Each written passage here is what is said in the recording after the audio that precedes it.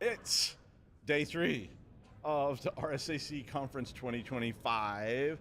I was supposed to do this yesterday, but there was this whole thing, and like, who knew certain barnyard animals were not allowed to be kept in hotel rooms in San Francisco? I was like a really open-minded place, but apparently not. Anyway, I'm Doug White from the Security Weekly News. Once again, I'm joined by the master of all hidden paths, the esteemed Jeff Mann. Hi, Jeff. Good morning, Doug. We might be just a touch punchy on day 3.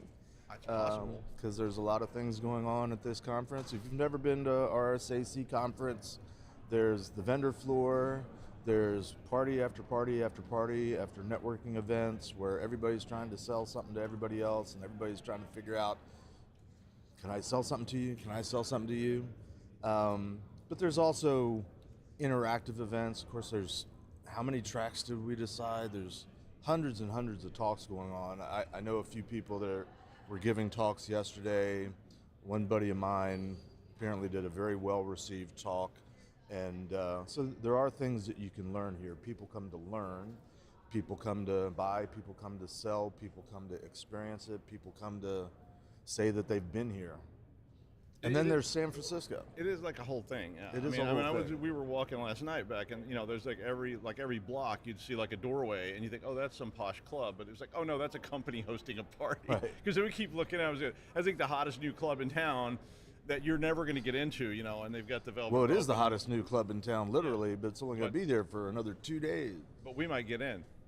Unlike normal, where we go to the club and they go, no, I don't think so. But yeah, last night we were able to we could get into the parties, and we went to some things. We're not telling you what, but I brought my map, and I wanted to demonstrate something to you. Okay. Now, my father was an accountant, right? Okay. And he was very meticulous about his maps. And this is from the old days, right? So you got to remember. You might have to explain to people what maps are. Yeah, so we used to have to find our way around with a thing called a map, which is a giant bed sheet sized piece of paper, and you drew little dots on it, and then you got lost and tried to figure out what the name of the street was after you asked some hobo, like, what is this? But this is like how I would fold up maps because it made logical sense to me. But again, I was doing this yesterday, and don't rip it. Out. Okay, the map thing has not worked, not yet. No more maps. That's the end of the map stories. But yeah, so I did see some things. So there was the map is useful, but they do have an app. Like yes. You and can they want be you modern, to use the app, and they want you to use the app. The maps are for elderly people that can't handle it. So in years past, there'd be like a plastic wallet badge holder that had the map in a little pocket in it, so everybody was walking around with the map. I remember having those, yeah. But this year like a serious map. This year it's just the paper badge. It's like the New York subway map or something. Well, it is. It's actually more complicated than that. But you kind of need it. There's no way you can go onto the expo floor and just try to see everything. No, I don't think so. You kind of need to have a purpose to, if you want to visit a particular company, find out what your current vendor is doing or what's new, you kind of need to know where they are. You're never just going to, unless they're one of the big vendors that have the 87,000 foot booths that are 80 feet wide that apparently some people pay $1 million for. I don't know if that's true. Yeah, I heard that. But yeah, the expo those floor, might be visible, but the expo floor is like going to like a serious art museum, and you really, like you see these tourists go to these art museums, and they're like, we're going to see every painting in the Louvre, starting with painting number 1, and like 19 hours later, you're still in the first wing going, right. I don't even know what these are, but we're going to see them all. So if you're going to go to the expo, it's really a good idea to get some sort of map. You can use modern stuff and find things that you do want to see. I mean, obviously they want you to walk around and be attracted to crazy over-the-top things, which is fine, just like you would at a carnival, and that's how you lose your wallet and maybe I was having that thought. I did have a chance to walk on the expo floor for a little bit yesterday, and I had that exact thought. It's like the carnival barkers. Oh no, it's like, it's absolutely like that. And everybody's got to come up with a unique and different way.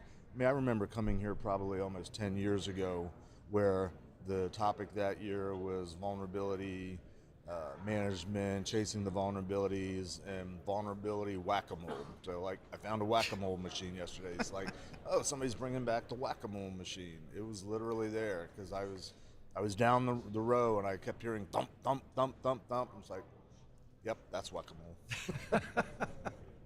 No, I mean, it's really cool. And I mean, you definitely, if you're here, you should go check it out, because I think that it's definitely something to see. It is like a carnival, and you're not quite ready for it. I mean, I know you've been to cons before, and I had too, but this is like the crazy expo of all crazy expos, in my opinion. Well, within our field. Obviously, they have Comic-Con, which I've heard there's is kind Comic-Con, of crazy. and there's Pornathon, and all those other kind of, they have like crazy stuff like that.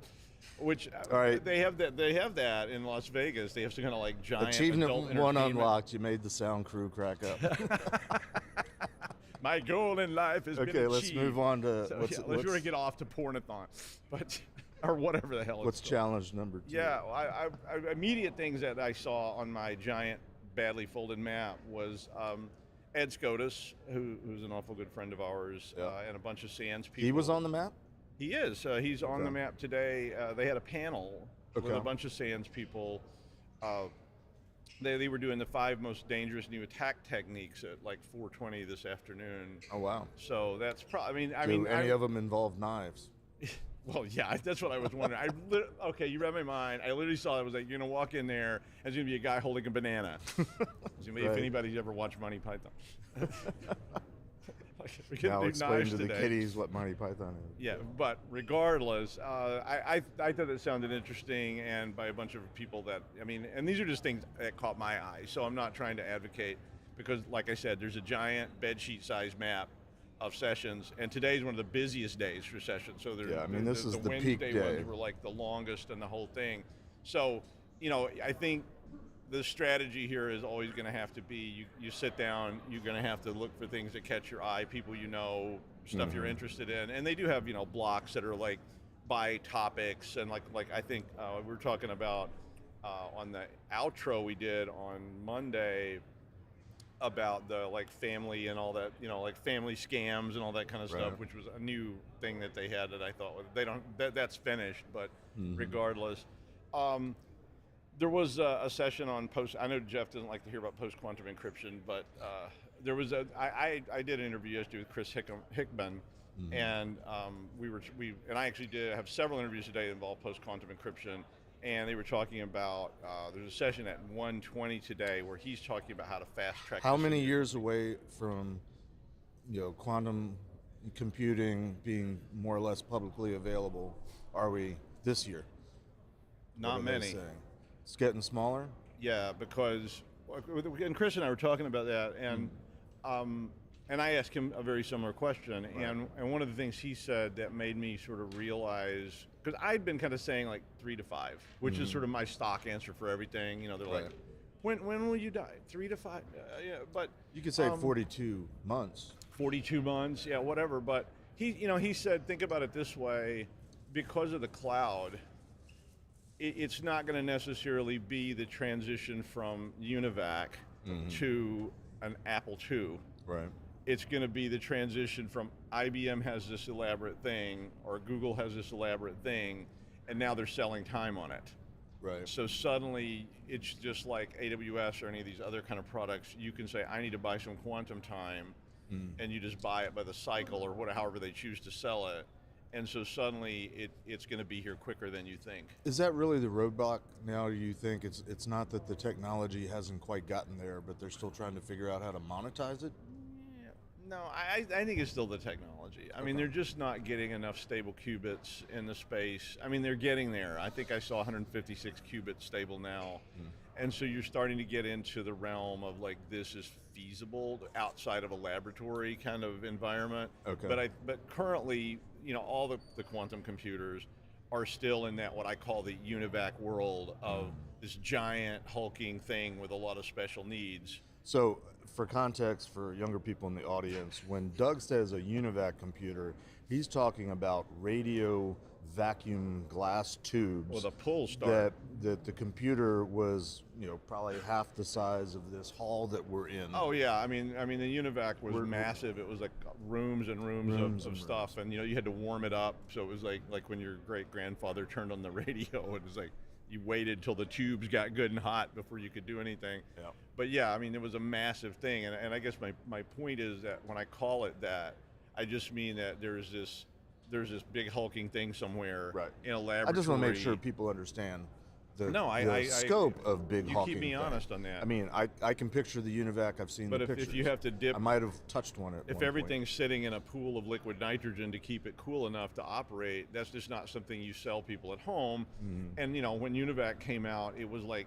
nobody could have conceptualized that eventually people would be carrying this around, which is far, far, far more powerful. Right. And I can walk down the street and stumble and fall into a puddle full of God knows what and drop my phone down a storm grate, whereas the UNIVAC was brought in on a semi-truck, by Right. probably, I don't know, was it on a semi-truck?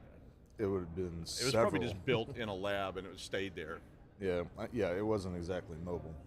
Yeah. But all right, my turn. Shifting gears. Well, go ahead. Well, I was thinking about this earlier, and you bring up Ed SCOTUS, and end of the day last night, I'm scrolling through, the de facto social media for at least me, which is LinkedIn, a little bit of Facebook, and just seeing people that I know posting about their adventures in RSAC conference, and it always impresses me that I come out here every year and I run into so many people that I know, and I'll randomly bump into people on the street or on the expo floor type of thing, but then I usually go home and find out, oh, so-and-so was there? I wonder where they were. So it's so massive here that it's almost impossible, it's impossible to see everything in the vendor floor. It's impossible to run into everybody unless you're really, really deliberate. Like Ed SCOTUS he and I have been here for 10 years. I don't think I've ever bumped into him because he does something over here. Somebody else I know does something over here, and we all have our little pods and stuff. We have our own little pod that we run around. Yeah. If you like smoking cigars, you can join us. But it's a very small, or if you want to go to any of the parties, I got all the invites. But it's just funny to me that people have amazing experiences here and they talk about it, and I'm like, and they're with a completely different subculture, sub-crowd than the one that and I try to expose myself to as many as possible. It doesn't mean anything other than this place is just massive. Yeah. But it is an opportunity for people to come and enrich themselves, learn something, see people they know. I've run into, there's some pioneers here this week and legends. Yeah. I happened to I was walking on the street yesterday and Bruce Schneier was coming towards me. So I stopped him and said, hey Bruce, we've met before. You said you saw Dan Farmer. I saw Dan Farmer a couple days ago. Not that they're even remotely in the same league, mind you. I reminded Bruce, because I met him a couple years ago, and I told him, I've been trolling you for years, because he came into prominence because he wrote the book, what was the name of it? Applied Cryptography, and that's how he became famous. I think that's the name of his first book. But in that book, and I was still working at NSA when I got it, I'm like, oh, what's this guy from the outside saying about cryptography? And he basically was saying, why are we worrying about internet security? Just encrypt everything and you're done. And I read that and I'm like, this guy's a moron, and I put the book down. And then years later, he came out with another book that was called, I think, Truth and Lies. And in that book, he says, okay, basically I was young and naive when I wrote the first book. There's more to it than that. So I reminded him of that when I met him a few years ago. I bet he appreciated it. And he's like, fair. But anyway, I mean, I'm an NSA cryptanalyst. He's not. But he gets all the fame and the glory because he talks about quantum cryptography. True. Another thing you should go see though while you're here is go up to the bookstore. Yes. I mean, that sounds really old-fashioned and boring, but it's really cool, and they have. Explain to them what books are. Yeah. Okay. So there's these things, but if you go up on the Esplanade, they have shelves of their Hall of Fame. Yep. Which is really, really cool, and I was overwhelmed with it because one, I have a lot of the books, right? Which I was like, wow, I feel validated. And they also had books by Neil Stephenson on the shelf, so they had Cryptonomicon.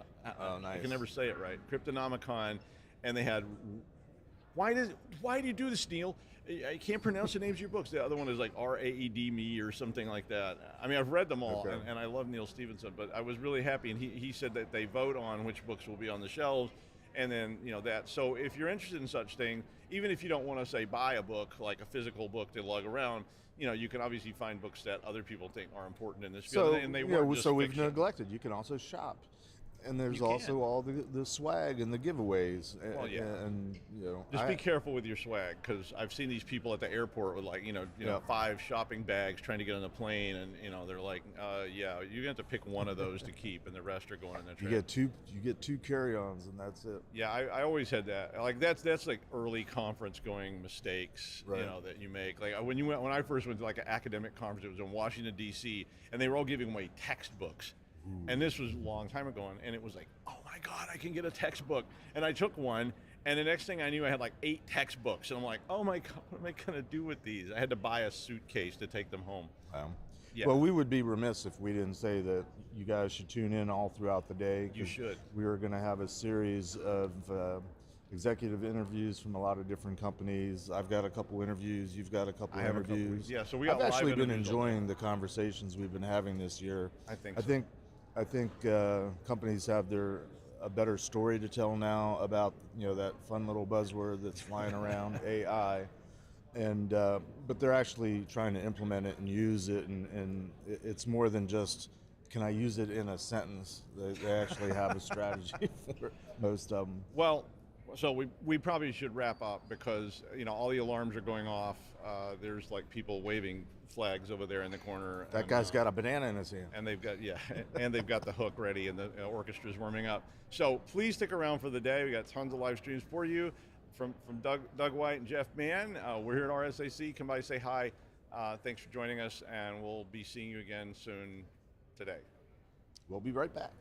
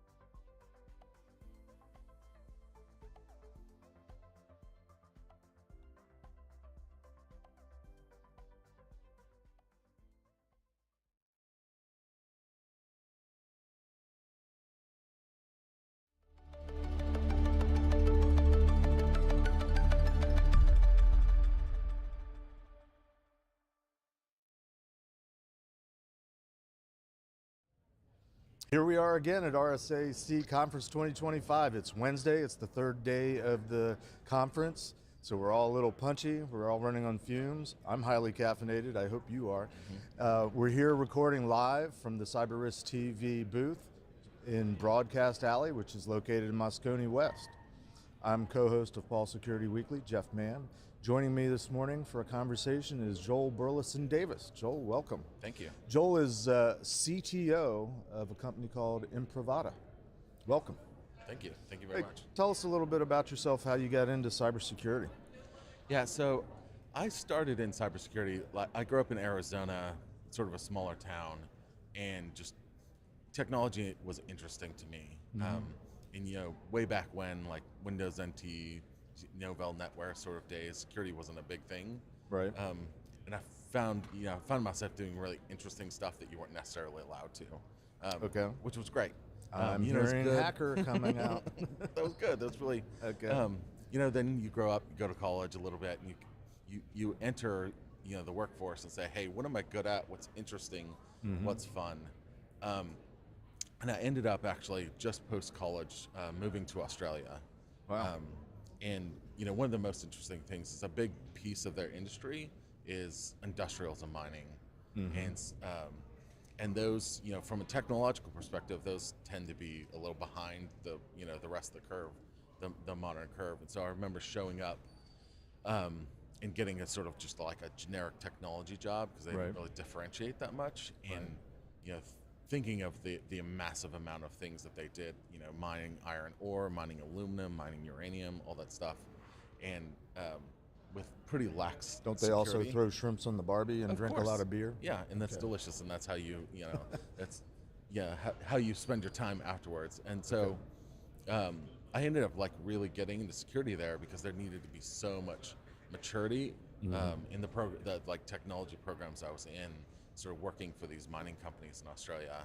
And like since then, I've 20 years ago, I've stayed in that, sort of stayed in security and continued going on, sort of seeing the need, across industries like, manufacturing or even healthcare or, mining industrials, the need to continue to mature those because the risk environment is the same for them really as it is for all of us. And so that, we have to make sure all of those critical industries level up just like, the rest of industries. Right.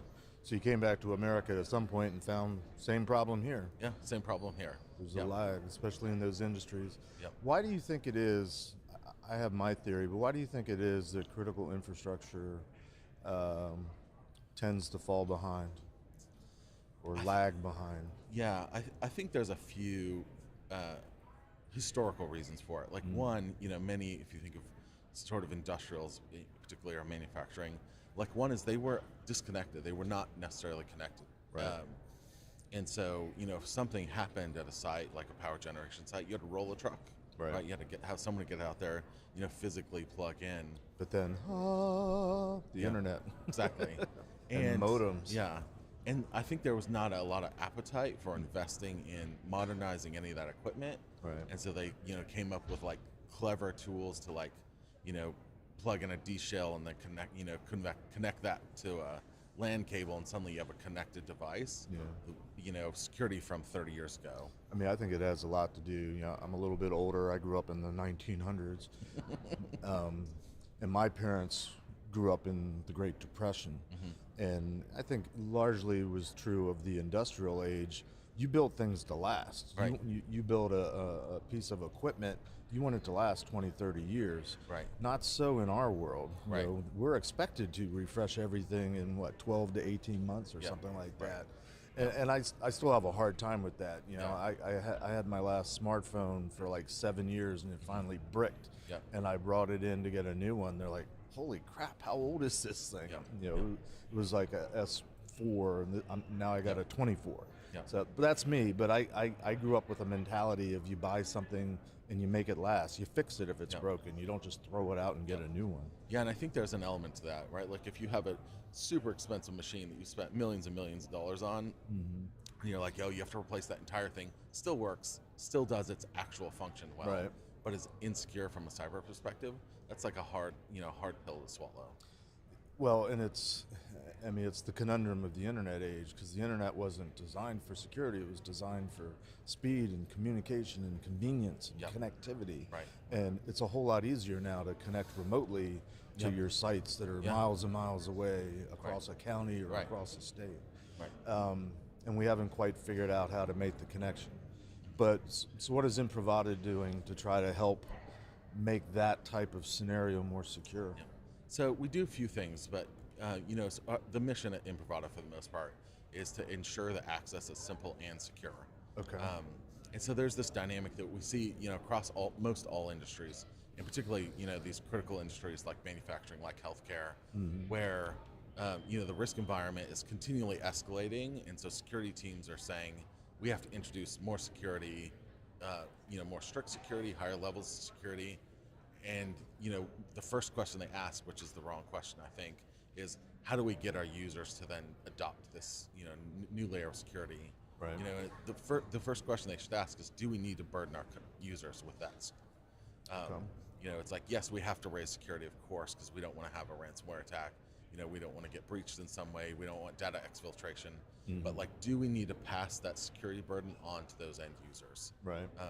And so my argument is hopefully the answer is no, right? That's the promise and magic of software and technology and hardware, is that you can do increasingly more amazing things without requiring burden on end users. I think my first question would be, how many users even need access to the equipment? How many maintainers and administrators do you need? Well, but even end users, like if you think in shift work end users in manufacturing, healthcare, they have shared workstations, they have shared mobile stations. They have operating technology, right? There's equipment. Right. So we're not just talking manufacturing. Right. Yeah, we're talking about sort of generically access. Okay. Well, and you brought up healthcare. You do a lot there, and that's not critical infrastructure, but that's critical. It's a critical industry. Industry, yeah. Okay. And if you really think about the way that those, the folks operating there, they're very good at their jobs, but they're not necessarily technologists. They're connecting into a shared workstation. Right. They have a shared mobile device to do, maybe charting or something on. They're, connecting into MRI machines to run scans. Sure. And so you want to make sure all of those, devices and so that workflow stays streamlined and safe. But those users are gonna scream if you say, every time you touch the MRI machine, you have to username and password. You also have to, catch a token, type something in, right, and then go. My day job's in the consulting world. I don't do the healthcare stuff directly, but I'm adjacent to it, and I know one of the big arguments is, person on the operating table is flatlining. We need instant access to his records to find out, what drug is going to bring him back to life, and you can't be like, well, I have to enter my 32-character password, but multi-factor authentication. Yeah, exactly. Meanwhile, flatline. Exactly. Yeah. So I think we all get that intuitively. Yeah. So when you think about that escalating risk environment, the fact that more and more healthcare systems and manufacturing systems are being targeted by these really well-funded, mature, not to nitpick, but are they targeted or are they just convenient targets of opportunity because they can be successful, the bad guys? I think that's both. Yeah. I think it's it's very useful. Semantic, probably. Going back to the COVID dynamic and ransomware gangs attacking. There was a uptick in attacks at healthcare during COVID from ransomware, because that I think they're taking a cold, rational sort of business perspective of it. You take over a hospital during a pandemic, you're going to get paid fast. Right.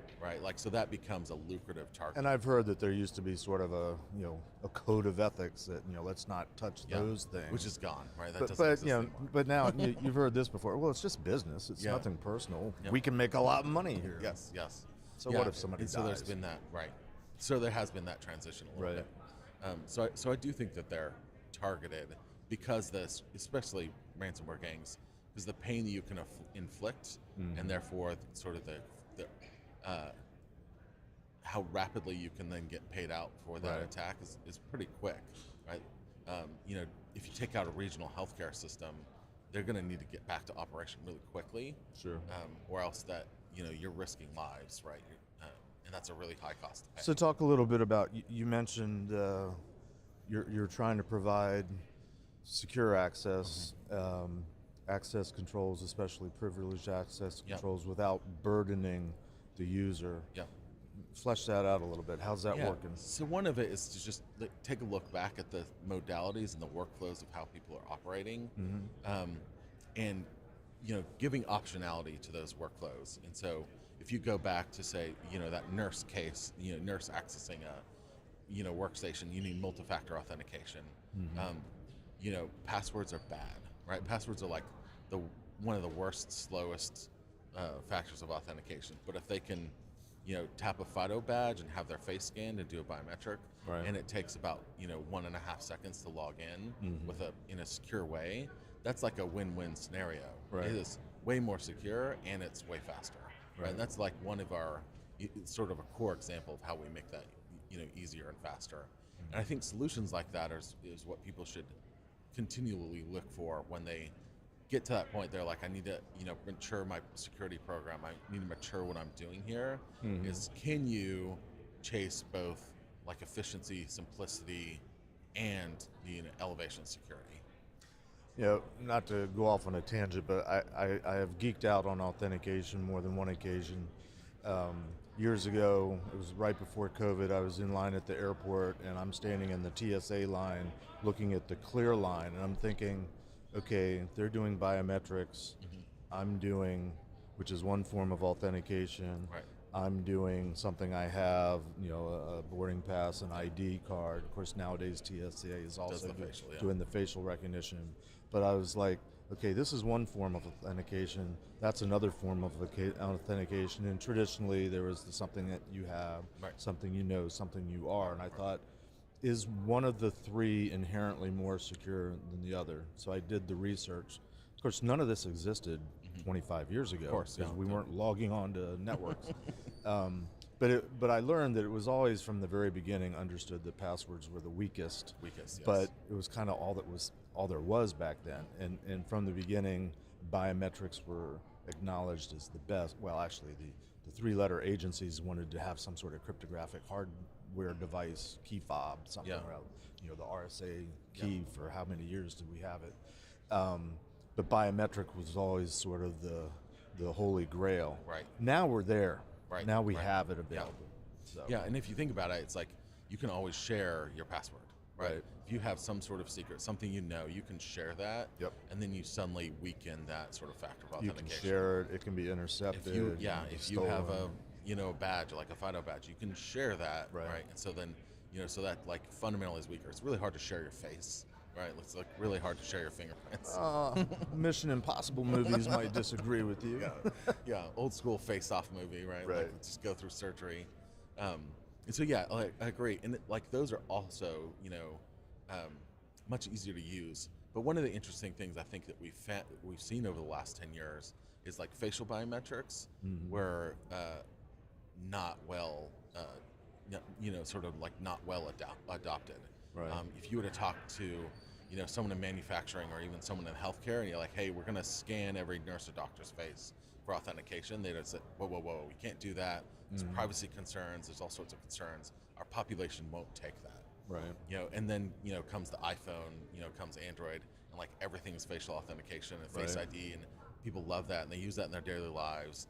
Clear, right? Like all these other things in our, common world, like the consumer world, show up using facial biometrics, and suddenly it's much more well tolerated and adopted in those industries, just because the population got sort of used to them. But I do think they're a great avenue for sort of doing that passwordless journey of making sure that things stay secure, get simpler. And it makes sense. And I guess to some degree what I'm hearing you say, and I think I would agree with it, that a full-blown biometric is as secure as multi-factor in certain scenarios where there's other factors like speed and not just convenience, but we got to get this. Healthcare is just a no-brainer. So you guys are offering that. You're focused on balancing the risk of. You're describing it as the inconvenience, but I would describe it as the imperative. I got to get my job done. I can't be slowed down. Yeah, there's multiple layers to that. So there's some, legacy apps and services that are always going to use passwords. Right. So we one of the things that we do is we autofill those passwords, log you in. So it's like we make it feel passwordless because we can manage that. So transparent to the user. Fingerprint, facial, a badge of some sort, like a secure badge of some sort, right? And like continuing to look at different modalities, like how we can incorporate those depending on the workflow, right? Depending on who's doing what, where are the cameras available, or are they not? Like, what is if we think that there's 6 to 8 modalities of authentication, how do we mix and match those to make the most efficient sort of workflow and use case for it? Now, we talked a little bit about the different categories of critical infrastructure and the emphasis. Healthcare. There are healthcare regulations. There are security controls they need to meet. I don't know that that's necessarily the case for all the critical infrastructure that's out there, but I'm assuming that you guys work within the boundaries of the existing regulations to make sure that organizations are meeting the requirements, but in a way that you're not impeding the business operations. Yeah, and I think that's like I'm also a big fan of regulations as they make sense. Like, to me, they sort of start to raise the floor of an industry.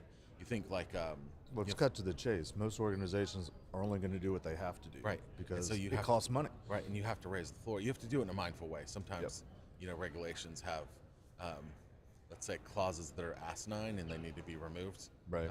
But often it sort of raises that floor for the entire industry, right? Like for the public sector, CGIS does a pretty good job of that, and they continue to sort of revise that. For power generation, there's NERC and FERC. For healthcare, there's HIPAA.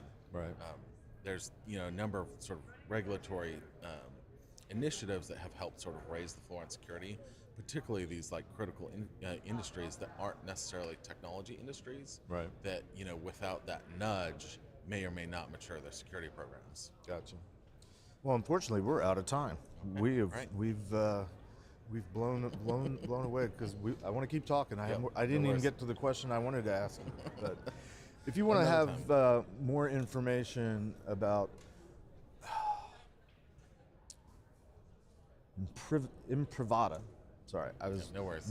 brain fart this morning. More information about Imprivata, go to securityweekly.com/Imprivata, IMPRIVATA, RSAC.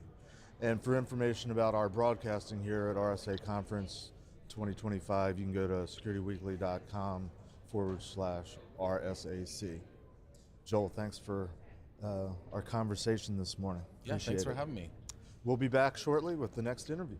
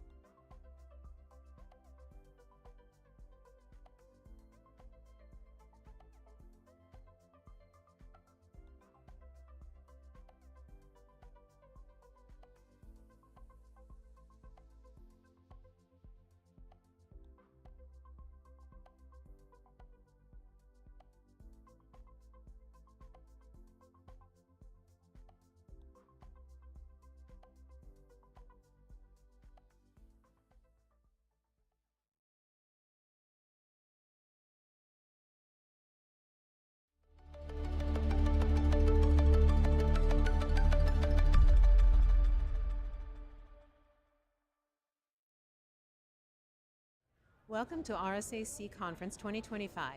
We're here recording live from the CyberRiskTV Studio and Broadcast Alley at Moscone West. I'm your host, Mandy Logan, and joining me for this interview is Deepen Desai, CSO and Head of Security Research at Zscaler. Welcome, Deepen. Thank you. Thank you, and I am so glad. I'm always happy when I get to see you and hear, because research is fascinating to me. That is more of my home or my milieu. So I am thrilled to see actually this very interesting phishing report that you just released. I believe you were one of the authors on it as well. Yeah, it's my team that did a lot of work, but I was Right. very close to it. Yes. Okay, so speaking about the phishing side, I want to go back a few steps because we know at the conference and as all of industry is adjusting to AI-assisted defenses, or actually having to try to secure the AI agents and even LLMs that they are using consistently, I want to know from the top right now, what is something that you are most encouraged by that Zscaler is doing in helping the clients cope with the AI-assisted attacks?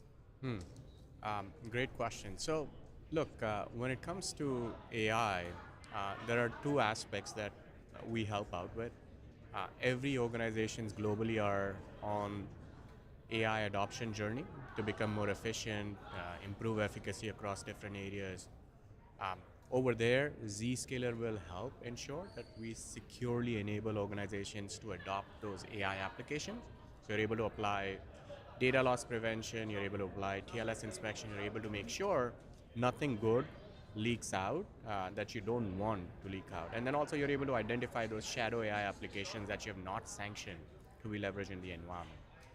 The second aspect is where the bad guys are also leveraging AI to target organizations, right? And that's where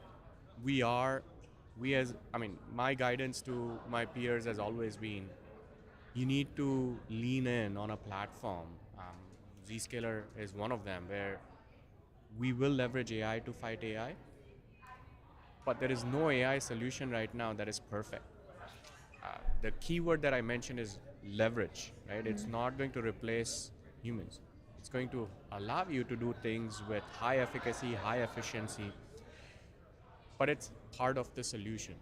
So the second piece, which is even more important to do right now, as we wait for the AI-based defense to evolve, organizations must reduce complexity, simplify their network. And this is where the zero trust everywhere strategy becomes very important. Because if you do implement zero trust, you're shutting down vectors for AI-driven attacks, for any kind of threat actors. And if I remember correctly, Zscaler integrates really well with several IAM platforms. Are you able to hear me okay? No. Okay.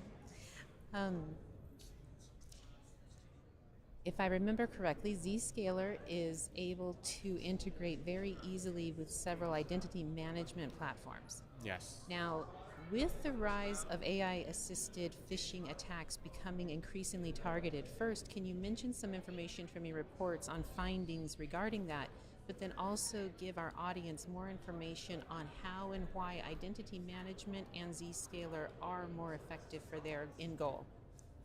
Great question. So one of the key findings that we saw in the phishing report this time is the volume of attacks went down. Globally, I believe that was 20% lower year over year. We see a clear shift from volumetric attack to high quality attacks. This is where the threat actors are leveraging AI to craft very targeted emails. They're trying to bring in context of what's going on at that time for that organization before they come up with that phishing template. Right. They will use regional language, local information when they target certain regions of that company. So clear shift from volumetric to quality. We also are seeing hybrid approaches where, traditional way of performing phishing attacks is sending a link, and then the guidance we always give is don't click on that link. Right. But now you may get a phone call, you may get a voice message on your WhatsApp, right? And that is followed by traditional way of doing phishing, but they establish that trust by making that phone call that, oh, okay, this is this person, and then the chance of employee falling for those type of attacks go up. So we're seeing many of those hybrid attacks increasing as well.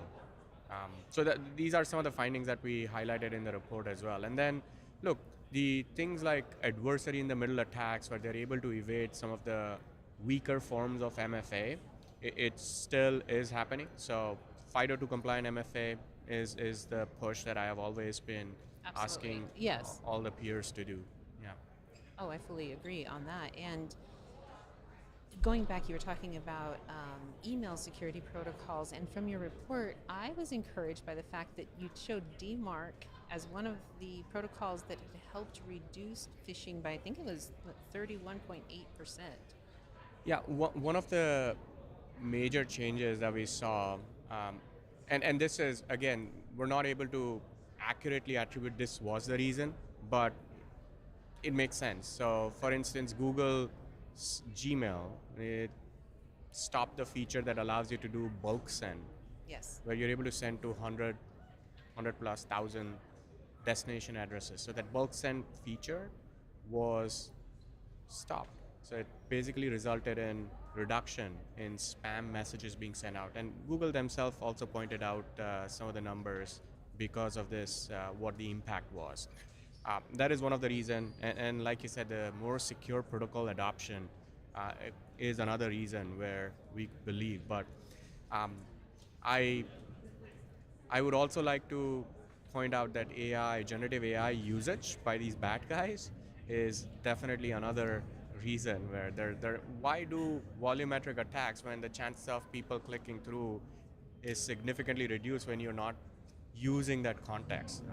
The chance of them clicking goes up significantly when you use it. Oh yes, with the hyper targeted attacks, and like you mentioned, what I took part from your report was that phishing was kind of the number one thing that you were calling out for teams to really zero in on, to really focus in on, and it seems to me, looking at surveying what products are out there. In fact, yesterday I was doing more research on one that was about being able to detect deep fakes more quickly. First, have you seen many effective adoptions of anything across industry that is helping with deep fakes? Or is this also what sandboxing within Zscaler helps handle?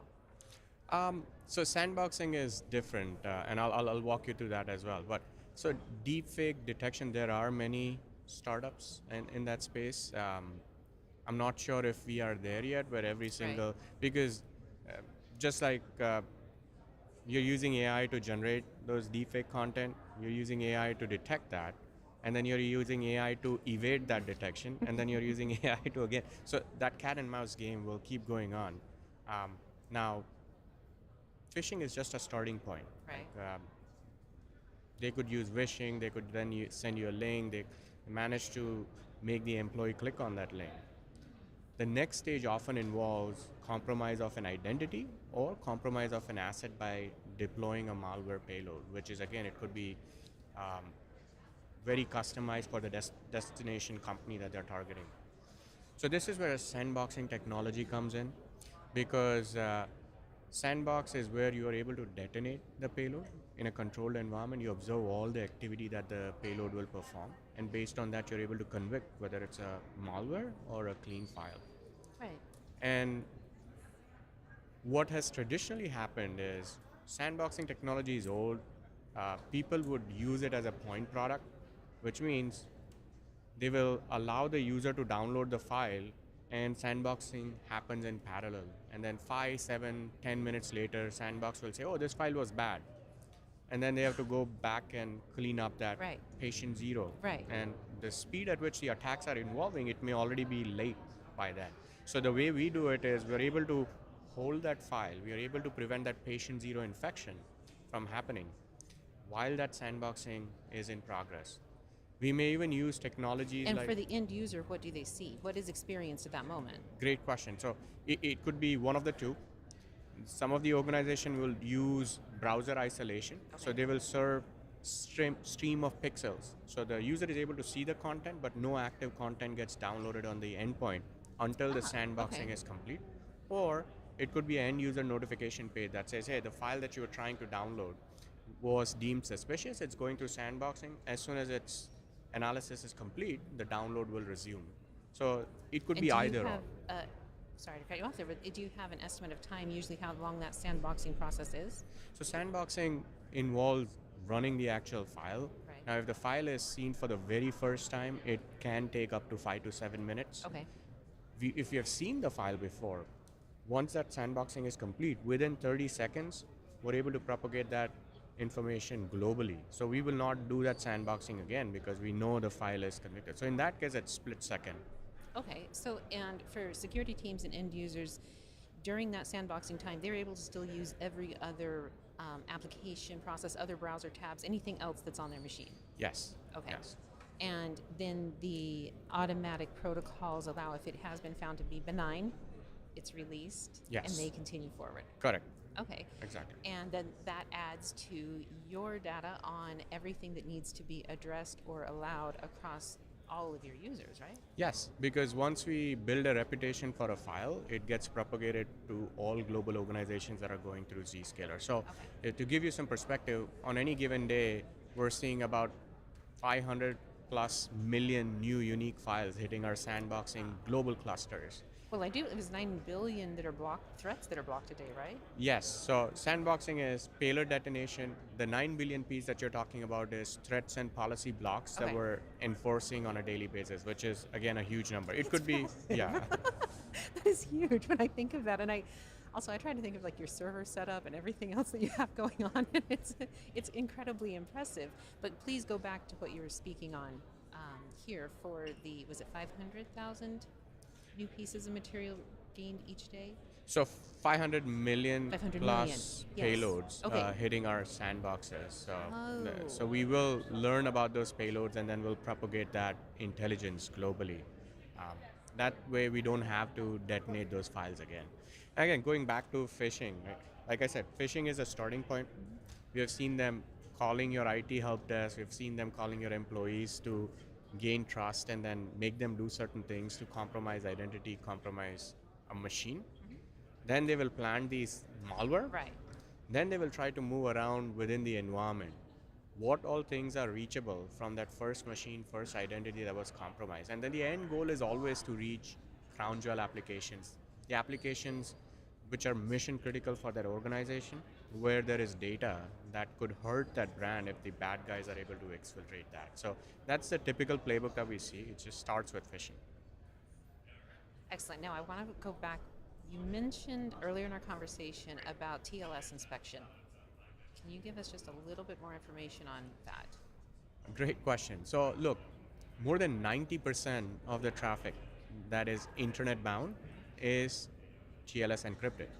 TLS encryption provides privacy to the end user when they're browsing internet. So nobody's able to eavesdrop. But then the bad guys are also using that same encrypted channel to serve bad stuff and also to exfiltrate good stuff from these organizations, which is where TLS inspection on many of these URL categories become very important, because otherwise you're not able to detect those phishing pages, Okay. or you're not able to detect the data or even identity being stolen from your environment. So that's why TLS inspection becomes crucial. And we're able to do that at scale without having to worry about compute resources, because again, we have multiple point presence on that aspect. Wonderful. So in our last few seconds here, what is one key takeaway from the phishing report and from what you're seeing in the field with it dealing with AI-assisted defenses, or actually, I guess, helping the companies protect their AI assets? What's one main key takeaway for our audience? Yeah, look, every single CXO must think about having a proper security and governance framework to protect their AI adoption. That's one. I'm going to give you two. Go for it. Second one is they must also have a plan to protect against AI-driven threats, because they will see them. We're already starting to see them across the board. whether it's phishing, vishing, malware being delivered, data exfiltration, there will be use of AI by bad guys to perform many of these things. So you need to have an architecture like zero trust to make sure you're A, using AI to fight AI, and B, you're reducing those attack paths by implementing zero trust. Oh, excellent. Deepen, thank you so very much for joining us. Thank you. To find out more about Zscaler, please visit securityweekly.com/Zscaler RSAC. For all RSAC 2025 coverage by CyberRisk Alliance, please visit securityweekly.com/RSAC. Thanks again, Deepen, for the conversation. And to all of our audience, please stick around. We'll be back right after the break with more interviews live from the RSAC Conference 2025. Great.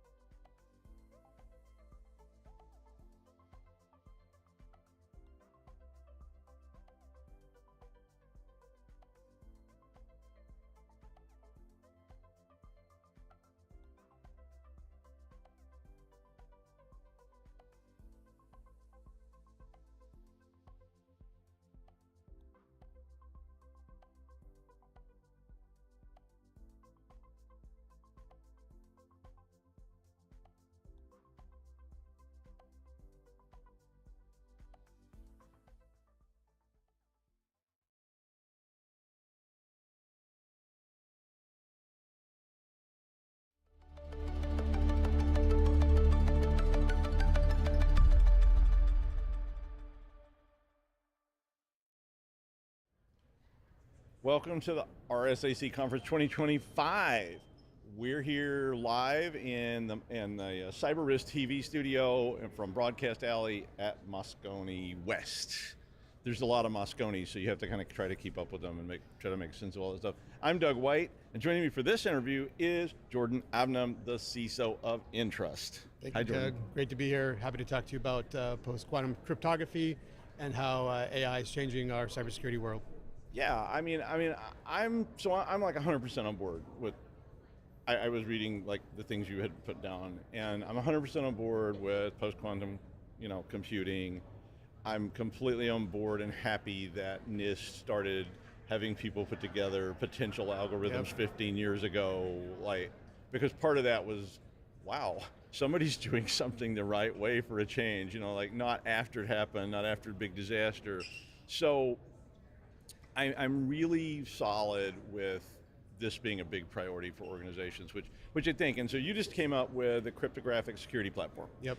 And can you maybe tell me a little bit about what that is and why that's important? Absolutely. So our cryptographic security platform is a one-stop shop for enterprises to control their cryptographic keys, their certificates, and their secrets across both hybrid cloud, multi-cloud, and on-prem environments.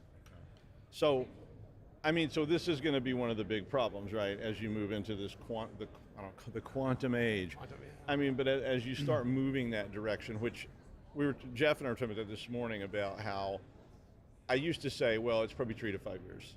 But then I was talking to somebody yesterday and they said, yeah, but you don't forget we could sell you quantum computing out of the cloud. And I'm like, oh, wait. So I'm going to revise that. Let's talk about that. So, I would ask you that question, what do you think that time frame is? So I separate it between large nation states who have abundance of resources and perhaps the availability of quantum computing to the rest of us.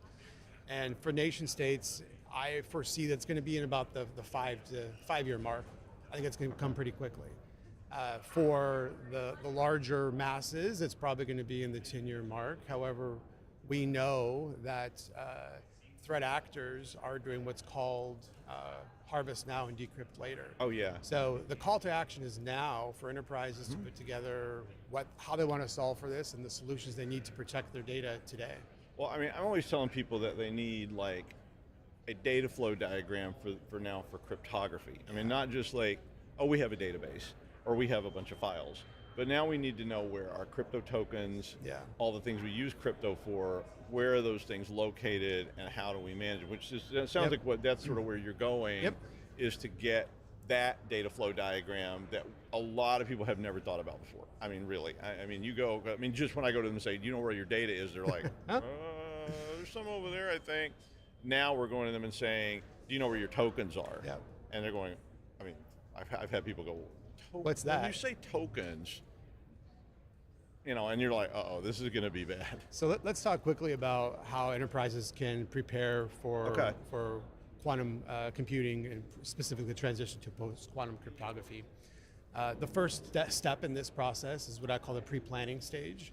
And that is where we as a security leadership need to gain the attention of our fellow executives and start talking about why this is an issue, the risks it poses to our organization, and start aligning resources, budgets, and strategies to get it done. Then, like you said, we need to take an inventory. We need to understand where within our enterprise our cryptographic assets exist, and then after the third step was we need to start prioritizing. We know not all of our cryptographic assets and our data is created equally. We want to prioritize the data that has the longest shelf life because of that harvest now decrypt later, right? We want to protect that for the long term.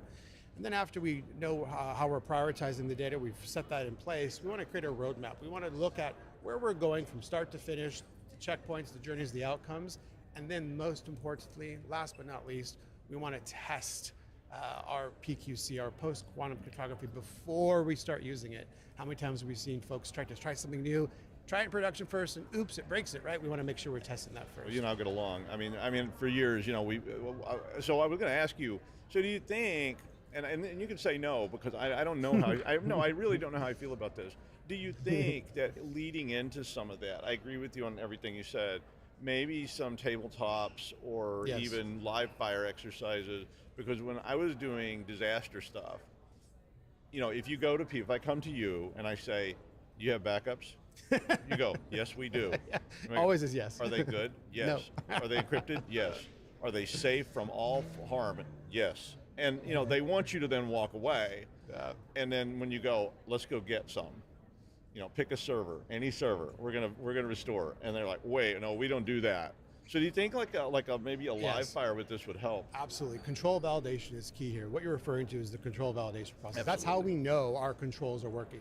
Yep. And it's not just for PQC, it's all the other controls in our environment, the identity verification controls, every control in our environment, we should be testing on a continual basis based upon risk, based upon our environment tolerance, and based upon our programs. Yeah, I completely agree, because I just think if you're out there and you're thinking about this, and you should be thinking about this, Absolutely. you probably do need to be starting with this conversation, and then maybe a tabletop to get an idea, and then maybe a live fire to say, okay, we need to find all these things, and which ones are we not finding, and what do we not know about, and on and on and on. Absolutely right. So another thing that you had mentioned was about this involving deep fakes and all this, because this is another part of disaster planning that we used to do, which is, you know, this social engineering component. And we were just testing them in a very limited way, but now it's become much more complicated, because I always thought this, though, I will tell you, I'm gonna tell you, I thought this for a long time. You were ahead of the time. Well, you know, I was thinking, like, what if somebody could, and I wasn't thinking this far ahead, I was like, what if somebody could pretend to be somebody else? And I've done that. I mean, I did a pen test once where I went in the front lobby, talked to the security guard. I said, my uncle is Mr. and the names are on the phone. I was like, my uncle is Mr. Wallace, the CEO, and he's out in the limo. He's really mad. He wants me to get his briefcase. Cool. And the guy was like, you know where his office is, right? I'm like, yeah, Absolutely. It's in Suite 907. I'll be right back. You know, and I went upstairs. The goal was just to steal a piece of stationery out of this guy's office.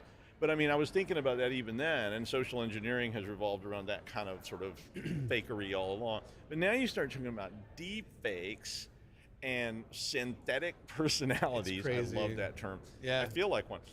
I mean, so where is that going? We know that deep fakes and synthetic identities, is what we're calling it, are on the rise.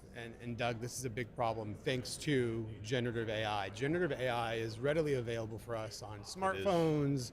You can download it on your mobile device. Ease, it's free. These products are available. You can go to a website. Buy some time. You don't even need to buy it. It's literally you get it for free. And these synthetic identities are causing a huge challenge for us. And so to combat that, what organizations need to do is adopt a multi-tiered, multi-layered approach to ensure that the identity of their customers is verified throughout the journey. So let's talk about the journey real quick. The beginning of the journey, the onboarding of the journey, is really most important. That's where you want to detect these synthetic identities first, so you can prevent the deepfakes as well, so you can prevent that from continuing down the onboarding journey for the customer. Then once the customer is onboarded, we also know we want to continue to validate their identity with multi-factor multi-factor MFA, multi-factor authentication, as well as PKI, so we can validate the identity as well as the device identity they're coming from.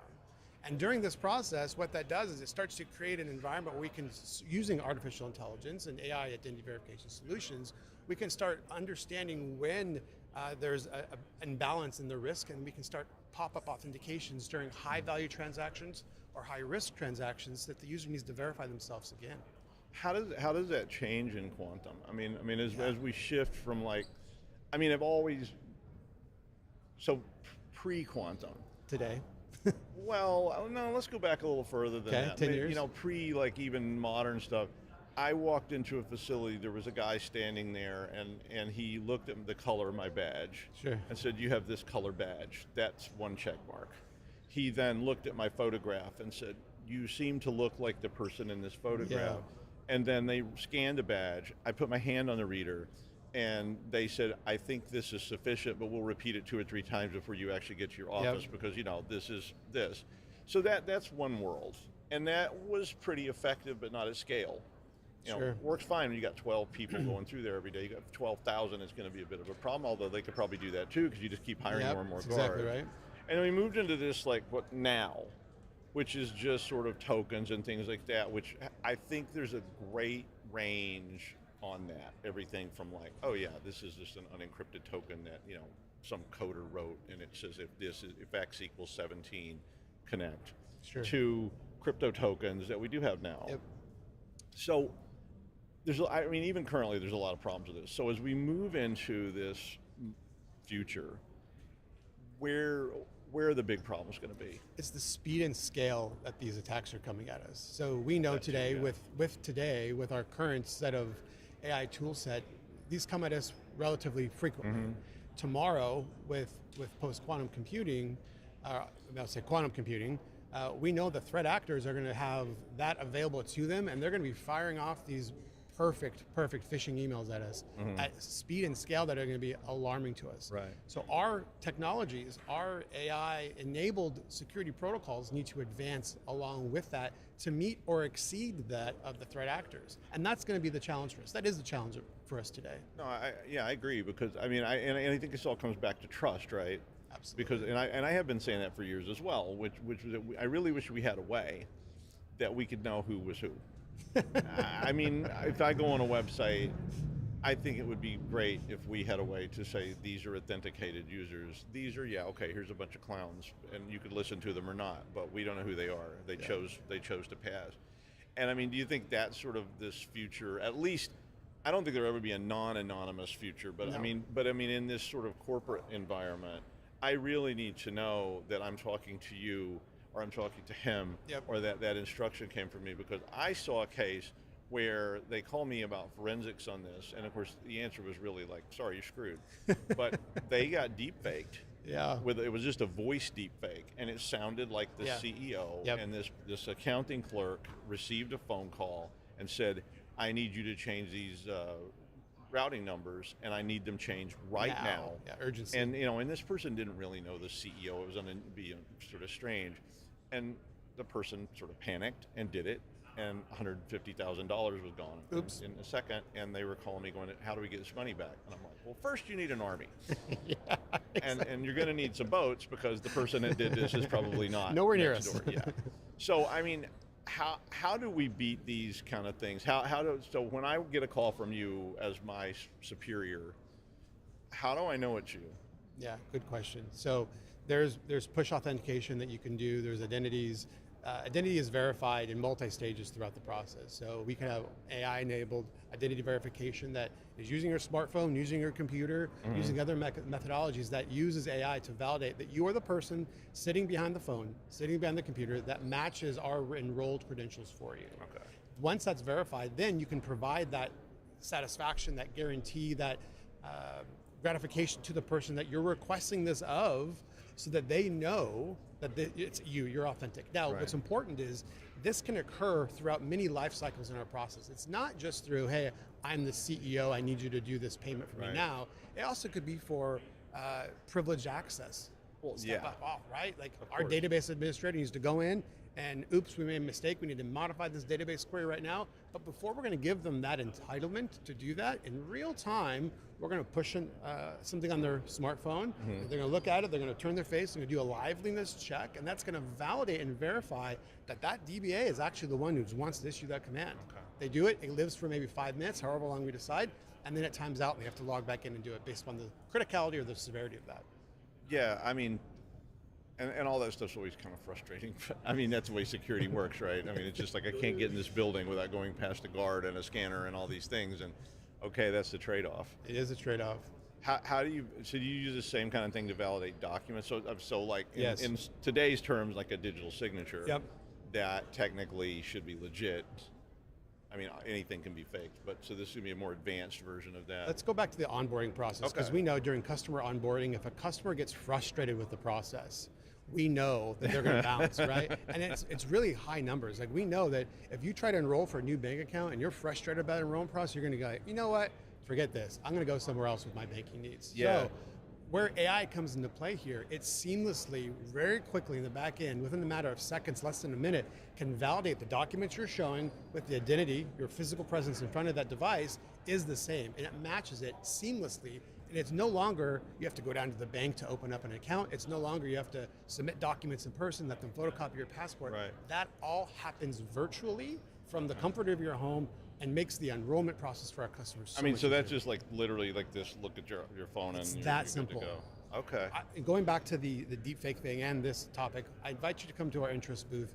We have demos set up where you can see these actions happening in real time. You can see the simplicity of it. It's absolutely fantastic. Okay. Do you have kittens? No comment. Sorry, I couldn't resist. Yeah. If you don't know, we were talking earlier about there's some booths on the expo floor that have like goats and puppies. Puppies. I'm like, it it's is not cheating. fair. It is It's cheating. cheating, and you're evil. But I'll be over there later. Yeah, but thank you so much. So thanks, Jordan. Really appreciate it. Great conversation. Obviously, we could talk for a lot longer, but we can't. If you want to find out more, please visit all of our RSAC 2025 coverage by going to securityweekly.com/EntrustRSAC, which is a nice landing page somebody put together. Thanks, and we'll be back in a little bit with even more conversations. Thank you, Doug. Appreciate your time. You bet.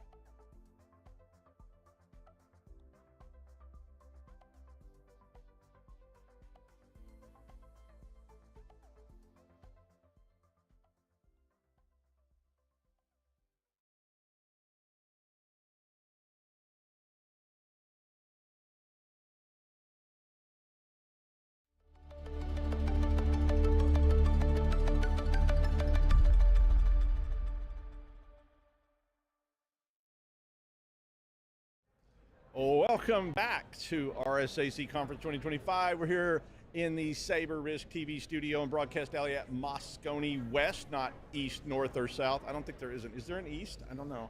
I'm your host, Doug White. Joining me for this interview is Pej Roshdin, who is the Chief Marketing Officer of Menlo Security. Hi. How's it going? Thanks for having me. It's great. Yeah, thanks for coming down here. That's really fun. We love having great guests on here. And I was reading all your stuff, and I thought, wow, this is a good conversation, because I have these conversations with my clients all the time. And one of the first things that you had on your sheet was talking about neural nets, which I was immediately like, well, I like that. I mean, I love neural nets. I mean, a lot. Probably too much. like there was this whole restraining order thing, but we got over that. And you were also talking about phishing and ransomware, and I'm just like the scamaholic. So this is stuff I talk about on my shows all the time. And then, because I do the news, and I talk about this stuff every week. I mean, so much, it's almost gotten numb. You know, it was like breaches. You know, originally when I was doing the news, we were like, there was a breach this week. Now it's like, yeah, there was 8,472. And then we just got like, okay, yeah, just assume there were breaches. Yes, for sure. And so now we're back to this. So, I mean, you guys are working on neural nets to prevent ransomware and phishing. That is one of the core areas of our offerings. Yeah, is using not machine learning, but neural networking, the AI, the true AI aspect, to learn, understand, and be able to quickly interpret in real time what's legitimate, what's not, what's high risk for enterprises as they operate. And so, I mean, I had this philosophy forever that humans are always going to fall for scams. I mean, they always have. I mean, since the dawn of time. I was standing on this pier one time in Haifa in Israel, and there were people trying to sell me fake jewelry and stuff. And I was thinking, you know, these guys conned like Egyptian sailors thousands of years ago, and people are still falling for this today. And phishing doesn't seem to be abating. It's getting worse. AI is making it possible for, I was just in the last session talking about deep fakes and creating phishing on the fly. That's, you know, almost interactive phishing that really sounds appealing. And so how do we, you're trying to take the human element out? I think it's fair to say, to your point, that we should continue to educate folks to try to discern what's real and what's not real, what looks suspect, and so on. But people are going to click. That's just a given. They are going to be the weakest link in the chain. And so it's important to have a good preemptive and proactive solutions for phishing, ransomware, and malware.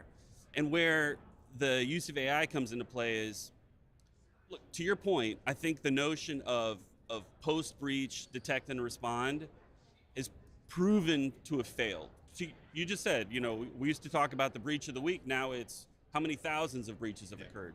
I read, I believe it was either Gartner or Forrester is saying that in 2024 alone, phishing attacks increased 200%. That's triple what happened in 2023. And 80% of those are 0-hour attacks.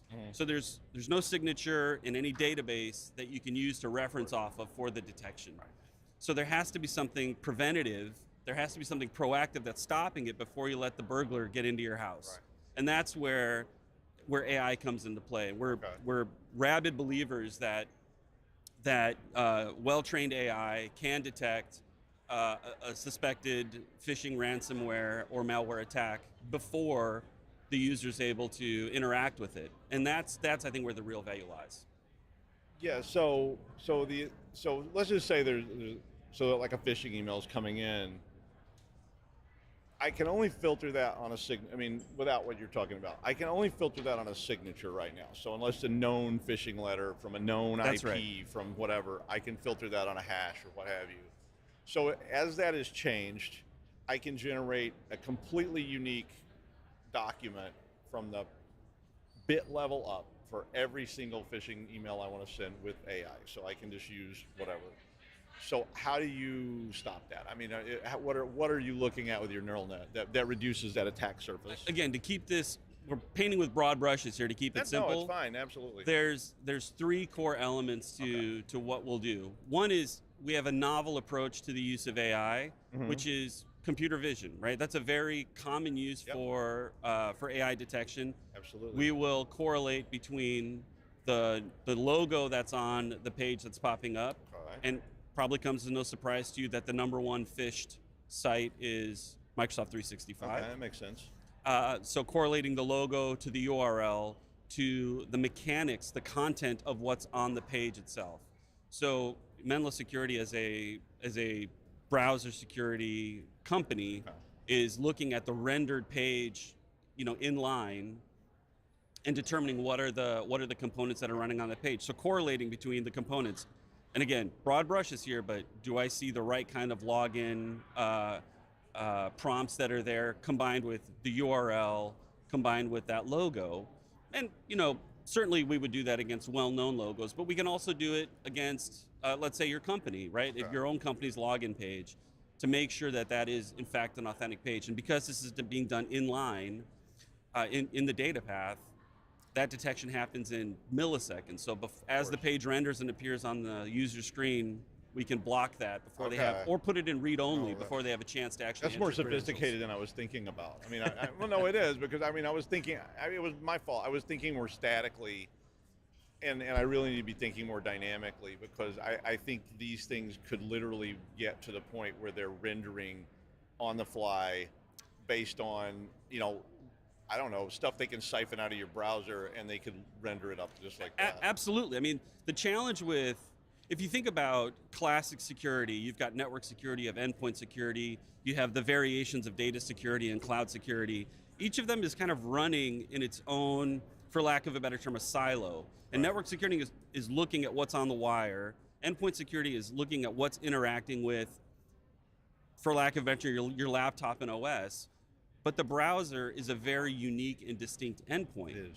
And if you think about the world that we live in today, what I like to think of as the modern workspace, it's not like 5 years ago where the office was where we went to work, and the office had our server room or data center, and all of those classic infrastructure and endpoint security components were designed to secure what was happening in the office. That's not the world we live in anymore.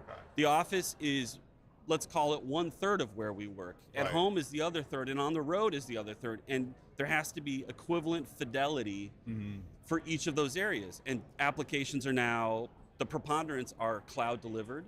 I think that's fair to say. Yep. And by virtue of that are accessed via the browser. And so the browser is now a legitimate endpoint that has unique security requirements that have to be addressed. So the raw source code that's coming across the wire, network security won't detect what that source code is going to do once it's activated and rendered by the browser.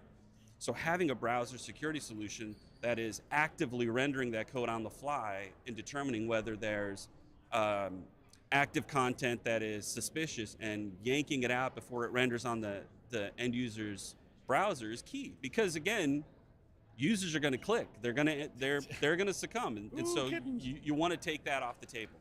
Yeah, I mean, basically, so that becomes behavioral, and so that's learning from that behavior too. So it's a constantly evolving threat analytics engine.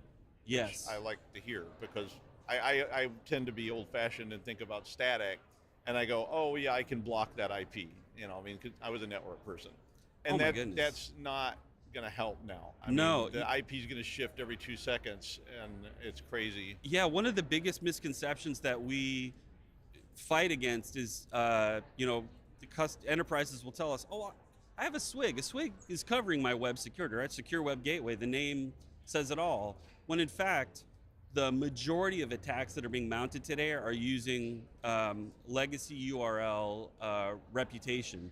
So attackers are smart. They're birthing and hibernating thousands of valid sites, letting them get categorized, so they'll just blow right by a secure web gateway and render it completely ineffective for all practical purposes. That's why we have those 8,000 breaches a week that you were talking about. Yeah, I mean, absolutely, because I mean, for years we built like Dan's Guardian boxes and stuff, which were very static. I mean, and even they had a dynamic threat intel model where it's like updated daily or whatever, but I just don't think that stuff keeps up anymore, and that non-intelligent kind of model is going to work. I mean, they're just like structured programming, you know, problem solving, like if this, then that. Right. But we need to be more proactive than that, and like you said, the users are going to click, and that's it. Yeah, I mean, we used to joke, you know, I started my career in networking, and we used to joke that some of these were layer 8 problems, you know, thinking of the OSI model.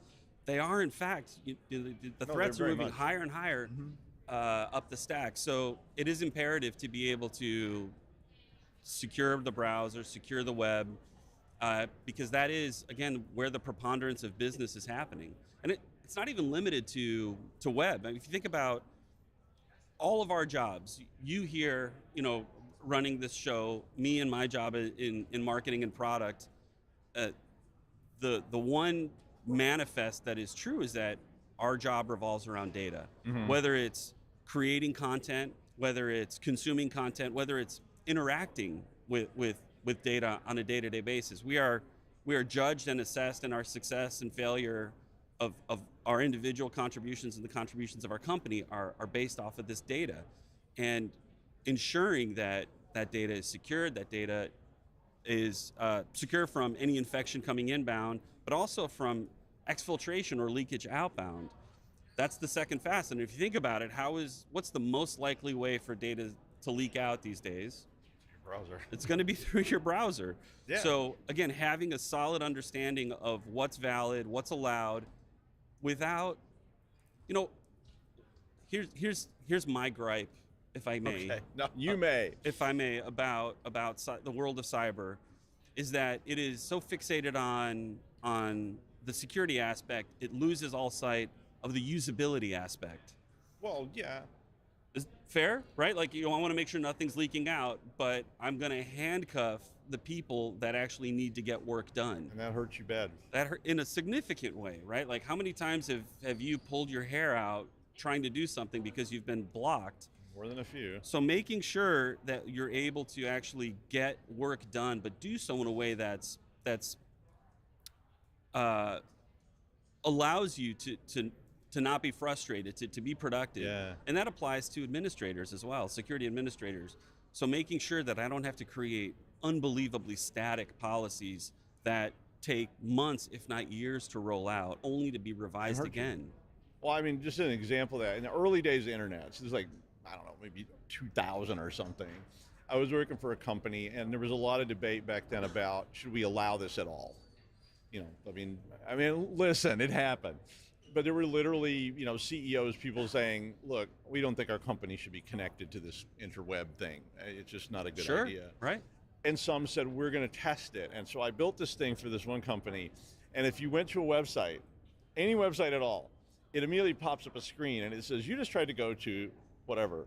Please enter an explanation for why you were going to this website and explain to us why this is needed for the performance of your job. A little draconian. It was my perfect world. Like the iron fist and the iron gloves, smashing down in broken glass. It was awesome. But it wasn't well received by the employees, but we got some awesome explanations from people going, I need to go to ESPN to check the mood of my sales clients before I call them. I'm like, right, okay, sure, no. But I mean, this was immediately turned into limiting their job. Now at the time it didn't very much, but very quickly it did, right? So this is what you're talking about. This is, and you were calling this browser first. Was this the term that you were using? Yeah. It was browser first. And it's become so important that I don't even think we could begin to do that kind of crap now without just creating a really harsh situation. There are enterprises that still block a large percentage of internet access for that very purpose, right? That the risk is just perceived to be too high. And I think the reality is, if you rely on, again, those old silos of network security and endpoint security and data security, that is the world that you'll be living in. So if you recognize that the modern workspace is a cloud-first, browser-first world, that AI is a fixture that you have to adapt to and not fight, and again, I've talked to CISO after CISO. Here at this event, we still block access to ChatGPT or Copilot or what have you. Yeah. There's hundreds and hundreds of sites, and AI appears in the most innocuous places, right? Oh, it's everywhere. Everywhere. I mean, you don't want it. It's just like, And agentic is around the corner, and it's going to be not a linear progression, but a multiplicative progression, right? Something logarithmic, and the complexity it's going to add for data leakage. So it's time to start thinking about AI-powered policy creation, ways that allow you to be scalable, and making sure that I can secure data from leaking out, but also ensure that users are able to access the tools that they need. I can tell you that my board looks to me and asks me the degree to which I'm using AI tools as a tool for cost savings, to get leverage, to increase what I can output without needing to add additional resource. And you have that on one shoulder and the don't let data leak out. I have people that are taking product content and putting it on ChatGPT to punch it up, and we have to balance the two, and having common sense policies, both written policy as well as the way our data protection policies in place I concur. Makes a ton of sense. Well, thank you, Pej Rashnan, for joining us today. If you want to find out more, please visit all our RSAC 2025 coverage, but you can go to www.menlosecurity.com or securityweekly.com/menlosecurityRSAC. Find out more. Thanks for tuning into this. We'll be back with more interviews all day. Thanks, Pej. Thanks for having me. I had a great time.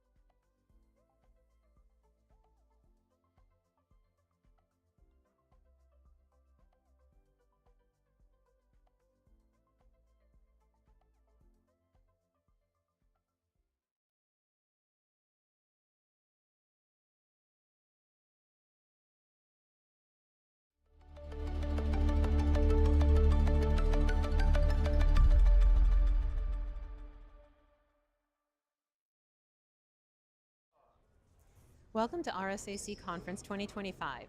We're here recording live from the CyberRiskTV Studio and Broadcast Alley at Moscone West. I'm your host, Mandy Logan, and joining me for this interview is Bree Frost, Director, Security and IT Ops Curriculum at Pluralsight. Welcome, Bree. Hi, thank you for having me. Oh, I'm very, very glad that you are here, and I'm actually incredibly intrigued to hear your take on what are the emerging AI threats, because you're coming at it more from an education and curriculum side and actually looking at what are you seeing in the industry and what needs to be done. So where's your focus? What are you looking at for emerging? Yeah, I have definitely done some research in the last couple years looking at how attackers are utilizing this technology. And it's interesting, I always go back to historically, all the way back to the Middle Ages of security becomes an attacker breaches some type of security control, and then defenders have to catch up by improving that defense, right? And so right now, we're at an era with this new AI technology where attackers are utilizing it. It is supercharging exploit development, and attackers are utilizing it to increase their attacks at scale with efficiency. And defenders are kind of scrambling to catch up, and I think we'll get there. But right now, I think offensive security is definitely reaping the most benefits in that threat landscape. Oh, absolutely. Now, it brought to mind something that was in the news last week about AI being able to create a fully functional exploit from a new vulnerability. So we are there. Like, that's not constant, but it is happening already. And I am very intrigued because you have an AI skills report that Pluralsight has put together.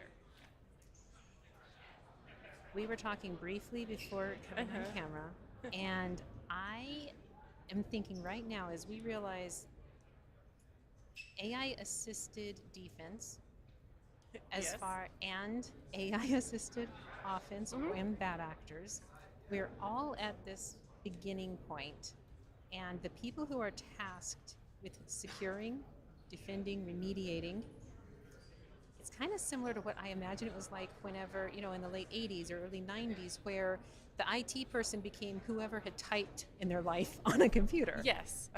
Okay, Great. so we are kind of in a similar thing. Now, and that's not the fault of any particular practitioner, but there were some very interesting statistics from your report on how well are the practitioners actually ready to handle the emerging AI threats? Yeah, I think we're seeing this technology increase at a speed and scale that we've never seen. I think it is increasing faster than education and training can keep up. And so I think it creates kind of that, I know we're talking about that statistic that says like 79% of security professionals overestimate their knowledge of AI, which is terrifying as a statistic in and of itself. But when you think about it, if I say today I have 100% of knowledge on one particular topic in AI, in a week, that topic changes. Like, it evolves, it escalates, it changes at speed. Right. And so how do you calculate keeping up with all of that technology as quickly as it's changing? And so it is twofold. I will say, as security professionals, we were talking about like how daunting everything seems right now. Is we already feel like we get alert fatigue and new vulnerabilities and new exploits that are coming out daily, it seems. Yeah. Now you add kind of that layer of AI on top of it. It makes sense that, we're all trying to boast where we are, but in security you have to be really careful, because overestimating your knowledge and your skill set gets dangerous because it immediately opens us up to vulnerability. So I think in the industry we need to be a little bit more honest about, I don't know this, I need time to dig into it, and not try to move immediately as quickly as, yes, I know how to do it, yes, I know how to secure this system. If you don't, that's dangerous. And so we need to be careful about understanding with this understanding that this technology is increasing too quickly and that we're all kind of in the same boat together. Now, is there a disconnect that you're seeing between upper management and executives being able to understand really what it would take for the individual human to Yeah. be able to learn and keep up. Yeah, I think at like even an IC level, an individual contributor level working on security, you have one level of specific expertise. And as that gets higher into a manager, director, VP, executive level, all the things that you have to be expected to be an expert on, it expands, right? And so I understand why it says executives are feeling more pressure to be experts on every single topic under that umbrella. I just don't think that that is an acceptable, like we shouldn't have that expectation. And when you are speaking with individuals now, coming from your background with, well, offensive security, right? You did Yeah. offensive security in the past. Yeah. It was your focus. And if you were jumping into that field today, say I had just graduated college or just done some preparatory boot camp or something, and you jumped in today, can you give me how would that differ from whenever you entered? Yeah. I think AI is here to stay. Right. And I think it has just it's expanded the threat landscape. So, but it also helps us as a tool, right? So Right. it helps us identify what areas we need to focus on and prioritize, but the underlying technology of how AI, ML, all of that works is going to be just as critical to learn today as ports, protocols, operating systems was back in the day when I first picked up, right? I have a traditional IT background. Okay. And we're seeing a lot of cybersecurity professionals kind of jumping into the field without that like baseline of inherent implied knowledge on how all of that works. And so it's just kind of caused almost like a snowball effect of like there's so much inherent knowledge, and now we're adding all the technology needed to identify like the artifacts that AI leaves behind to be able to do effective detections. And so just tack on all the fundamentals of how AI technology works. And I think that's probably where we need to start from offensive security professionals learning today, is starting with emulation, starting with AI, and then also, all that long list of implied technology. And so what is your recommendation for organizations that are realizing understanding AI and its implications has to become a priority more quickly? Is there a defined roadmap or procedures or anything that you would recommend for organizations facing that training gap? Yeah, I think from a like a curriculum perspective and a training is curating your processes and your training for that audience is so critical. Like you have to have something for your entire organization of users. Like if I'm going to do a security training for your accountants, for your HR reps, for your marketing and sales people, that has to be curated differently on how it's going to be relevant to them and their role and their day-to-day versus your security team, versus your IT team. All of those audiences have different needs, have different interests. And I think we all hear cyber. I truly believe that, my biased opinion is that cybersecurity does need to be a top of mind and a mindset for every organization and all roles within that organization. But you're going to get more effectiveness from your people wanting to learn about cybersecurity. And then on top of that, using secure actions if you curate your training to them. Excellent. So as we were talking about, being here at RSAC, looking at the audience, looking at the amount of information we're all being given, and as we individually are interfacing with AI agents consistently in our daily lives, the inundation of information and our physical limitations take a toll. Yeah. So I can see why having targeted curriculum, not only that's intelligent, but it literally is part of the mainstream of keeping an organization going, because you have to keep burnout down. Yeah.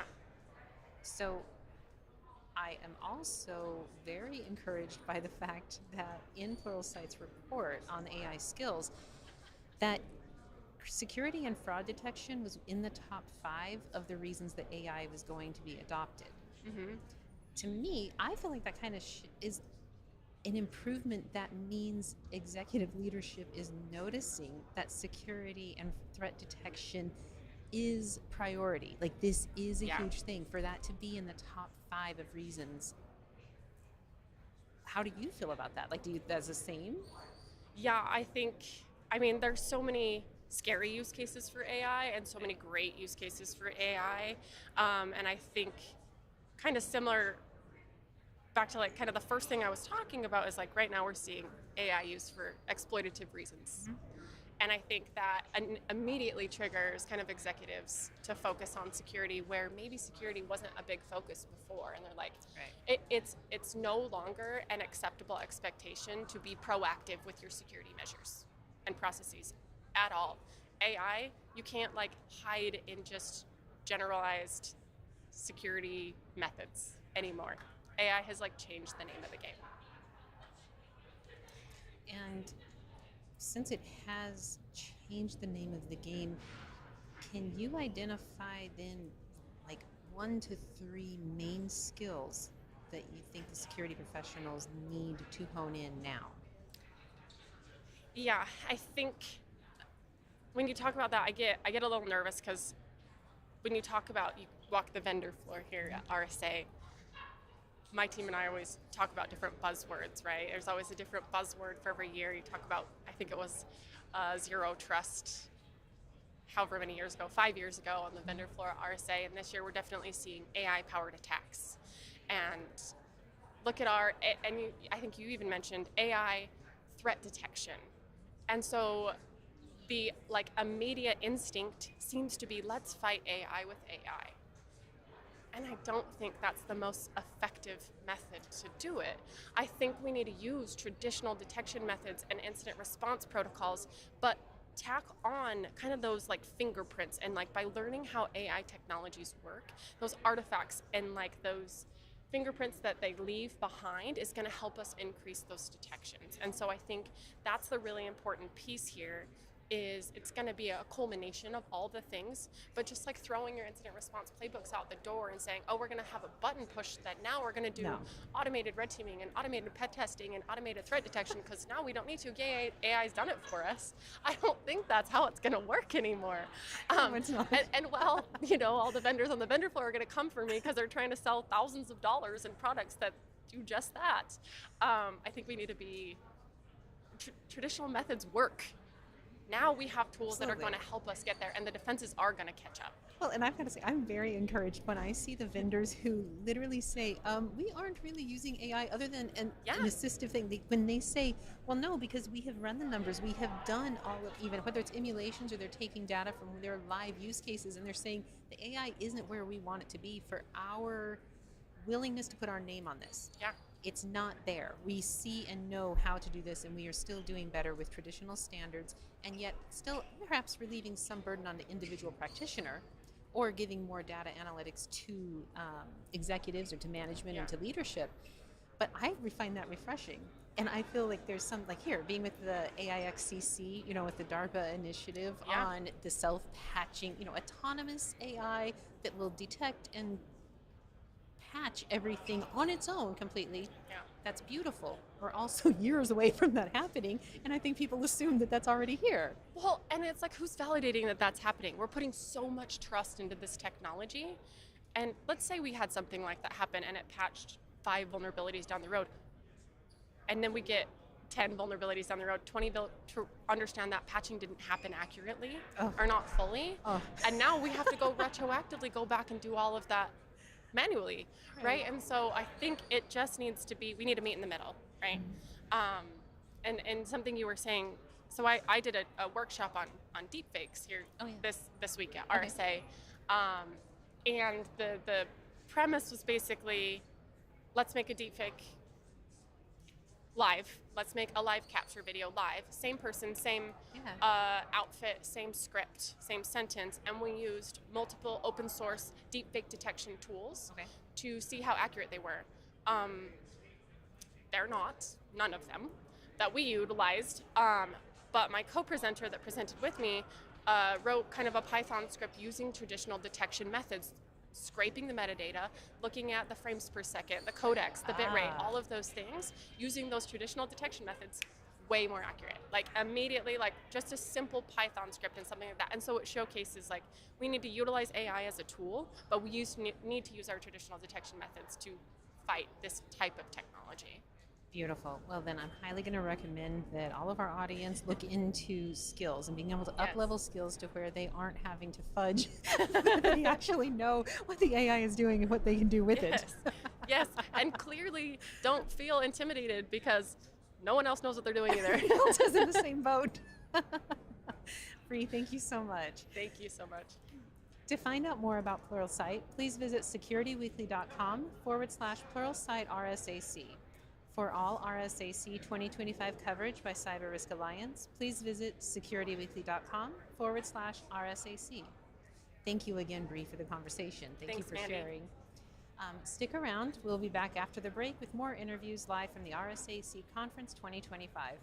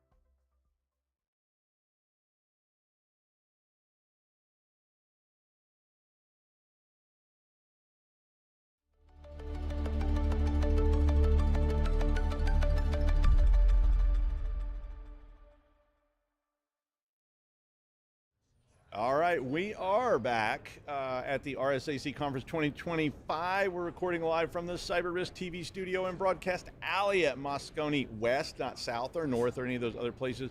Yeah, I keep getting them all confused too, but they're all around here somewhere. But I don't know which way is West and North. I just go and see what's going on. I'm Doug White, and joining me for this interview is Stefan Zhu. Hello. Yeah, hi. And Stefan is the Senior Director of Security Analytics. Cool title. Thank you. I like that title a lot. For OpenText. So, I mean, I like that title. I want a title like that. It took a long time for me to assemble the right words in the right order and actually have a meaningful title. And that's what they came up with. Well, I'm glad you get to do that. I never get to do that. They're just like professor. It's like boring or something like that. Professor's not bad, though. Host. No, it's not that bad. I don't have professor in my title yet. So I wanted maestro. Like in Europe, they have you'll see like maestro. How about Duke? Duke's good too, right? Oh. Anytime. Any call me. I could be Duke of Security Analytics. I'll take Duke. I'll take Earl. I don't care. Like anything at all. You sort of fiefdom. So one of the things I was reading, what you were interested in talking about, was about redefining threat detection. Sure. And this was immediately something that was near and dear to me. And I'll tell you a story about it. Long ago, I mean, you'll see how long. I was working on a PDP 11. Okay. Yes. And wait till you hear my follow-up to your story, but please okay, keep going. But I mean, it was PDP 11. I was told I should not. They didn't say secure it. I would just take care of it because there was no such thing as security then. Right. I mean, that was not. But we were worried about it. We just didn't know we were worried about it. Yeah. And I ended up writing some scripts because I was wanting to capture things that people were doing. And one of the typing RCD, which is an old command for change directory on PDP 11. Okay. And it was a bad idea when I wrote the script because all of a sudden I came in and I've got 875 million entries in a folder, and I'm like, and in fact that was when I learned that was where I learned awk because I had to parse this crap. Okay. And it was so difficult. And I know that's something, that an area that you're working on is just sort of threat detection. Absolutely. and how do we do this in a modern age? Yeah, I mean, we were talking earlier, and both you and I have like a math background, and that's really where I'm coming from at the threat detection level. So, Okay. I've been doing like analytics and AI in its various forms for about 20 years now. Okay. And after the first 10 years of solving some really interesting problems, I actually wanted to solve some of the most important problems in the world, and a lot of them ended up being in cyber.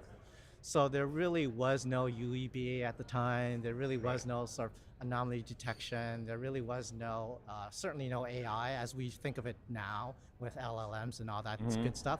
But I had a thesis that I could sort of apply those same sort of classical statistical methods to be able to sort of find and baseline what normal behaviors look like in various formats, and then essentially quantify and detect abnormal behavior. And that's kind of the foundation of how we think about threat detection. I mean, there's other improvements that we've made on top of it, but that's really at the core of it.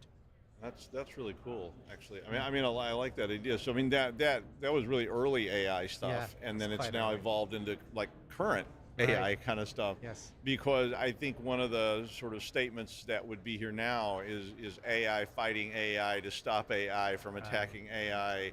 So all that has started to create this kind of, how do you ever get to the point where you can assess and evaluate all these threats? It's so funny. People assign a valence to AI, right? They talk about good AI versus bad AI, and for me, it's all just AI. It's all just no good AI, no bad AI. I mean, it's really just math, right? Exactly. Well, so, yeah. Everything's really just math. I mean, fundamentally, it's all about, are you using this math or the tool for good or for bad, right? Mm-hmm. And I view it this very same way. I actually don't lead with the AI or the math. I'm not like wielding a big AI hammer and trying to like find things to hit. I really am thinking about the use case. So what's the use case? Insider threat. Okay, why is it hard? Because you've got an authorized user running authorized applications on authorized machines, and they're still doing bad things, right? So standard access control does not work. So that leads you to a set of quantifiable methods and statistical anomaly detection and risk assessment, all of the, expected utility theory. So all the other techniques that have risen from that use case are the ones that I think that's the right approach to thinking about how using AI to combat AI. And I think it's the original use case. I mean, because originally there were no outside users; it was all insiders, Exactly. and there were not even that many of them. But they were the biggest threats that we ever dealt with because that was the people who knew the system. They had access to, like you said, they had access to the system. So is this all like about behavioral? I mean, is that where this goes? Is that we have to learn to say, I mean, because if you and I are sitting here and we see somebody doing something bad right over there, Right. we're able to perceive that that's a problem. Yeah, ultimately I agree with you. It is all about behavior, but I'm always interested in adding a qualifier because I think when people hear the word behavior, especially when they think about the term user and entity behavior analytics, they focus on the user and they forget about the entity, right? So when we think about how useful it is to understand what normal behavior looks like, it's not just a human and how they normally behave. It's interesting to know what a process normally does and how it may or may not typically access the network. It's interesting to know how specific machines behave normally at different times of day and what command line arguments are typically used by a sysadmin at this particular point in time and what are not and might be used in some sort of privilege escalation activity. And certainly in the age of sort of more recent AI advances, I think it's going to become increasingly important to sort of understand what agents in your system are typically doing and what they shouldn't be doing. Yeah, because I mean, I've been putting together like some stuff for a class I have to do in the fall called intrusion detection. Right. And I'm adding agents to that are both good and bad agents. And I know they're really just math and they're just doing what they were told. But there's ones I have as good guys and ones I have that are bad guys. And I want them to be as sort of what I call polymorphic as possible, so that they're not just obvious bad people. They're doing different things, and maybe they even do some normal things, because I want them to kind of look like real. Right. Real insiders are doing things, and maybe they're working, and they decide, you know what, I could go look at this. Yeah. And then that becomes a big problem. And I love that example too, because it's a good example of AI versus AI, right? So what you described, where you've got a malicious agent that is intentionally performing normal activities most of the time, and then every once in a while sneaking in that malicious behavior. I mean, that's an example of something like model poisoning, right? As you know, like trying to sort of tweak the baselines so that what is sort of malicious is sort of lost in the noise, or maybe you've got sort of adjustments that you've made to some of the underlying probability models. Yep. But really, there, like with any sort of mathematical method, there are ways to work around that. There are ways in which you can still see that, and I mean, if I was writing malicious agents, they would definitely be like that. They would be statistical models that maybe use various distributions to randomize their behaviors, and normally they do very normal, very boring things. It's just that one behavior that I hope you no longer notice because you're used to seeing that behavior. You see, and all of a sudden that's when it goes and does what I want it to do. And again, we're talking about this like it's something that only an AI could do. But if you think about it, there's no real difference between that behavior and a sort of really smart adversary who's already broken into the network, or maybe they're already an insider and they're doing a low and slow, right? And they don't even have to be really smart. Yeah, I mean, this could literally be one of these people back on the PDP-11 who was working on their homework in engineering 1010, and then they just decide, I'm going to see what's over here, and they just deviate. And that was what I was learning.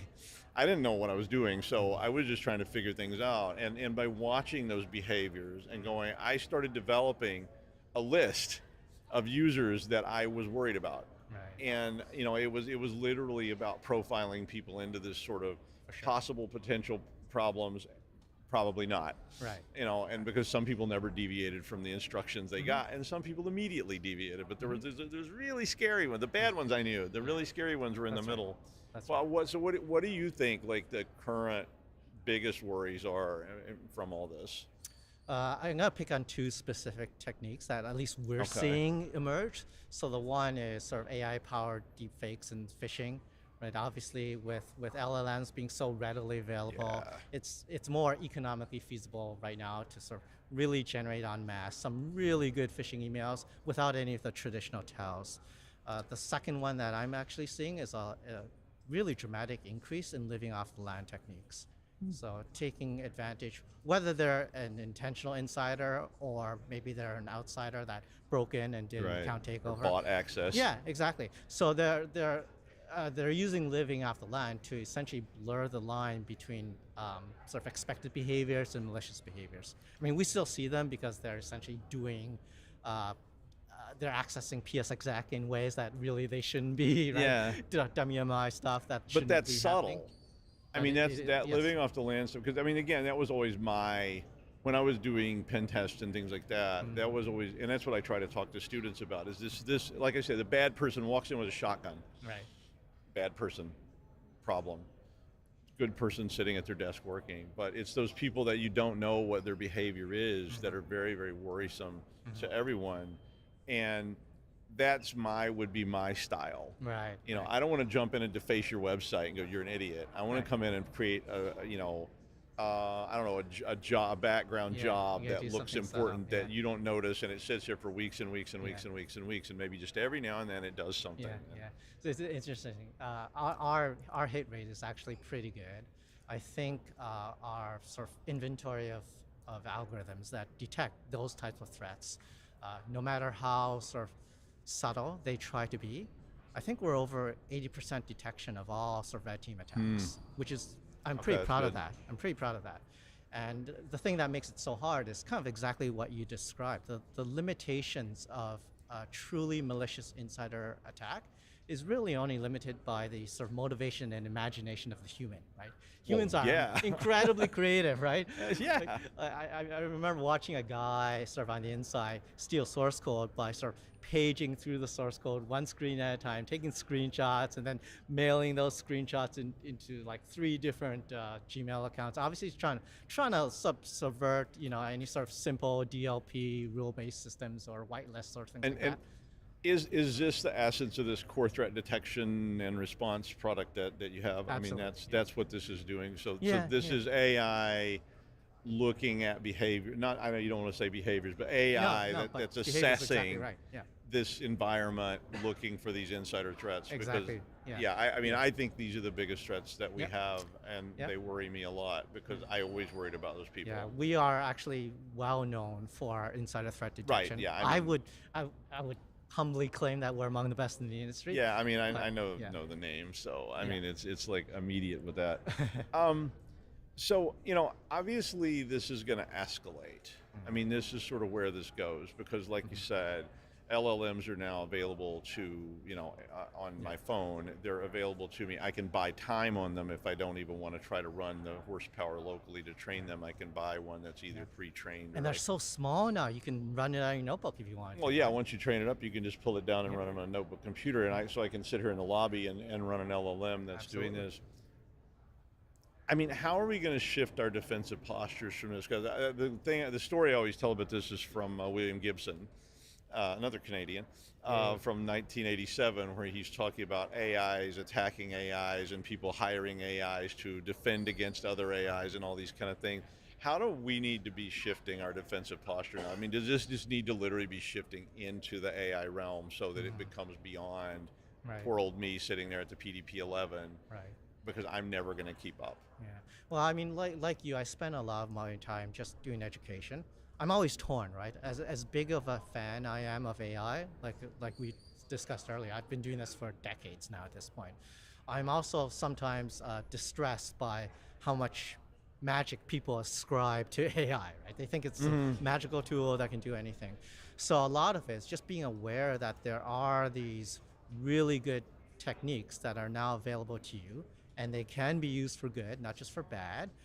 There's a lot of buzz around there, and so sometimes people do think it's magic, but it's not. I like saying AI is magical, but it's not magic, right? No, it's not. So, and really, there's really nothing an AI can't do that a really smart human couldn't do on your behalf. You just don't have enough of them. Right. And they need to sleep, they need coffee, they need to eat. Whereas a good chunk of math could be working 24/7 sort of on your way. So a lot of it for me is around sort of automation, scalability, cost effectiveness of sort of taking what you would need and otherwise, you know, an infinite number of really smart threat hunters, for example, to be able to do, and just automate that in a way that you can deploy it on your side, on the defensive side at scale.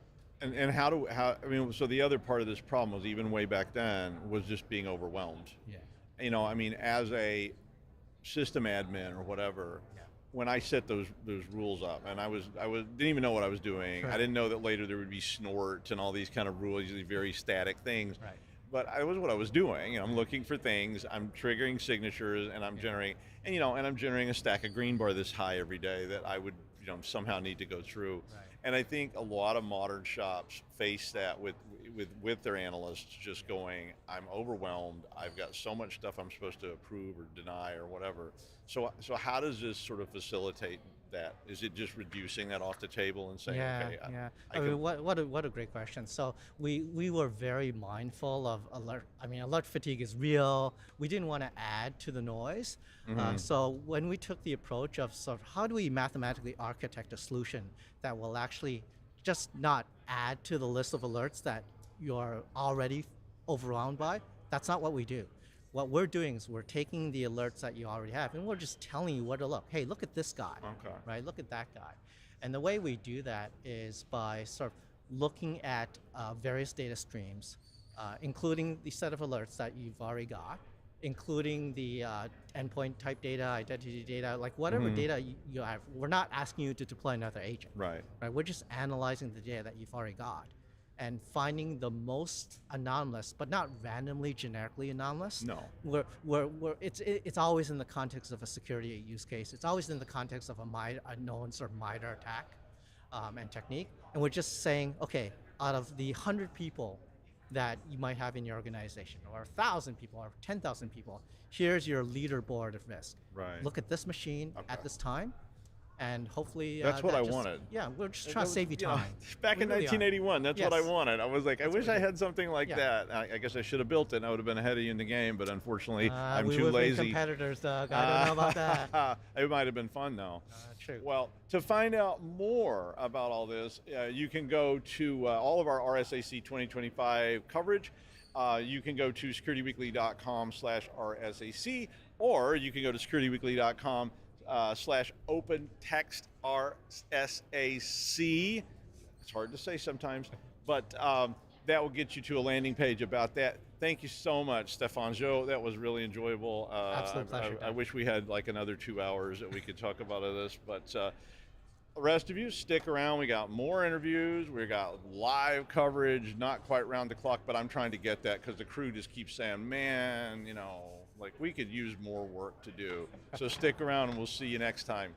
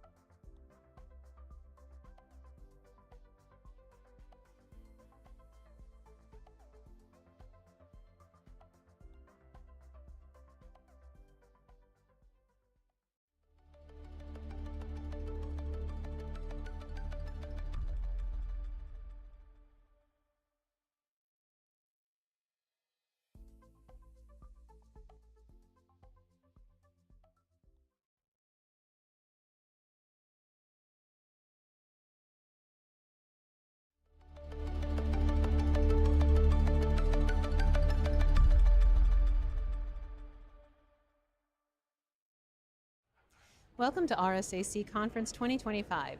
We're back recording live from the CyberRiskTV Studio in Broadcast Alley at Moscone West. I'm your host, Mandy Logan, and joining me for this interview is Carl Vandenberg, Chief Marketing Officer at Illumio. Welcome, Carl. Thanks, Mandy. Great to be here. Oh, I'm so glad you're here. And actually, right before we began, you mentioned something about a submarine. Yes. Can you go into that just real quickly? So the team did a great job, by the way. In the Bay, there's a U.S. submarine. And so one of the things that we wanted to get across in our value proposition, and a little bit for your audience about Illumio, originally the micro-segmentation or network segmentation company. And so we want to get that across with an analogy. And one of the analogies that we found helpful is the submarine. So the idea of the submarine is that the way that submarine is structured is it's broken up into compartments or segments.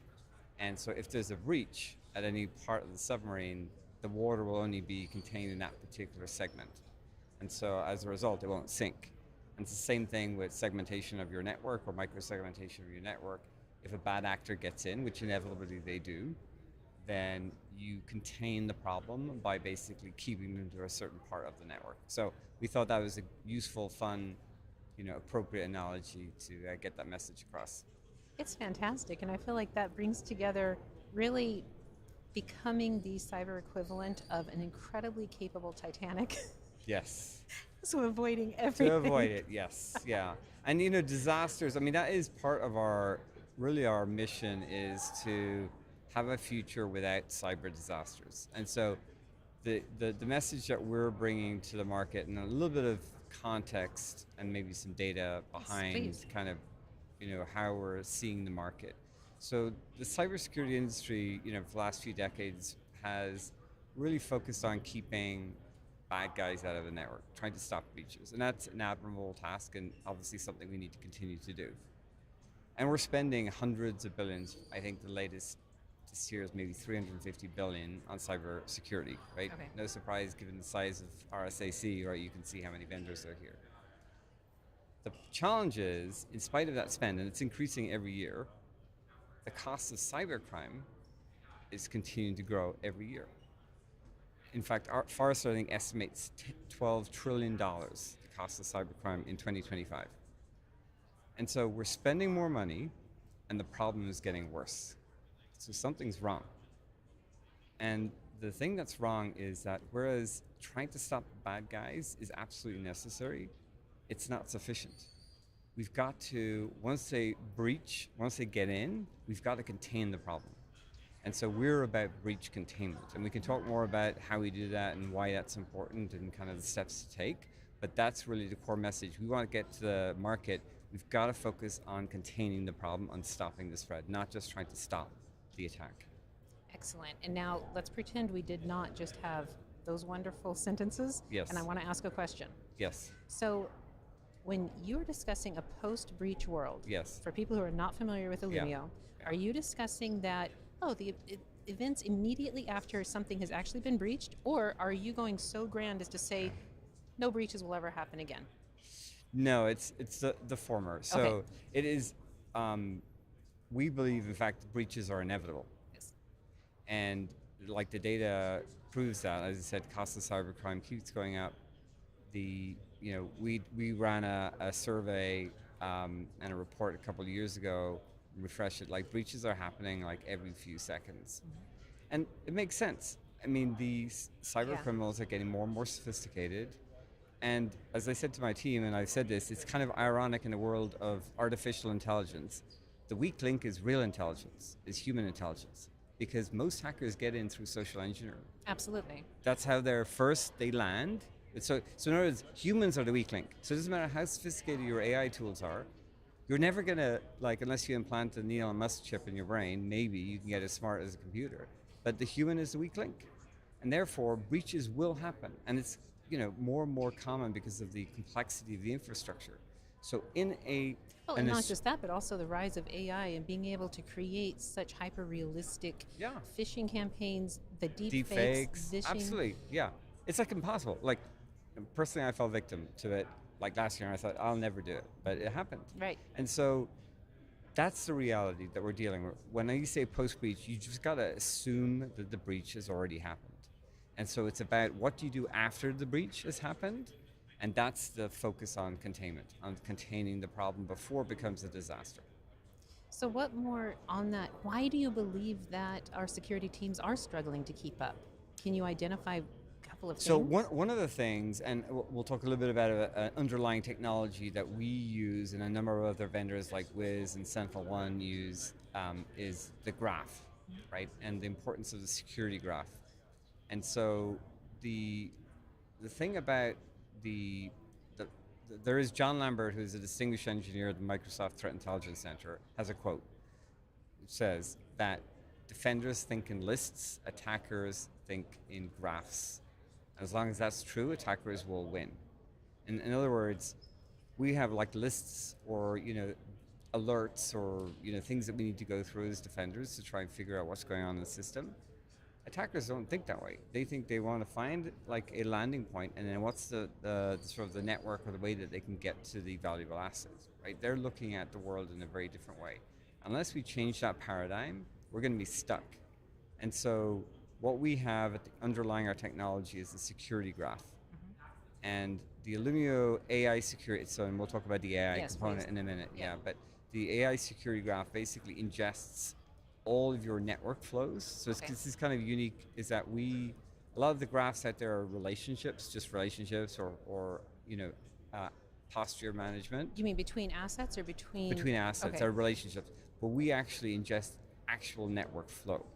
Okay. So the data that's flowing, the metadata of the data that's flowing, and we ingest that. That's like petabytes of data a day into our graph. And it allows you to understand the full network complexity of your hybrid cloud, because we go across multiple clouds and also your data center. And with that, you can identify attack patterns and paths that are otherwise impossible to, because it's like a multi-step process, and we can see the whole thing. And so the use of graphs, and we've just got a book that was published by Chase Cunningham that came out about he's Dr. Zero Trust. I don't know if you know Chase Cunningham. He's an influencer in the Zero Trust world. Okay. And he just published a book about the importance of thinking and defending using graphs. So I'll stop there for a minute. We could talk a little bit more about the AI component and how we leverage that. But that's, I think, the using graphs is an important part of how we change the game on the attackers. Now let's go back to AI-enabled security graph. Do you mean that on your side you're actually just using assistive AI with your teams, or how else is it enabled through security graph? So really the way it's very practical, is we talked about off air before we started recording here, is that there's a lot of AI washing out there. Everything is AI, right? True. I mean, it's kind of cropping up everywhere, but where's it really valuable? Where it's really valuable is like taking a lot of the grunt work out, especially at scale. So, we have a very large customer that's got tens of millions of workloads across their cloud.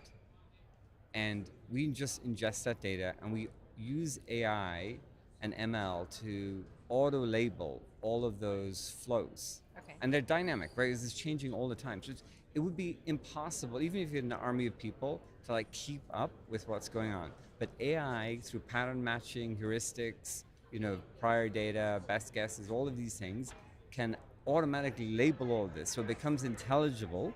And then, on top of that, you run, again, like you put in threat intelligence, you put in malicious IP data, right? You get all of this. And then you can start using AI to run heuristics or analysis across all of that data. And it identifies the problems for you. That otherwise would just be impossible to identify as a human. So it's the auto-labeling, right? It's the scale of it. It's because it's constantly changing. It's very transient to be able to do all that in near real time. And then running analytics on these huge workloads of data and coming back with, here are the top 3 problems that you've got in your environment. So do you view that as simple automation for the security team? Yeah, like it's basically, and as you know, one of the challenges of the SOC or the security team is they're just overwhelmed. Yeah, absolutely, inundated, They just don't know what to do, right? So it's I think it really is. This is for me the power of AI and ML is just taking a lot of the workload off. In some cases, as I said, it allows us to do things that would be otherwise impossible. Right. But and in a lot of other cases, just automating, right, in an intelligent way, that so that the analysts can do their job because they're kind of struggling to keep up. And what is the concept of connect the dots? Yeah, so the connected dots is back to the graph. It is, okay. It is. It's basically, you can see, I did this fun thing. Well, it kind of didn't work, but the intention was good at our sales kickoff to get the idea of the graph across to because we've had the graph technology in our product for like a decade. Yes. So it's not like new, but we're surfacing it now through this AI CDR, Illumio Insights, so cloud detection and response product which we launched, which really our customers came to us and asked and said, hey, you're sitting on all of this rich network data. We want to see it in basically in dashboards. And so what I did to the team was to kind of connect the dots to get that idea across. Was I had them all at SK. It was like 600 people, 700 people in the room, and I had them put an LED on their light, on their head, certain seats, and at their seat level, you look around, you just see these red lights, right? But then when you zoom back, we had a camera on the ceiling, look down, and it spelled out crap. Actually, it was like make it like crap. Unfortunately, not everyone picked up the light, so it didn't quite work. But again, the idea human was error. We're going back to social engineering and human being weak. So they didn't quite follow instructions. But the point is that so they couldn't see it, but when you had a perspective, right, you could connect those dots and see there was a problem. Excellent. So having that, I think many of us think about the 20,000-foot view, or I think a lot of us who tend toward IT and security, we have big picture thinking. We think top down no matter what. Yeah. So what excites you about being able to use the AI-enabled security graph even more, and what is something you've seen it help your customers with that you didn't intend? Yeah, it's a great question. So what we're seeing is, because originally we worked with more of the blue team, like on the segmentation piece, where it's a kind of a segmentation is one of those things that if you do it, and it's really one of the pillars of the zero trust strategy, if you do segmentation right, you're going to be golden, right? As I said, you get breached or you get an attacker come in, they can't go anywhere. But it takes a lot of work to get there. And so we wanted to find a way to enable that to move faster. And so when we brought in the security graph, it allowed more teams outside of just the blue team. So the SOC came in, the threat hunters, the red team came in, and they were able to use all of this data, because it's kind of real time. So you can see breaches in real time. You can also see potential attack paths or risks of attack paths. So essentially we found it kind of brought a lot of the teams together that weren't necessarily talking to each other around a kind of common view. Wow. So going back to, it's funny, I had a conversation with my Pi AI agent the other day about what is the fundamental aspects for the most successful cybersecurity team. Yes. The number one that it brought up was still communication. Yes. So enabling that level of communication is,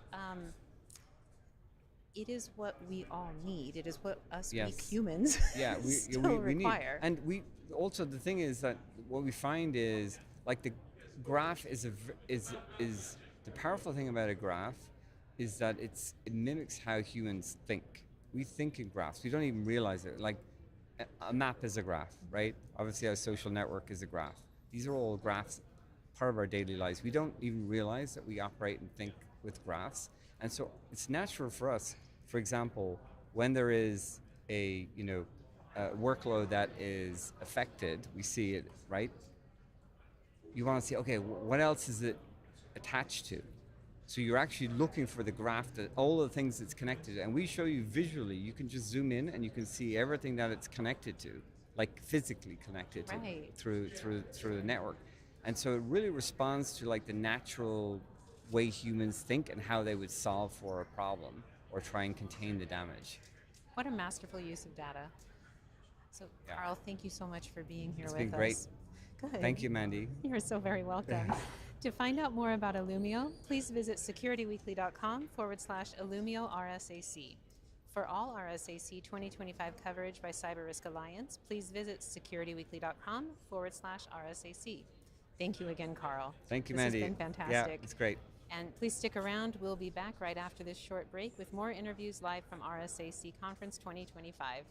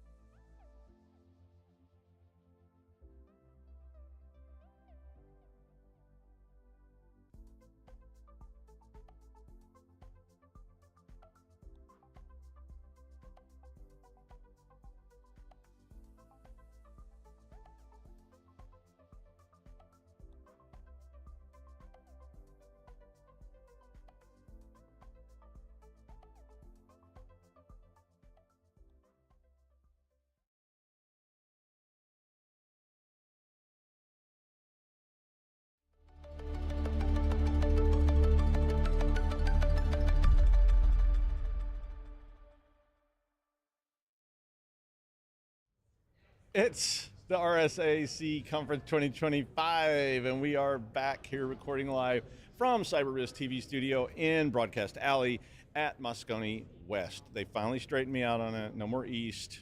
I've got it all now, at least until tomorrow, when I'll forget it all again. I'm Doug White, and joining me for this interview is Tony Anscombe. He's the Chief Security Evangelist. My favorite title, Chief Security Evangelist at ESET. Hi, Tony. Hey, hello, Doug. I wanted to be the Chief Evangelist Officer, but our CEO somehow didn't like the acronym. You can still do it. I think so too. No, I like that. I always wanted to be an evangelist. I think that would be. I could go around shouting and encouraging. I was more in the like get your money kind of, but yeah, we shouldn't go there probably. I always think of the Phil Collins music video from the 80s. There's one for you to look up. Yeah, no, I'm sure I've seen that one. Well, so we were talking before, and straight up was ransomware. That was the first thing that we started talking about. And I've not heard, I don't think I've ever had a call from somebody going, ransomware, we got that, and we're covered. We're not worried about it at all. Because it's so prevalent, and even if they act like that, it's usually just, somebody saying, this is our official position, don't criticize that. So fill us in, what's going on with ransomware? Well, certainly this year, the start of this year, I mean, you've seen some interesting numbers coming out. So Chainalysis said there's been a dip in the amount of payments to ransomware cybercrime groups. And it was a significant dip. I mean, it was like 30%. So, are we winning that battle, or is $800 million going to ransomware groups even close to winning? And right. I think I err on that side of caution of, what we're seeing is leveling. And I put that down to a number of reasons, because if you ask the insurance industry, the cyber insurance industry, the demands are going down. So I could put that down to cyber criminals are working out what insurers are willing to pay and what companies are willing to pay, asking for the right amount, and that's what we're seeing across the blockchain.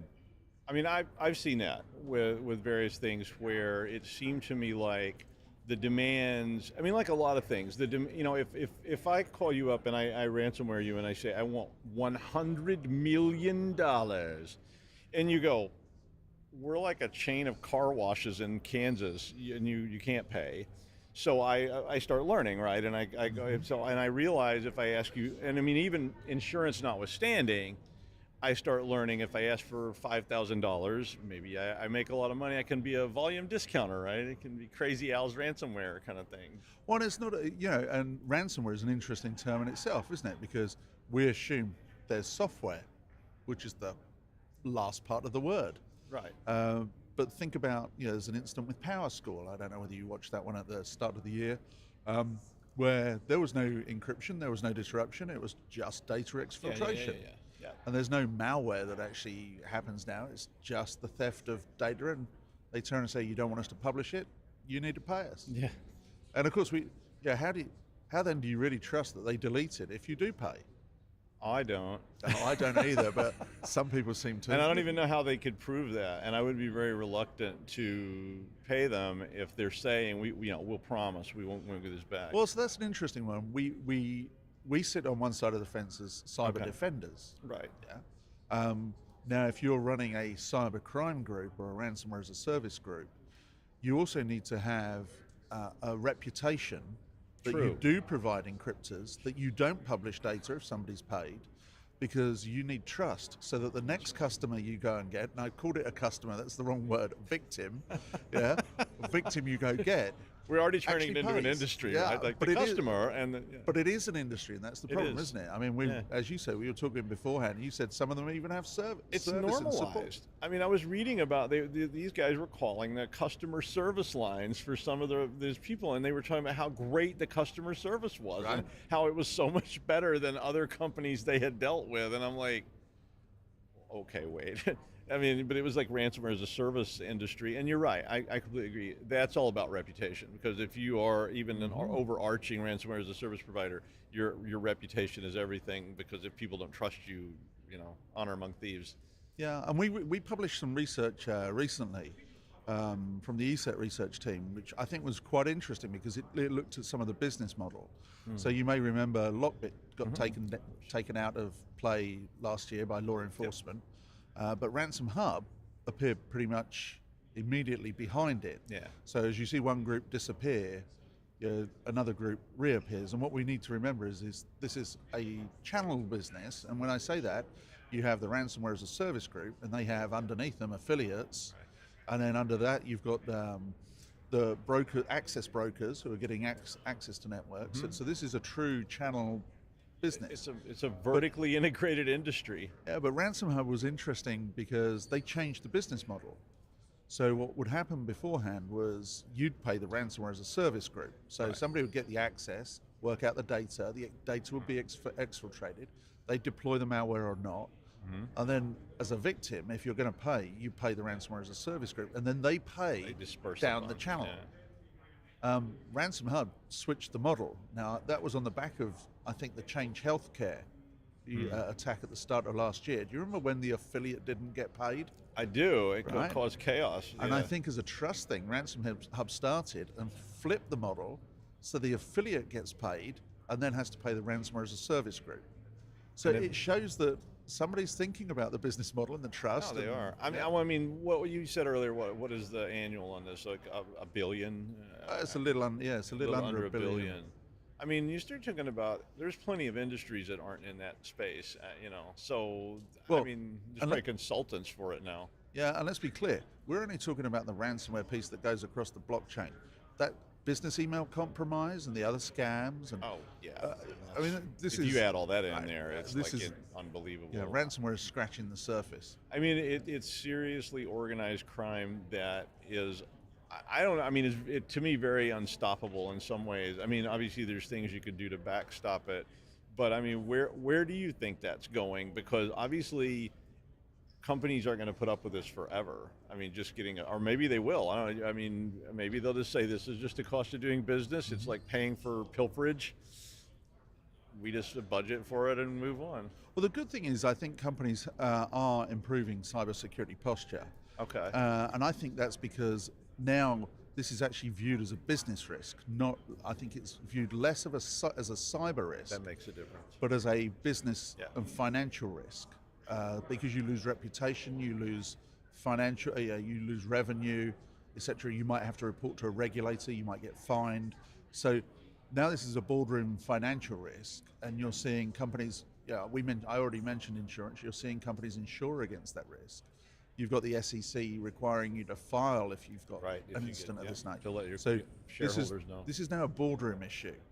Yeah. And I think that's changed cybersecurity posture significantly because it's changed the ability to get budgets and I mean, so you can protect the minute the this. word business risk gets involved, it becomes part of a different group, and we start looking at it differently. And like I mentioned, when you can get underwriting for it. Do you think that we need more regulation to force those kind of disclosures, or does that not help? I think I think disclosures need to come together under a single regulator. I mean, if you think here, you've got critical infrastructure reporting requirements to CISA. The FDIC requires you to report. The SEC requires you to report. If you're in here in California, you'd have to report to the CCPA, and there's so many of these different. It's getting kind of noisy. And that's why people also then bring in outside teams to look after this. But it's. You ask the question of can you protect and what should where do businesses? Yeah, of course you can. There's a lot of great advanced technologies. I mean, at ESET we have MDR, XDR. Yeah. So looking at those threats that aren't malware related, but the anomalies in traffic, the incursions, etc. I mean, you seem to see advances in that area to try and sort of tamp down on this, which is good. It's just I worry about it because it's a very insidious kind of crime that's very easy to implement with any organization. It is, but there's other things that you need to do as well. A lot of employee training. If we look at a lot of these crimes, it typically starts with social engineering against an individual of different, very different forms sometimes. And identity management. I mean, which has been one of the big threats to that as well. Yeah. We're sitting here with an SC award on the table, and that we won that last night. No, you did. I was there. For ransomware remediation. Yeah. So that's why I wanted to talk to you about ransomware remediation because you have an award. We do, and a winner's award. I'm very proud of that. I bet. Yeah. I didn't get an award. Thank you very much. You know who you are. What are you going to do? I could take yours though. Oh, Doug, we can share it. Come on. Can we really? Yeah. I'll share it with you. Yay. And by the way, it's not my award. It's our company award. I thought it was going to become your award. No. Well, congratulations, though. That's impressive. I mean, it's great to get a chance to talk to you about that. But back to that whole ransomware thing. What are some things like I could do right now? I mean, as an organization to start. I mean, everybody's all over the place in this. From what I've seen, I've got companies that are going, we don't know. I got companies going, we spend millions, stopping this. So, what are some steps I should be taking right now as like a CISO? Well, so I would say most companies or a lot of big enterprise companies have already gone down the XDR route, put up a SOC, and they've got security analysts, et cetera. The companies that would concern me is in that mid-tier. Mm-hmm. Because they probably don't have the resources. They're not going to put up their own SOC, etc. And they need to go down a managed detection and response route, so that they're leveraging the expertise on the outside of the organization. Okay. And there's an interesting part of that as well. Of you need to make sure your resilience plan also doesn't solely rely on external resource. So imagine if you had an incident. Or imagine if there was a cat incident that really hit a lot of businesses. You might think you've got some contract with an incident response team now, right? But if there was a true cat incident, they might not turn up for the next 2 weeks. Because you're really low priority. Well, and who knows? The government might actually take control and push them to critical infrastructure first. I've tried. I used to do a lot of like DRP stuff, and I know it's not called that anymore. Now it's called BCP or whatever. But back then it was called DRP. We said it like it was, like yeah. And I've tried to get people to move a little more into that kind of space, which had the same problems. Right. Because we had large companies, that were spending money on it, putting together physical SOCs and all these things, and had response teams and whatever. And you had these mid-tier companies that had nothing. And you're asking them the same questions. What about when a hurricane strikes and your entire mainframe center is under 5 feet of water?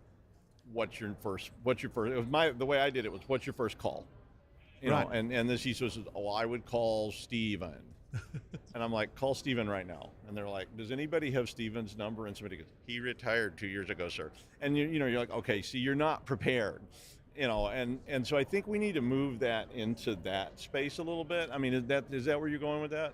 Well, yeah, I think companies need to make sure their resilience plans are good. They need to make sure that their instant response and forensics and all those that post-incident issue people that will come in, you need to have some of that skill set internally, or you need to be able to run your business without them turning up.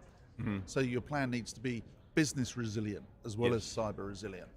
But those mid-tier companies, I'd strongly recommend considering using managed services for the advanced detection, because having a security analyst sat there that does this day in, day out, the human expertise that sits behind the screen is really what you need. And let's be clear, everybody somewhere like here at RSA is talking about AI and automation and that's great. But at the end of it, we need human expertise to actually investigate. Somebody has to ride herd on that stuff. If the AI can shift you from the role I had on the mainframe of being responsible for everything to that analyst role where I'm not having to deal with every last detail, that really improves my posture. But you have to be able to do that. Well, the AI is a tool, isn't it? So by the time the incident hits the analyst, the incident should already be furnished with the data the analyst needs to understand the incident. That's the automation that AI brings to this. Exactly. And where that automation sets in. But we're still reliant on human expertise. I agree. I don't think that's going away anytime soon. I think it can change in this shifting paradigm. But I did want to ask you, though, before we run out of time. So you did win the award. We did. And it's for ransomware remediation. Can you tell us could you give us more details? Well, so ransomware remediation is a new feature we've just built in. So imagine when we see a suspicious process on a device. Okay. We can actually automatically recover the file if the ransomware has touched the file. So it's automatic recovery on the device. Now, there are some operating system utilities that claim to do this, but Of course, if you're a bad guy, the first thing you're going to do is go and modify and change the operating system. So this is proprietary technology that does it, that we've built ourselves. Okay, and what's the product called? I mean, does it have a specific name? It's part of our It's overall just part of the suite. overall suite. Okay, it's I didn't know if within there was the a product. specific thing that was there Yeah, that people could look for, but it's just the overall ESET suite. Yes, it's part of our standard product. Okay, that's cool. Well, if you want to find out more about ESET, visit ESET.com to learn more about the company's cutting-edge ransomware solutions, threat intelligence, and broader cybersecurity portfolio. For all your RSAC 2025 coverage by CyberRisk Alliance, please visit securityweekly.com/RSAC. Thank you, Tony Anscombe, for coming in. It was so much fun. I wish we could talk for a lot longer because it was quite interesting. We do have more interviews coming today. We never sleep. We'll be back. You stick around, and we'll see you in a little bit.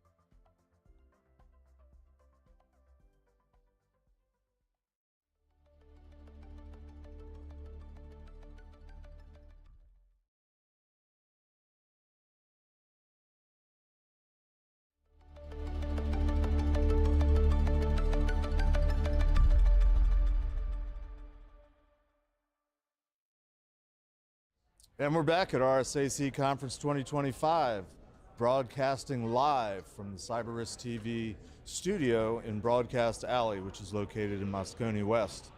I'm co-host of Paul Security Weekly, Jeff Mann, and I am joined for this session with none other than HD Moore.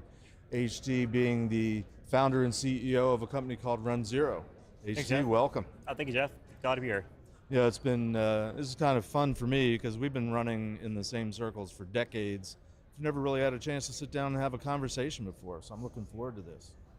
Tell us a little bit about Run Zero. Sure thing. Run Zero came out of doing pen test work like all great products do, and realizing that the way that we kept breaking into these organizations was through devices they didn't even know they had. And so if you're a company that can afford, a very expensive pen test for the boutique firm, you're going to care a lot about your security. You're going to have lots of investments in the products you know about, but the thing you don't know about, that's where people get owned, right? So the goal behind Run Zero is find all your stuff, tell you what's wrong with it, help you mitigate those exposures before you get compromised. So you're finding vulnerabilities. We're finding assets, vulnerabilities, networks that you didn't even know about, all kinds of stuff. So we identify segmentation problems. We find vulnerabilities that are just kind of non-standard and a little weird. Like we'll look at the relative exposure between different assets. So we can tell you that if you have a network that's mostly server 2019 machines, we find a XP someplace, it'll stick out like a sore thumb. We'll say this thing's probably different from the rest of them. You should probably care about it. So a little bit of outlier analysis, a little bit of like direct exposure measurement. We also integrate with all the things so you can pull in your data from your vuln management platforms. We also do native vuln reporting. You connect your cloud, your EDR, your MDM, and then results. We can say, here are the assets in your environment. Here's ones that do not have any kind of agent, any kind of an EDR, MDM agent on them whatsoever. Here's parts of your organization that have no coverage by your vuln scanner at all. And here's the vulnerabilities that we've identified that weren't actually covered by any of these other tools. To just kind of set the stage a little bit, folks are using more of their EDR and agent-based vuln scanning. They're kind of missing the network context. They'll tell you you've got all these exposures, but not which ones are actually reachable by an attacker. The flip side, your network scanners are saying, here's your ports, here's your services, but the network scanners have gone really far down the authenticated only part of scanning. It's so difficult to do unauthenticated vuln detection these days that if your authenticated scanning doesn't work, they tell you very little. So we're trying to help kind of close the gap between those two perspectives, between what does unauthenticated scanning miss right now? We want to do that very well. And then what are you not getting network context-wise from your agent-based vuln detection? It's interesting you bring it up in that context. Our listening audience, at least on Security Weekly, will know that I often bring up PCI because I'm a PCI QSA assessor. I've been doing it for 20 years. And brand new in PCI version 4 is the requirement to do authenticated scanning. And of course that came out 2022. We've had a couple years to ramp up for it, but I've been telling people ever since it came out, we need to be careful of this because there's a big difference between an authenticated scan and an unauthenticated scan in terms of findings. And I went around 22, 23, talking to people I knew at Tenable, talking to people I knew at Qualys, Rapid7, and I'm like, guys, and audience knows maybe I used to work for a little while with Paul at Tenable. I knew that their agents did not look for the network-based vulnerabilities at all.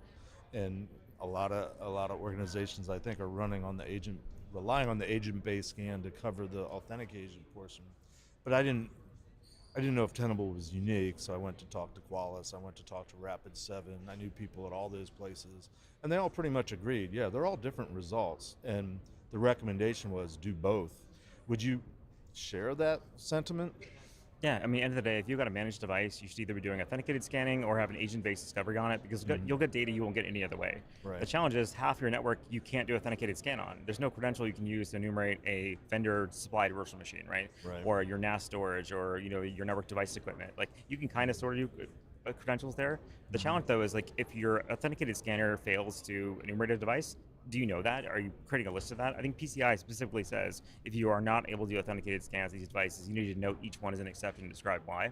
But most folks aren't really aware of that. They're not aware that if your authenticated scanner is not successful in authenticating, it's just going to give you nothing. It's going to give you a blind spot. So we really try to help kind of identify those blind spots, and we look at things a little bit differently. So for example, we'll fingerprint all the internal devices, TLS fingerprints, SSH host keys, all these kind of cryptographic, fingerprints, if you will. And then we'll look at the entire internet and say, are there any things on the internet that have the exact same cryptographic key? And if so, this device must be exposed to the internet because there's no other way this could occur.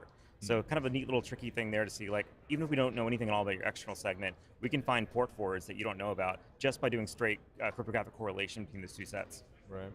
What I like hearing is what you're describing is very much sort of the more pen tester mindset of approaching and finding vulnerabilities, where you're actually digging in and looking for context and looking for the things that arguably the scanner can't find. I'm curious, not to belabor the PCI theme, but PCI for years has required not only vulnerability scanning, internal and external, but also penetration testing, internal and external. We could go off on a tangent on whether I've ever seen in an assessor what I would consider to be a pen test as the evidence. But where would you describe what you guys do in the spectrum between a vulnerability scan or a pen test, and really cut to the chase? Would using your tool meet either of the requirements or both? Sure. So we would not meet the requirement for authenticated scanning, and that's because we do not want to. We do not want your password. We don't want to send your password flying around the network, right? Yep. I've succeeded a lot of pen tests by capturing the credentials from the scanners and using that to own all the machines. Like there's a danger in using authenticated scans too. Sure. And of course, because authenticated scanning only works for half the environment, you need data on the rest of it too. So our entire goal is like, how do you help you identify all those risks in machines you can't authenticate to, you can't do that type of authentication. So you have to do both, of course. I feel like where our strong point is we help you see it from a different perspective. Like we joked early on that after working on Metasploit for 15 years, that Run Zero is really just like, 1,000 different pen test techniques in a trench coat, cosplaying as asset inventory. Right. Because we did the most boring output with the most complicated possible way to do it. And the idea is that you can go into an environment that you have no access to. So pen testers love us because you can drop us in an environment where they have no access and we'll find everything. M&A teams love us for the same reason. They're going to an environment where the IT team may not like them very much, that they may be at risk of their job, Right. and we will still identify everything, figure out the risks and exposures. So we're really good at finding like those kind of like creative exposures that other folks don't, and especially with PCI. If you care about segmentation, isolating your CDE from your non-CDE, we find segmentation gaps like nothing else through super clever ways. So if you have a machine running like just Windows machine default like 135 TCP, no credentials needed whatsoever, we'll identify the secondary interface of that machine. We can tell you if it's actually on the CDE and not CDE, and if so, we know it's a pivot point. We can show it on a graph and say, go after this machine. This is the best way into the CDE from this network. So we help kind of really verify your segmentation is being correct. Yeah, I'm hearing you and thinking this is leaning a lot more towards meeting the pen testing requirement. And as you said, if they're invoking segmentation, testing the segmentation, which in version 4, there's a lot more clarification and guidance on what that means. It's not just a port scan. Yeah. So that we need to talk later. If we can, I'd like to shift gears for a few minutes and maybe wax lyrical and philosophical on just the whole nature of vulnerability and vulnerability detection and vulnerability management, and sort of the state of what's going on with vulnerabilities. I forget which report I've read recently, being inundated in the weeks leading up to RSA, but there's reports out there how many vulnerabilities have been found this year versus last year, and the trend is still going up, and up, and so on and so forth. When you look at that raw data, I feel like we're losing. And I also feel like there's so many vulnerabilities, nobody can possibly take care of them all. And that's led to the ideas of prioritization and which vulnerabilities are used by the attackers, MITRE attack framework, CISA's got the KEV, if it still exists in the next couple of weeks. Where do you fall in that? I mean, you've been in the vulnerability business for a long time. What's your view of the state of things? I think where we went wrong is we started off with this model that everything is a funnel. You start off with all this stuff on one side, and you try to figure out what's more important, and you slowly move down towards the thing that should be actionable. And the reason you do that is because you have so much stuff that you only have so much effort you can spend on remediation, right? The challenge though is like the things that we're starting off with at the beginning of that funnel are wrong. Like most of the data is that's not even your full scope of vulnerabilities to start with. So number one, most of the fun vulnerabilities that I like exploiting have never had a CVE and will never get a CVE, and that's okay. It's a default credential, it's an open database, it's a misconfiguration. It's all that stuff out there that that's how people break into stuff all day long, and there'll never be a CVE for it. By contrast, you've got companies that have created a prioritization process that if the issue doesn't have a CVE, it never ends up on the board for them. Right. So if people are doing this massive amount of prioritization, funneling, and filtering work, only to miss the more serious vulnerabilities, which are the 0 days coming in, things like that. I mean, a lot of folks like to point to the CISA KEV, like, okay, if a vulnerability is being compromised and it's on the KEV, then I can take an action on it. My take is like, okay, you have to wait for the bear to eat 10 people first, then you're going to take action. No, like CISA Kev doesn't add to the Kev until weeks have gone by of exploitation. Right. If you're trying to follow the CISA Kev, you're far behind. Especially if you're a big target. If you're a Fortune 500 and you're waiting for the Kev to come around and tell you what to fix, you're already behind, right? You're already probably compromised through the same vulnerabilities. I sort of share a similar philosophy in terms of, and again, it's PCI centric, but PCI at the highest level has 6 goals, and one of the goals is implement a vulnerability management program, and that encompasses 2 requirements, 5 and 6, which used to be the antivirus, but now is the anti-malware requirement, and then requirement 6 is where secure code development comes in, patching, having a risk ranking, no mention of a scanner. In fact, in version 4, it explicitly says you're not finding vulnerabilities to fix using a scanner. And yet, most organizations do that because the scan vendors have told them that's what vulnerability management is. Start with the scan. And I kind of feel like the same way. If you're waiting until it shows up in the scan, there's been this huge window where you've missed out. Yep. Any way to retrain the world to think differently about that? That's what we're trying to do. So our entire goal of the platform is we've collected so much data ahead of time that by the time some new burning tire fire vulnerability comes out, it's a search query away, it's not a scan away. So you're not having to go rescan your network or bring in integration data, like the data's already there. So if you're looking for, let's say you hear in the news there's something called the Move It and it's being compromised and people are getting ransomware, that you can do a search in our product that second, find all your Move It instances and take care of them, whether there's a patch available or not. And that's kind of where we're moving. Most of our customers look at us as the hour 0 through first week response time of find every instance of that technology, mitigate it, put it behind whatever kind of controls you can possibly get to, isolate it, do whatever you need to do, and then you work with your kind of day-to-day vulnerability management on the backside. But we really focus on that first critical window where folks are getting compromised and ransomware.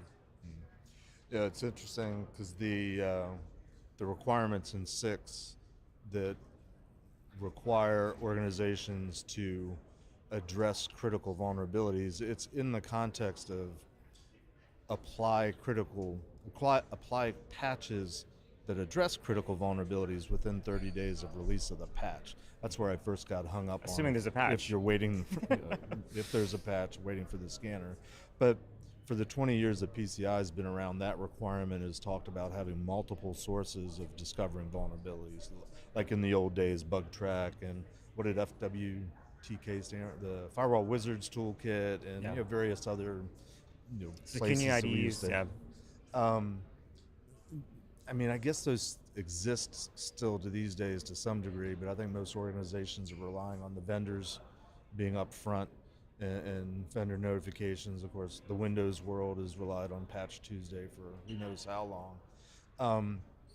Other than simply going out and getting your product, which is the ultimate goal, of course, are there ways that we're not thinking about that you can share to help organizations look for vulnerabilities, especially, as you said, the ones that aren't strictly vulnerabilities in code, vulnerabilities in systems and applications? Yeah. Like I say, like we built a product to do specifically this, but if you are not using a product like that, what you need is a fantastic inventory of all your stuff. You need to know what's externally exposed, what are the vendors, what are the technologies, and start just keyword matching that stuff.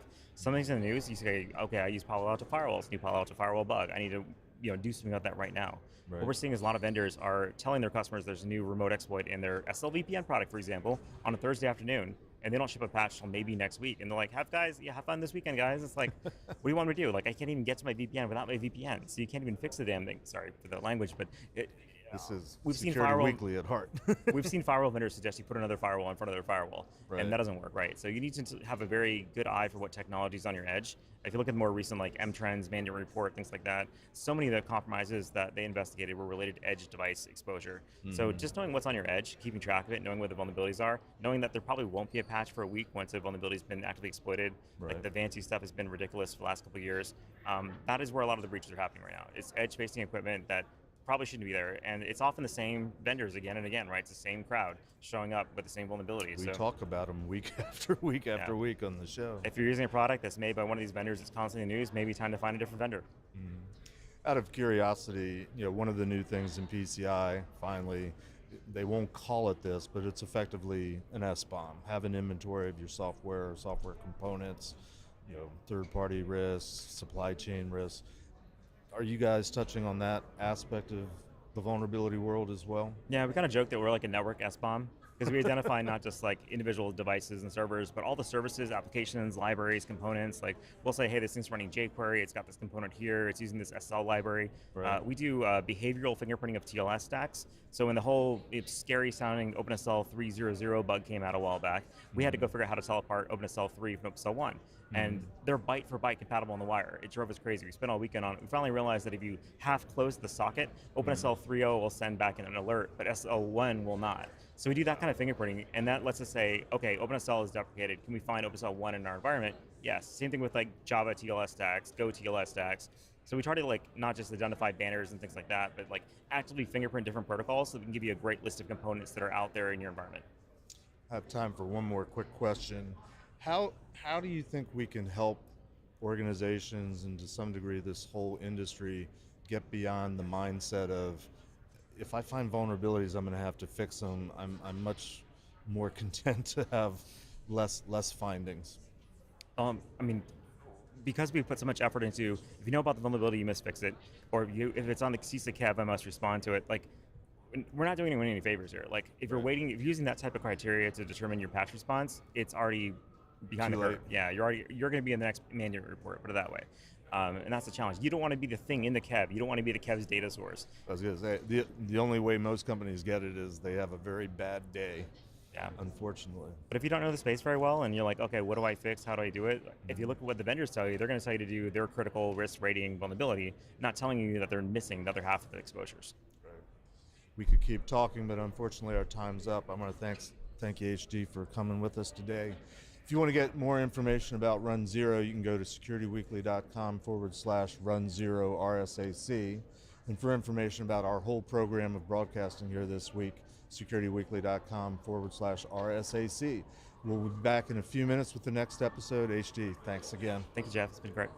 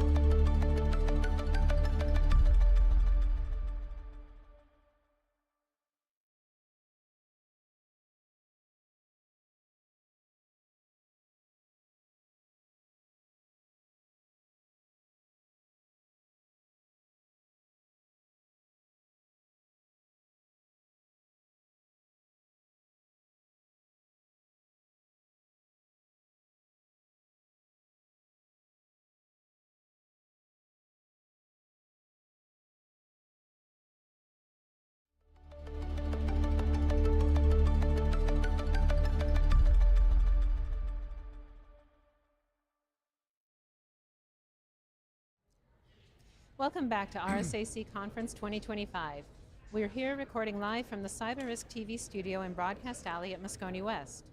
I'm your host, Mandy Logan, and joining me for this interview is Dr. David Aviv, Chief Technology Officer at Radware.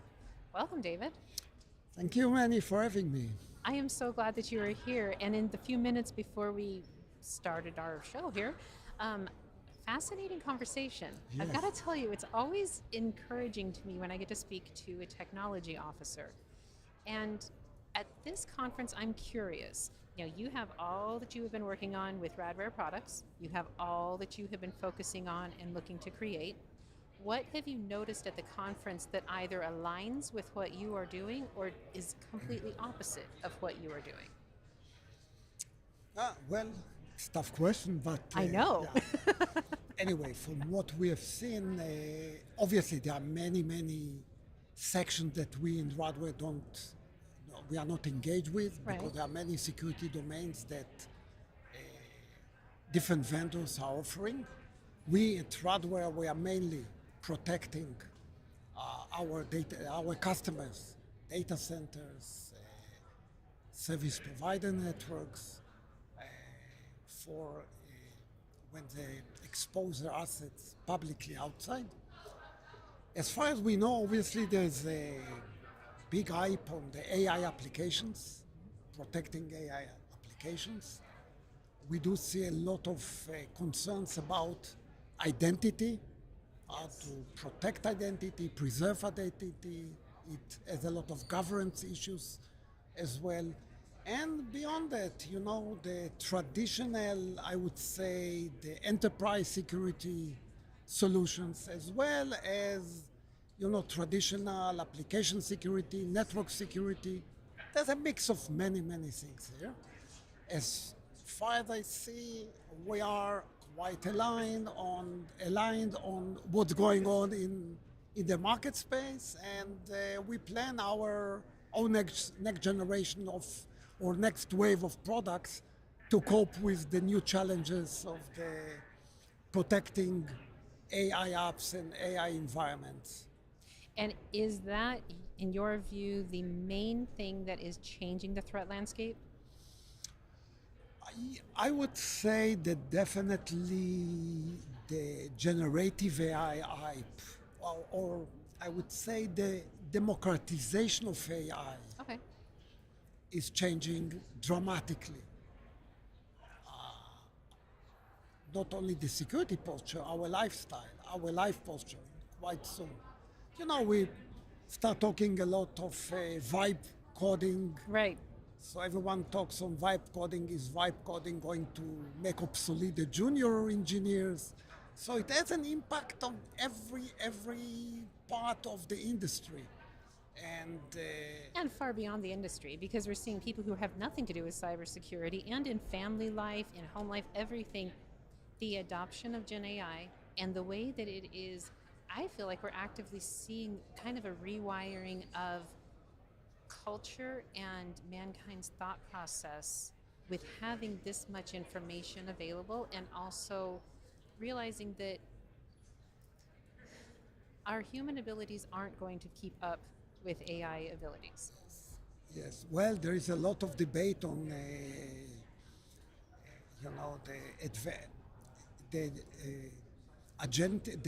let's say general AI that will obsolete people as human being, but you know, it's very hard to predict. Very hard to predict. I'm a very big. Can be considered as optimistic. Okay. Vis-a-vis the human nature, the way human will handle. But one thing we can say for sure. My lifetime, I've seen already the web revolution, and this is another big revolution, maybe bigger than the web. We don't know yet, but it might be even bigger than that one. It will probably impact every part of our daily life, and we see the early signs of that. And obviously, as a security, as a technology officer, providing and having to address and protect those kind of new challenges, we are now at the race of understanding the new threat landscape. What does it mean? What does it mean for us? How can we craft new wave of products to be aligned? And for that, obviously, we listen very carefully to our big customers. That's good. I mean, you as an engineer and product overseers, you're looking, of course, you have to have data. Yes. And you need it from your customers. And is it, with your background in telecommunications and electrical engineering, is there any aspect that you look at this very start of generative AI being adopted broadly and go, oh, this is just another means of human communication? Yes, well, that is, it takes us back to our previous session before, but this is evolution and revolution. Evolution in the sense the way we communicate and we can create new things, but a revolution in the technology side, the way we can adapt new things and the way it can lead the usage, the new way of using neural networks in order to solve problems, to understand problems. This is going to bring us to completely different areas. I'd like to give you a very simple example. Yeah, please do. In security, we tend to model threats, and by modeling the threats, we get to understand what kind of models we need to build in order to outpace them. So there were a couple of problems, very tough problems, like business logic attacks for someone that is building protection for APIs. That traditionally, if you use traditional machine learning methods, you can do as much as you can, but you cannot go deeper than that because of the limitation of the CPU and memory. Well, guess what?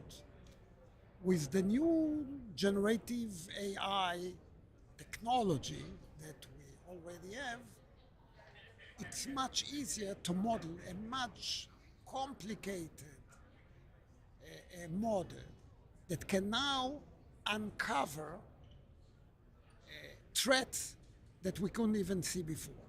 We couldn't understand before. True. It's like a chess game.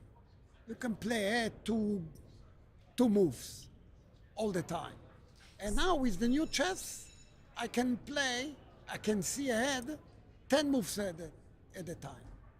So that makes me think, if we go back to a simplistic view of an adversary mindset versus the defense mindset, is what you're saying that generative AI is allowing defense to more quickly adapt to how adversaries are creating the evolution of the modern threat landscape? Absolutely, if you know how to use it. It's like, it's the traditional, you need AI to combat AI. Well, then how is Radware using it? So we use it we use 3 layers of that. Okay. The first one, we call it, it's secure by AI, which means we use the AI in order to build deeper security controls. So our algorithms become better by simply using AI.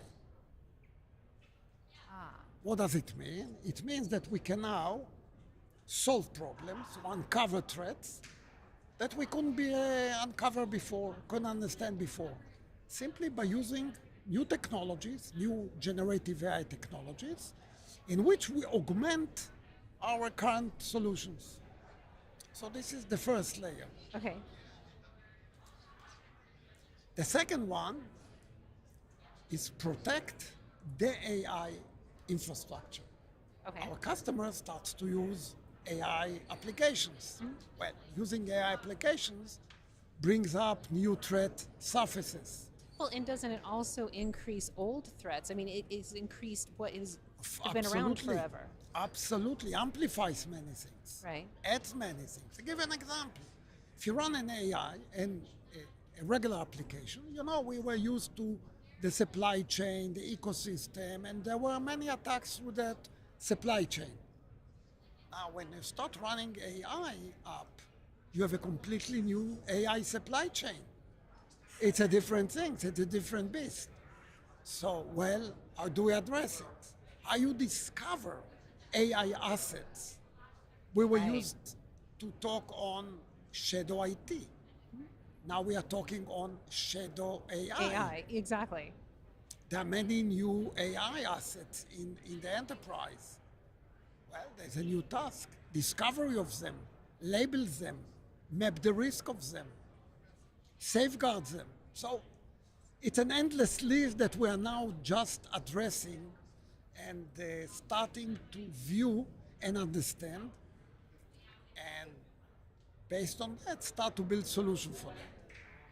And with your triple layer AI assisted technologies within Radware, what is something that the security team or a SOC analyst would see while using Radware? What is a benefit that they would see? What would directly help them? There will be two. I will speak in two dimensions. The first dimension is you will have better tool to remediate the problem. To bring the RCA to shorten the mean time to repair, to remediate, and find the root cause analysis via new tools I'll give you an example.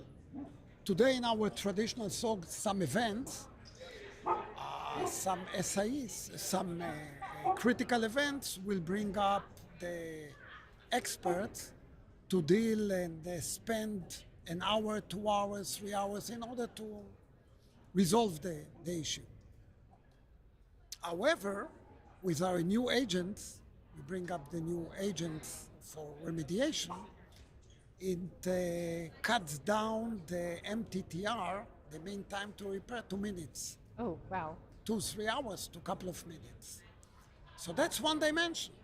Being able, what we call it, anti-fragile network.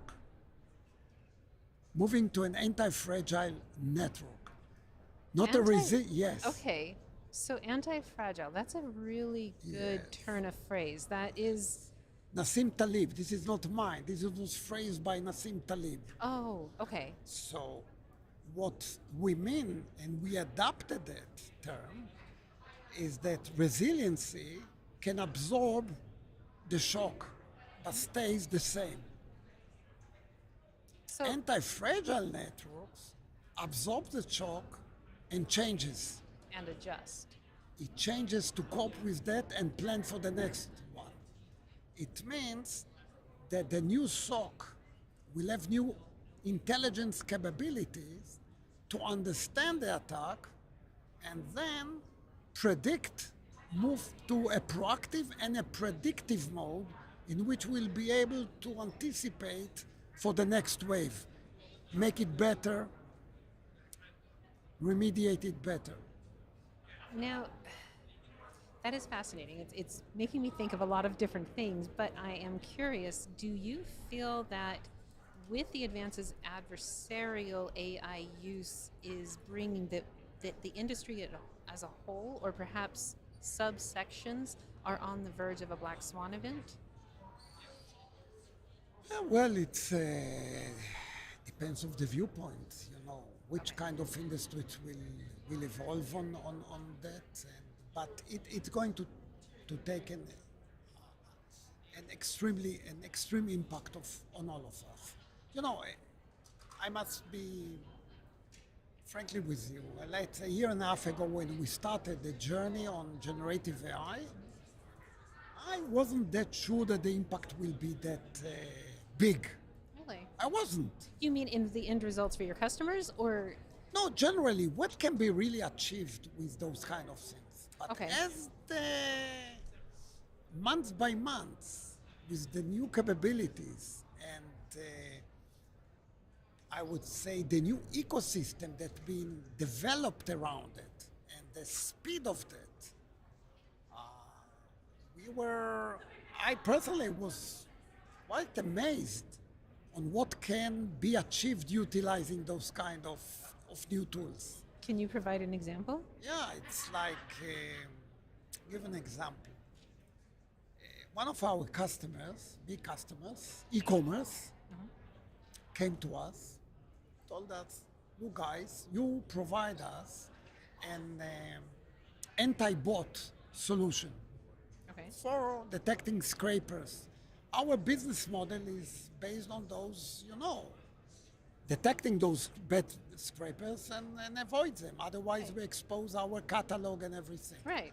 But you, as well as the entire industry, provide a solution which is based on providing suspicious guys, suspicious actors, a challenge. And you expect the actor to solve the challenge in order to be sure if he's a friend or a fool. I mean, is a good guy or a bad guy, human or machine. That's different ways to deal with it. But we start seeing a new wave of agentic bot agents, AI agents, that when we send them the challenge, which is a JavaScript challenge, the agent sends it to a LLM engine, large language model engine. Large language model engine is able very fast to understand the challenge and solve it. Right. So they can scrape our entire catalog. We're in big trouble. Oh, yes. So this is a way where you can see the adversaries are using those kind of new technology, new agents, to defeat the defenses. So our job now is to bring new tools that are defeating those agents that try to defeat the defenses. But in that moment, when you realize that that is going on, I mean, that's a complete, almost, I feel like a watershed moment. Like, it just makes you stop and go, oh, we have just entered whole new territory. Yes, a new paradigm. Absolutely, it's a new paradigm. Yes. It's a new paradigm of everything, and that's why being able to understand, to run, to test, to understand the new technology, and then be able to understand the new risks that can come through that. Going back to what you said, that's like 4D chess, having to stay ahead of all of that, which is incredibly satisfying for those of us who want to do that and understand the mission toward it. And David, I appreciate your conversation here with us today, and I definitely want to encourage our audience and all of the CISOs to look into Radware's information, because these are key factors for the changing threat landscape and for the next, I mean, we're here. The future is here. It is now. And thank you for joining us. To find out more about Radware, please visit securityweekly.com/Radware RSAC. For all RSAC 2025 coverage by CyberRisk Alliance, please visit securityweekly.com/RSAC. Thank you again, David. Thank you for having me. You are so very welcome. Stick around. We'll be back after the break with more interviews live from the RSAC Conference 2025.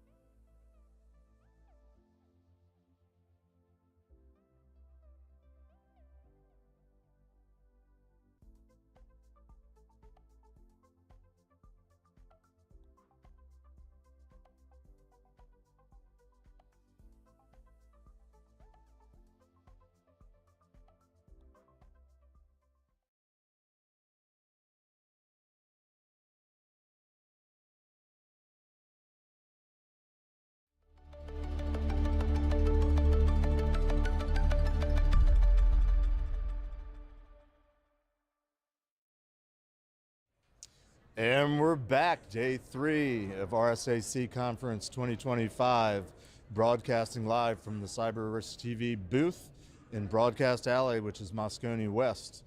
I'm Paul Security Weekly co-host Jeff Mann, and joining me for this session is Yotam Segev. He's the CEO of a company called Cyera. Yotam, welcome. Thank you for having me, Jeff. Excited to be here. Yeah, first RSA? Oh, no. Several? It's been a few. How's the week been for you so far? I think it's been pretty incredible for me personally, and I think in general for the industry.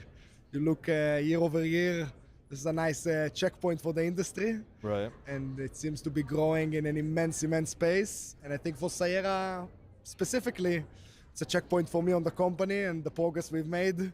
It's very fun to look back where we were 3 years ago, 2 years ago, a year ago, and where we are today and where we hope to be next year. Well, tell us a little bit about yourself and how you got into cybersecurity. Sure. So I'm Yotam, I'm 34 years old. Been living in New York for 3 years now with my family. Originally from Israel. Okay. Did my first tour of duty in the States in the Boston area when my father was a tech CTO in a pre-dot-com bubble startup. Oh, wow, okay. So I got into cyber, we were talking about that before we came on the air here. Yep. So I think I got into cyber proper by joining the Israeli military to a program called Talpiot, which is Israel's elite tech leadership academy, and later serving in 8200 for a decade. But when you look back at the roots, I got into cyber because I really didn't like to accept the limitations of what the software I was using had. So whether it was computer games or other software that I was using as a teenager, I always tried to play around behind the scenes and see how I can change the game, how I can change the characteristics of the game, and whether it was Little Fighter 2 or Neverwinter Nights or other games. So you figured out you're a hacker. Yeah, I didn't think about it that way back then. I was just trying to play. Right. But I think that when it came into the military and became applicable for defending our country, it became very important to me. Interesting. So, Cyera, how old is this company, and what made you decide to give it a start? So Cyera is 4 years old. Okay. We started, first of all, out of friendship. My co-founder, our CTO, Tamar, is one of my best friends in life and one of the people that I love working with the most. And when he told me that he wants to do something together, I had no doubt that I want to be on board. Okay. And that was the first incentive. I think for us, data security was a challenge that we've experienced at the end of our service in 8200 as we were trying to adopt cloud technologies and really build our own business, in a sense, over cloud technologies. We realized that a lot of the approaches we've taken in the past to data security, locking the data up in a vault, detaching it from the internet, these approaches are not going to work in this new cloud age. Nope, unfortunately not. I've actually been in this business longer than you've been alive, and I like to say it was really simple back then, because if you did have a secret, you did lock it in a safe. Yeah. And I remember there was a show that was on when I was working at the National Security Agency and just starting to do penetration testing and vulnerability assessment, because all of a sudden there was this thing called the internet that was kind of publicly available. There used to be a show on called X-Files. And I remember an episode where the premise of the show was some deep, dark secret had been leaked somehow because somebody had put it on the internet. And I'm like, who would ever do that? This is so unrealistic. Boy, was I wrong. Yeah. But it's interesting that you describe it as data security, because that's how we really started. And coming out of the DoD sort of national security military background, where the focus was on data, it was a very specific type of data.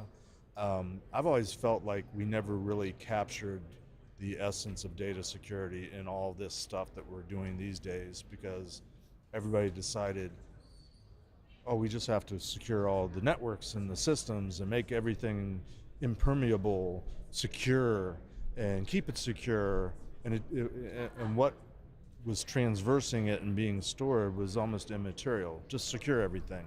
Hasn't really worked out too well. So it's refreshing to see a focus on the things that matter, which is data.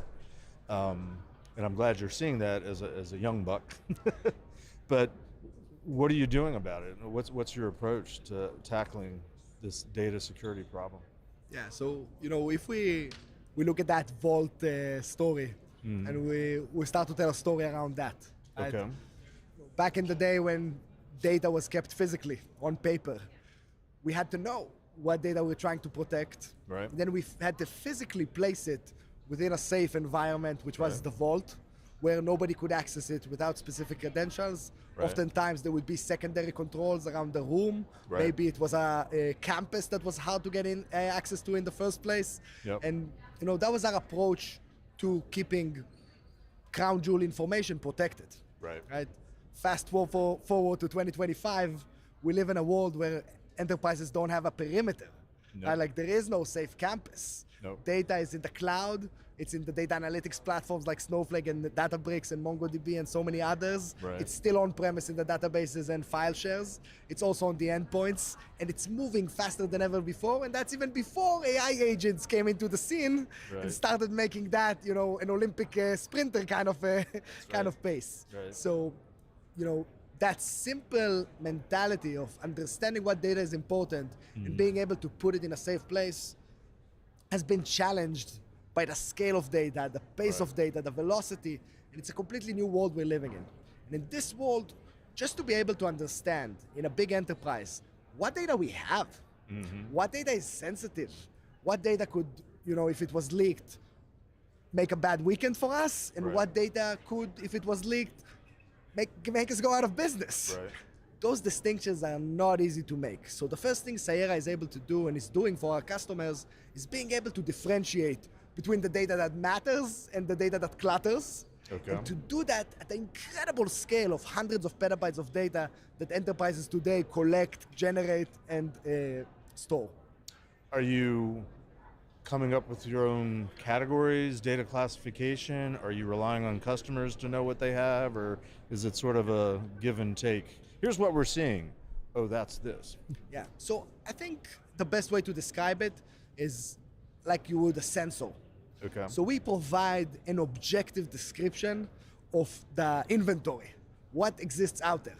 Sometimes it's very easy to infer the importance of the items you've inventoried, right? Like if there's a pile of cash sitting in the middle of the room, you know that that's valuable, right? Or if there's a huge diamond sitting there, you know that it's valuable. Yep. But sometimes you have to understand a lot more about that specific business in order to be able to understand the sensitivity of that data. Right. And usually the cybersecurity teams and organizations that do have sensitive intellectual property and data that is, let's call it, more unique and proprietary, they know what kinds of data are sensitive, but they're not able to actually identify where that data lives across the organization and validate that they have the right controls, whether it's access controls, DLP controls, encryption, regionality around that data.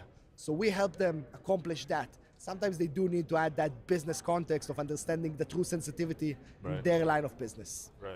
I mean, we both sort of, I was civilian, but we both have that military background where we're familiar with the levels of data classification, the top secret to confidential.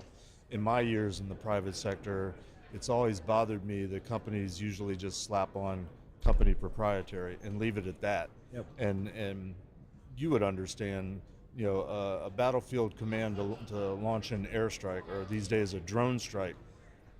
This has actually been in the news recently. Very sensitive information, perhaps, but only up to a certain point. I mean, once the bomb's dropped, who cares that the coordinates were out there? So maybe that's top secret, but only for a day. Versus, we have some compromised information from someone that's been recruited, and I'm sure you're familiar with the methods and sources concept, how we got the data. That's the kind of stuff we take to our grave because we can never let that secret out. I've never seen organizations or this ecosystem that supports organizations come up with a really good method of data classification in a business context. Yep. Intuitively, people know payroll sensitive, PII is sensitive, we have regulatory compliance requirements to tell us to some degree what's sensitive, but it's different in context for every organization, isn't it? Context is exactly the right word there. Okay. So when we inspect data, we do it in a much more multidimensional aspect than the way you would think about classification historically. Sure. Classification historically, 1 to 4. How sensitive is it? Right? Very, very simple. Then you've got the next phase of classification. What is the data? We call that classification as well. Yep. But when we look at it today at Cyera, using AI in order to provide this type of capability, we can go so many layers deeper on what is the data. We can go and try to understand whose data is it. Is it a specific business partner of mine? Is it my customer's data, my employees' data? And that context is crucial. We can go and understand if that data is real or it's synthetic.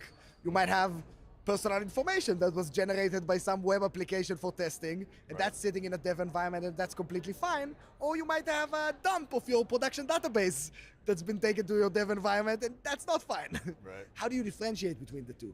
So when we talk about data classification at Cyera, we talk about contextualized data classification that goes in and tries to infer all of these further dimensions. And we do that automatically.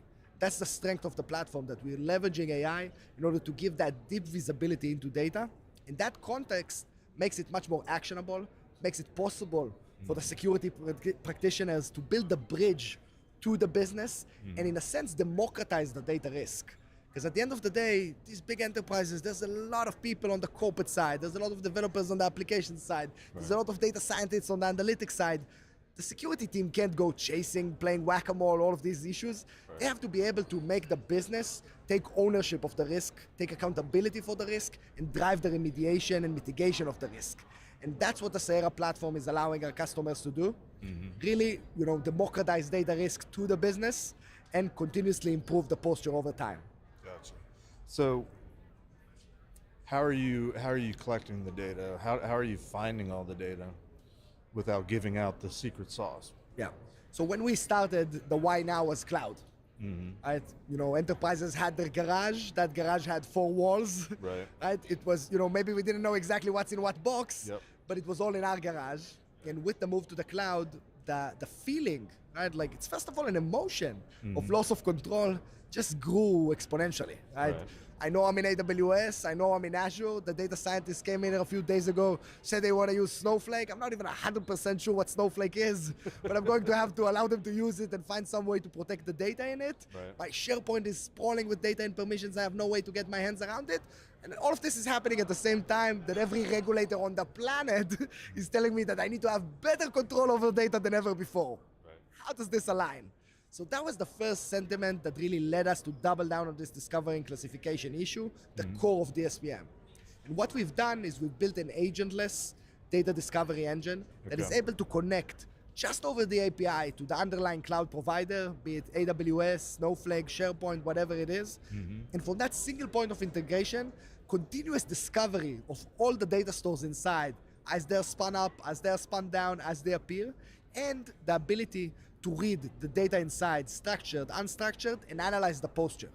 What that allows us to do is create an always-on data sensor that actually gives the customers, almost near real-time picture of what data exists in their environment and what has changed. So if PII is introduced for the first time into a new cloud account, you want to know about that. And if data has now traversed borders and European PII has made it into the US, you want to know about it. And if intellectual property that only was accessible to a very limited set of people has been made public in a bucket or in some other instrument, those are the things that we're finding for our customers and helping them identify. Of course, also a lot of data that they've collected over the years that they just don't want to have. It has a lot of liability and risk associated with it, and without the right glasses on, they were unable to see it. Gotcha. So, and I imagine you have some sort of method of characterizing or cataloging or tagging all this data to help with the classification and identification. It would have been super sexy to say that there's one AI algorithm that has solved this problem completely, but that's not the truth. You haven't asked AI to give it to you yet? It hasn't. We've asked. It hasn't come out yet, okay. I think that the data classification engine, the AI native data classification engine, is one of our core intellectual property pillars. It's the core technology of Cyera. I'd like to say that we want to be the best sensor for data in the world. Today, we're focused on being that sensor for the security use cases. But in the future, as the company grows, we can see us opening up that sensor to other stakeholders in the enterprise, the chief data officer, the chief AI officer, different stakeholders that also want to understand the data. But it's a work of engineering. There's a lot of machine learning, NLP, LLMs involved, but at the end of the day, it's just a lot of engineering. Right. So I always tell my customers, data classification is my problem. If I need to hire 500 data scientists in order to solve it, I'll go find the funding to do that. I want to give you that as a service where you don't have to worry about it, and that's fully understanding that there's unique data in every enterprise and sometimes in specific business units within the enterprise that we've never seen before, that no other company has. And this algorithm has to be able to learn that data automatically and be able to show it in a way that an analyst can consume. So we're about out of time, but I would be remiss if I didn't ask one final question. You claim to be the fastest growing data security company in history. How are you making that claim? So, we're a private company, so some of the financials I'll keep to ourselves. But, a 4-year-old company that's grown from 2 founders to 650 people today, that tells you something. A company that's grown in 4 years to $3 billion valuation, $760 million raised. I think that says a lot. So you're tapping into something, you're scratching the itch of something, you're solving a problem that people are seeing. Definitely. Great. Well, that's about all the time we have for. If you want to learn more information about Cyera, go to securityweekly.com/Cyera, which is CYERA, followed by RSAC. And for information about our program of broadcasting here, that's securityweekly.com/RSAC. We'll be back in a few minutes with the next exciting episode. Again, Yagev, thanks for your time today. Thank you for having me. It's been great.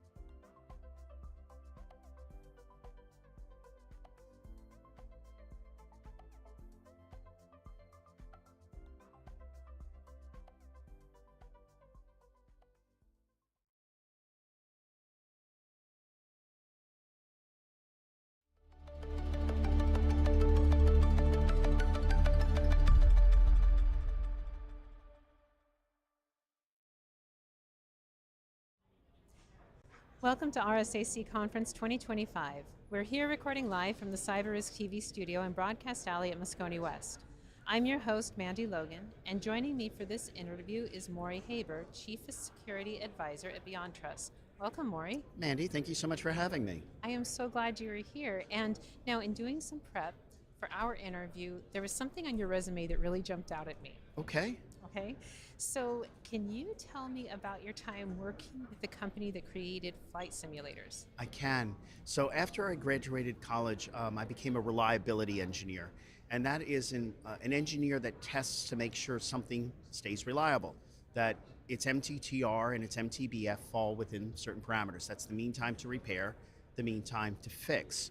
So when you're building a flight simulator or a training simulator, you have to say, look, it'll last 3-4 weeks before you'll have to go in and change a light bulb, or a bolt will break, or the software needs to be rebooted. So in building those systems for C-17 aircraft, Abrams A-1A tanks, I was the reliability engineer assigned to empirically verify that those metrics could be done. So playing with engines, fake engines, like here's how you change the oil, or sitting in a tank simulator, shooting fictitious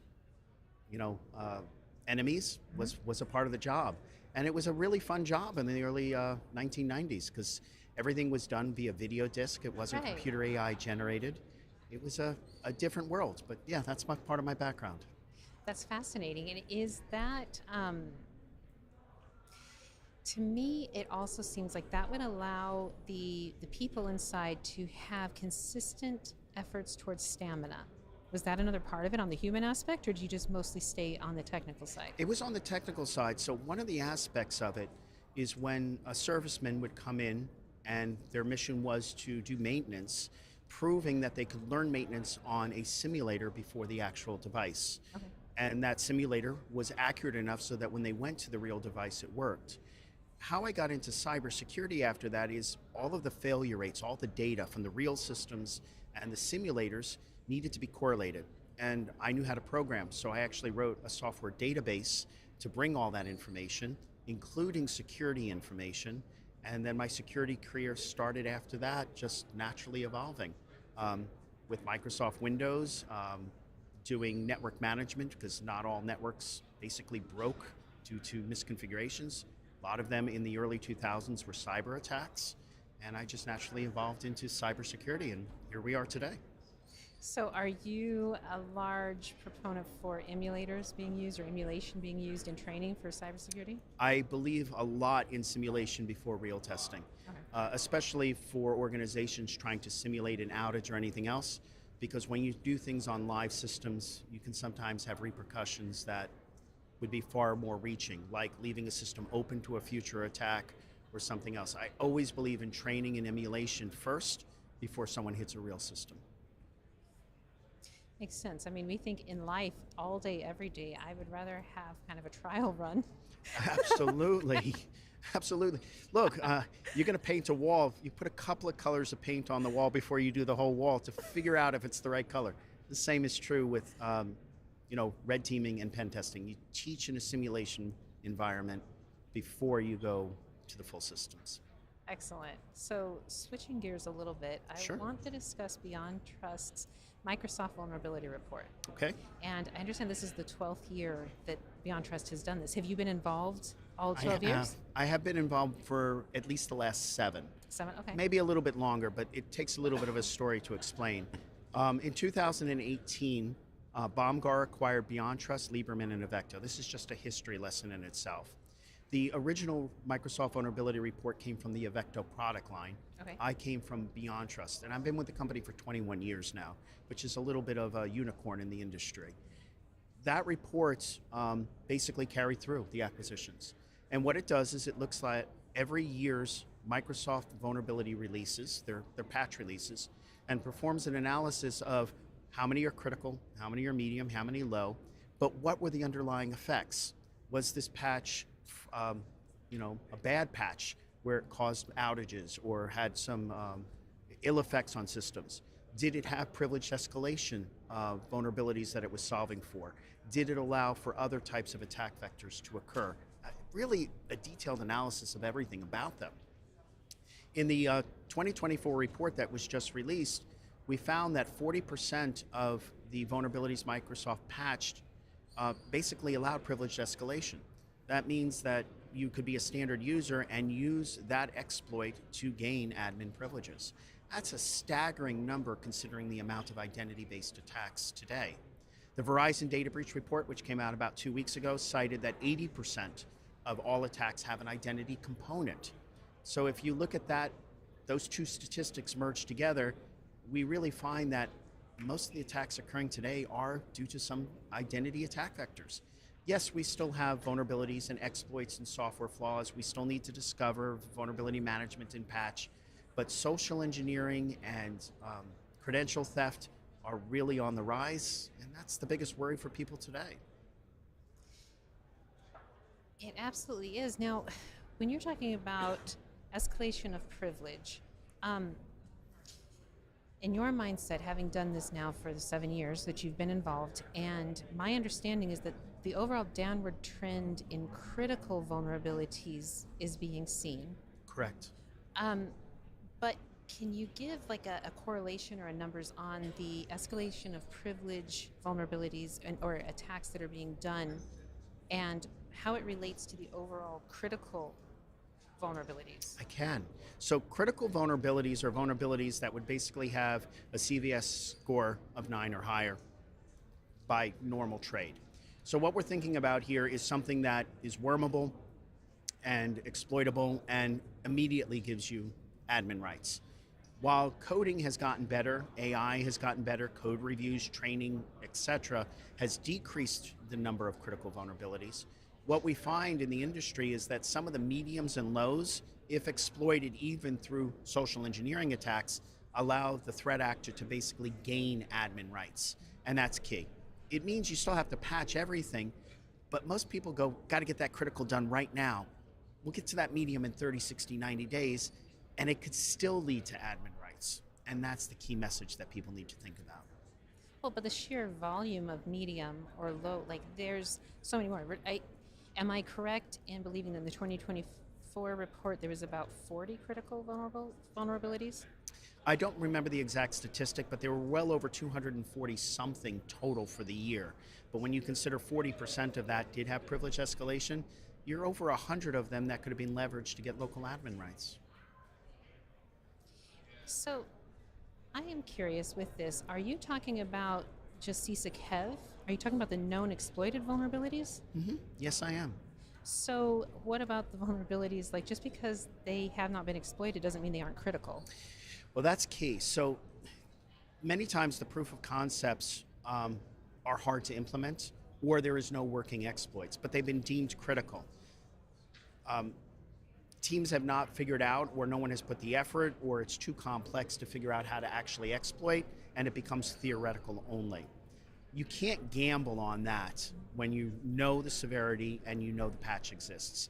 You have to treat all of them as if an exploit's available. Otherwise, you potentially could be that next victim of, yeah, there is a working exploit. Someone else developed it, and it's now being used on a regular basis. Unfortunately, that happens quite a bit of, you know what, there's no working exploit, I think I have a little time. It's just a matter of time for a lot of them until that occurs. So with that and the other key findings, what information would you give to a CISO or to a security team in using this information effectively? So there's two pieces. One emphasizes what we've all known for years. You have to do vulnerability management, you have to do patch management. But more importantly, you have to do good identity security hygiene. You have to make sure that there are no leftover accounts that can be used for privileged escalation. For example, if you have local administrative rights, if you have dormant accounts on systems or shadow IT accounts, those need to be managed properly as a part of your joiner, mover, leaver process. Then you also have to understand the identity security hygiene of those accounts that could be leveraged from these vulnerabilities. This is where it gets a little nuanced. If you think about a certification report for IGA, it's that snapshot of time of this is the account, this is where the person has access, etc. But it doesn't tell you what's called paths to privilege. I have an account, it has an identity owner, but if I do this, this, and this, I actually could gain admin, even without the vulnerability and exploit. So BeyondTrust has a solution called Identity Security Insights that's designed specifically to do that. It takes the understanding of an identity and account and gives you a visual map of how it could be exploited and what the user's true privileges are, what they really could do in an environment. It complements the Microsoft Vulnerability Report because it shows you what identities could be abused locally, natively, even without an exploit, and if an exploit actually occurred. So if I know that this user now is compromised, the path to privilege in the solution shows you how far they can actually get in terms of a hack in your environment. And that's key. Here at RSA, we announced this week that we have a free assessment of that tool. So any user can sign up on our website, beyondtrust.com, enter their information. They'll get a call within about 15 minutes within business hours. And it takes about 2 hours to set up, and it'll give you that health report of here are your accounts that are at risk. Here's ones that may be dormant or have never had their passwords changed or administrative access that are shared, to help you understand that, look, a low-level vulnerability escalated to this user could then compromise your entire environment. And we're doing this as a free assessment for anybody that asks, something to give back to the community, which nowadays, there's not many people that are willing to do that. True. I mean, I think there's a lot of individuals who are interested in the greater good, or they wouldn't stay in security roles, especially in the government. Correct. But with BeyondTrust's offering, is it useful for non-Microsoft environments? It is. So the way the offering works is it connects to your IDPs, Entra ID, Okta, Ping. If you're a BeyondTrust customer, it connects to our products as well, and then it provides that report. It is independent of Microsoft because it's identity-based. The results complement the report we've been speaking about because it shows you how an exploit could actually be used throughout an entire environment. If you try to think about it in a different perspective, how do you do vulnerability management for identities? And BeyondTrust has figured out how to do that. And that's our offering, and now available as a free risk assessment. I am so glad that that is available, and I'm glad for our audience that they're able to take advantage of that. Happy. So thank you so much for joining us, Maury. You're very welcome, and a pleasure being here today. Excellent. To find out more about BeyondTrust, please visit securityweekly.com/BeyondTrustRSAC. For all RSAC 2025 coverage by CyberRisk Alliance, please visit securityweekly.com/RSAC. Thank you again, Maury. Thank you very much for having me. Stick around. We'll be back after the break with more interviews live from the RSAC Conference 2025.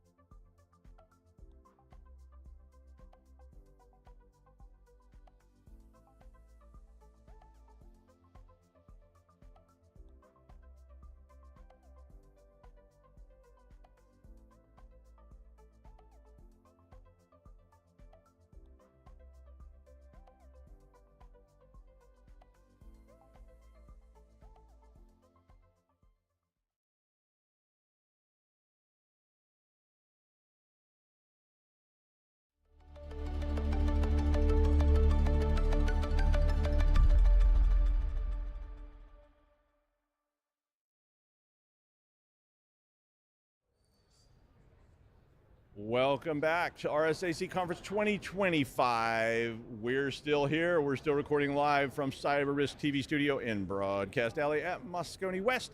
I'm Doug White, and this is a good one, okay? I'm gonna tell you right now. So I read this bio, and I got all nervous, and I had to go have a couple of drinks. But this interview is with Amit Sinha, the CEO at DigiCert, and welcome, Amit. Doug, it's a pleasure to be here. Thank you for having me. I was like, wow. I was reading this bio, and I was like, when it started with like chapter 1. No, I'm giving Amit a hard time, but you were at Zscaler, you were at MIT, you've been all over the place. You're in the Bay Area now at DigiCert. I am. So that's really cool. I mean, I like that a lot. One of the things I know that we wanted to talk about was crypto agility. Okay. And firstly, I wanted you to give me like your sort of, what is that exactly? I mean, I know what I think, but I like to hear it from you. So give me a little rundown on that. Yeah, thanks, Doug. So crypto agility, it's a hot topic these days, and I mean, we all know about human identities, right? Mm-hmm. When you authenticate through Okta or Azure and then access applications, we understand that. But what's hidden behind is the machine identity problem, right? Mm-hmm. For every human, there are 50x more machines. Right. So if you talk to any big organization, it's very common for them to have millions of these machine identities. Absolutely. Now what's happening is 3-4 huge changes are happening in the industry. One, these identities are getting shorter and shorter lived. So think about like your passport. Your passport has a validity period, right. And if your passport started expiring every day, and you had 1 million passports to manage, right. It's a huge problem, right? Yes. So you need to be agile then, right? You can't have manual processes, right? So you need a system that can automate the life cycle, the identity life cycle management of all of these machines. And we haven't even started talking about AI agents and software and content. So all of this, the technical term is PKI, the public key infrastructure. There's public and private infrastructure, but think about crypto agility as how do I automate the management of millions of these machine identities and workloads that are just expanding and proliferating in an organization. Yeah, I mean, I've been calling this the ephemeral problem. Yes. Because we've moved from, like you said, static world to this world of, I'm going to pop up a bot. Yeah. It's going to solve a problem. It may last for seconds, milliseconds. It 100%. May last for a day. It may not last very long at all. And now so you and I were talking just a minute ago. I'm going to bring this up because you knew I was. Okay. We were talking about the lawyer bot. Yeah, the lawyer bot. and so on the surface, you say, I trust lawyer bot. But lawyer bot's an ephemeral machine that springs into being to answer a legal question. How do I know, how do I trust that? So I mean, that's the essence of the crypto agility problem, right? Yeah, in a way, right? Like now, AI agents are kind of the extension of the machine identity problem, right? Yes. Agent is what? Like a smart software, maybe a machine, maybe it's ephemeral. I mean, what do I want from a machine like this? First, like maybe I'll have 6 AI bots working for me, one being a Zoom avatar, one approving expense reports, maybe a lawyer chatbot negotiating contracts, right? Yep. What do I need for it? First, if they are operating on my behalf, they have to have strong identity. Yes. That they're. You hope so. Yeah. But more importantly, I also need a kill switch, right? Like, yeah, that's what we're talking about. I want, back to your ephemeral question. I don't want that agent to have perpetual identity and start acting on my behalf without even my permission and go rogue down the road, right? So maybe I say, hey, you're approved for a week, right? And after that, your identity expires and there's nothing you can do. What else do I need? I need them to, use encrypted communication, securely store information, right? So there's encryption, there's identity, there's authentication, authorization. What else do I need? Well, I need a log, right, of what actions have you taken, right? Kind of like almost like a forensic log. I mean, these are all kind of back to the basics of PKI patterns of, authentication, authorization, encryption, applied to a new paradigm. And so, I think it's a fascinating world that we live in. No, it is. I mean, it's sort of a repeat of the past world of like, okay, I'm going to go give you some money, like a long time ago, and I just have to hope that you aren't just going to steal it or it's going to get lost or whatever. And so we put all these laws around banks and controls and things. And now we're back to this. I'm still sort of hung on the lawyer bot because that scares me worse than anything. Right. If it's acting on my behalf, that's very useful. Yeah. But so how do I do that? I mean, how do I get that machine identity so that I trust you and you trust me and we're all ephemeral and we're going to be gone really shortly? I mean, look, it starts with, I say PKI and DNS, Doug, are like electricity and water, right? Yep. You need to have your foundations strong, right? So start with basics first. Do you have an inventory of all places that need machine identities, right?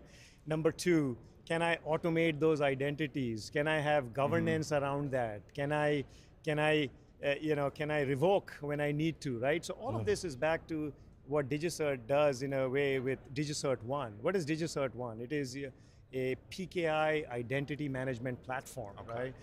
And we do this at scale for the biggest hyperscalers, the big businesses. What are we doing today? We are managing machine identities on the public side, on the private side, but ephemeral identities would be, and here's my Kubernetes workload that's spun up in the cloud. It needs an 8-hour certificate on it, right? So it's approved and authorized to run for 8 hours, right? You'll see similar patterns extend to AI agents.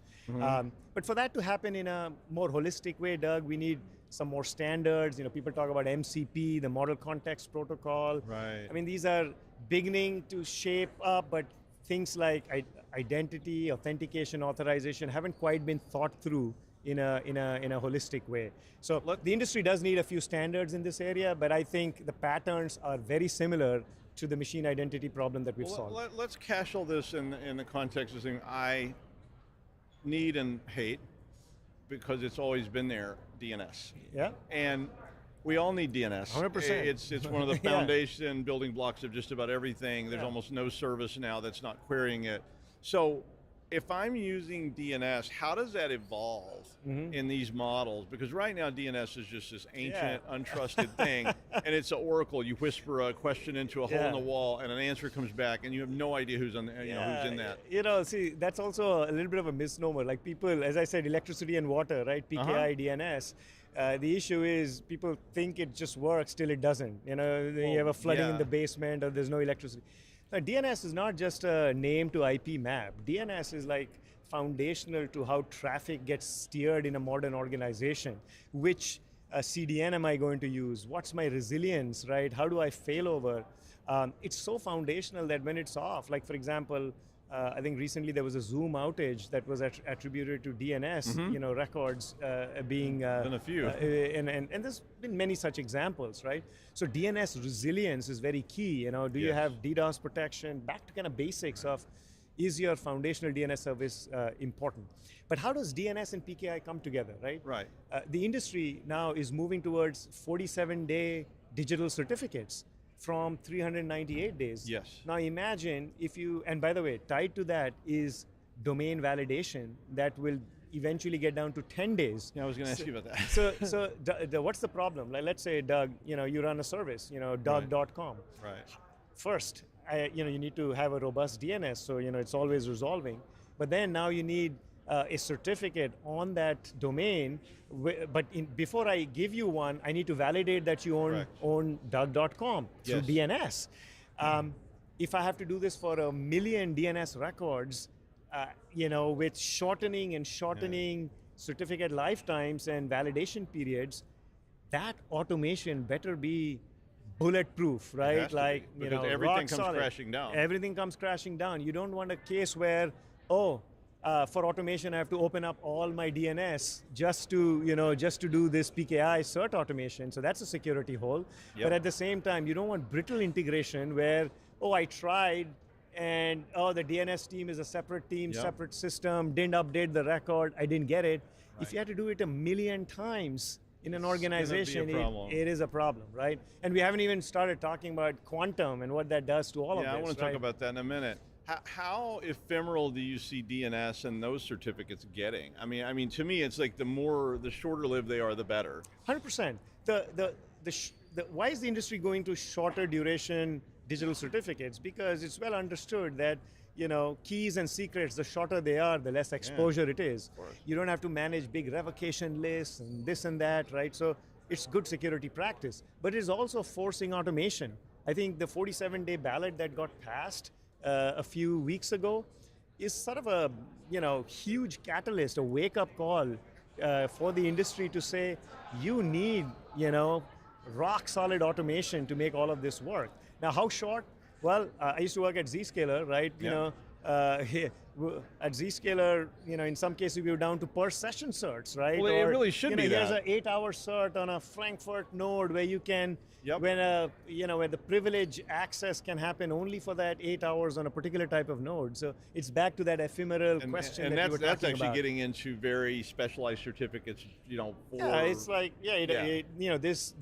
this authorization and this identity expires in 8 hours, or right, something and like it's that. only for this service at this time. At this service, this type, finite duration. So how do you? I mean, so obviously the question is about one. Right. How does that kind of work for, say, domain managers? Because there's a lot of layers there. Yeah. So there's, like you said, there's not just, is this domain securityweekly.com valid, but are the underpinnings of that domain valid? Are the owners of that domain valid? So it ultimately becomes an identity trust issue. 100%. So how do you manage all that? I mean, look, DigiCert One brings PKI and DNS into a very tight, single platform. DigiCert today serves 1/3 of the authoritative DNS queries in the world, right? So we know how to do this at scale for some of the largest hyperscalers.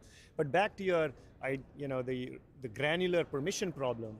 You don't do automation like some of the vendors might say, oh, here's my DNS, here's an API, your Acme cert bot that does this PKI automation has this key, and now it can do whatever it wants on the DNS, so I can do automation. That's not good. You've suddenly opened up your core DNS to some bot automation that's inserting records just so it can do its automation. You want very specific granular controls to say, here's the PKI team, here are the things that I want to automate, and here's my DNS, and they're all working in a tight, single pane of glass system, not siloed, cloud first, built for ephemeral identity and authorization infrastructure. I think that means we're probably entering a period of Wild Westness where you're going to have people that have adopted things like this that are very single pane of glass controlled, and other people that are just going to be Wild Wested all over the place. I think that the PKI industry is going through a renaissance, right? In the next 3 to 4 years, you're going to see probably a once in a 20, 30 year modernization cycle, right? Yeah. And some of that is also spurred by quantum, right? People, what quantum does, for example, is all the algorithms that go into the current trust fabric are broken immediately, right? So RSA is broken, Diffie-Hellman is broken, all the asymmetric algorithms get broken. So what's happening, Doug, is that NIST has passed these quantum-safe cryptographic algorithms, and they're available as standards. We run it on DigiCert One today, but that requires, again, a crypto agility, a modernization cycle. Yeah. And the paths to the 47-day certs and shorter duration certs, even on the current cryptography, is the same path you take for post-quantum cryptography. You need a modern system that can give you an inventory of all your crypto assets. It can provide governance and policies, and more importantly, fail-safe automation, right, to swap this. So today you're swapping, 47-day certs. Tomorrow you'll be swapping pre-quantum algorithms with post-quantum algorithms, and it's that crypto agility that prepares you, and that's the modernization cycle we're going through. One of the things I did want to ask you about post-quantum, especially in regards to this, because like you said, and I've said, we count on things like DNS like we count on electricity. Yeah. We just assume it will be there, but those are changing things with PQC evolution. So basically, as those algorithms get broken, what should, say, me as a CISO, especially as a CISO, say a middle level company, I mean, the big guys are all, they're playing, but there's a lot of companies out there that don't have the infrastructure to just immediately dive into this. To become more crypto agile, to get off the couch, what should they be doing right now in this almost PQC world, it's maybe not even pre anymore. Yeah, I mean, there's just a here and now problem, Doug. That's a great question. I like this middle layer. Like the big companies have thought about that, and They they've tend done to some resolve, yeah. They've done some homegrown things And and, they other have things, they have and resources. they have resources.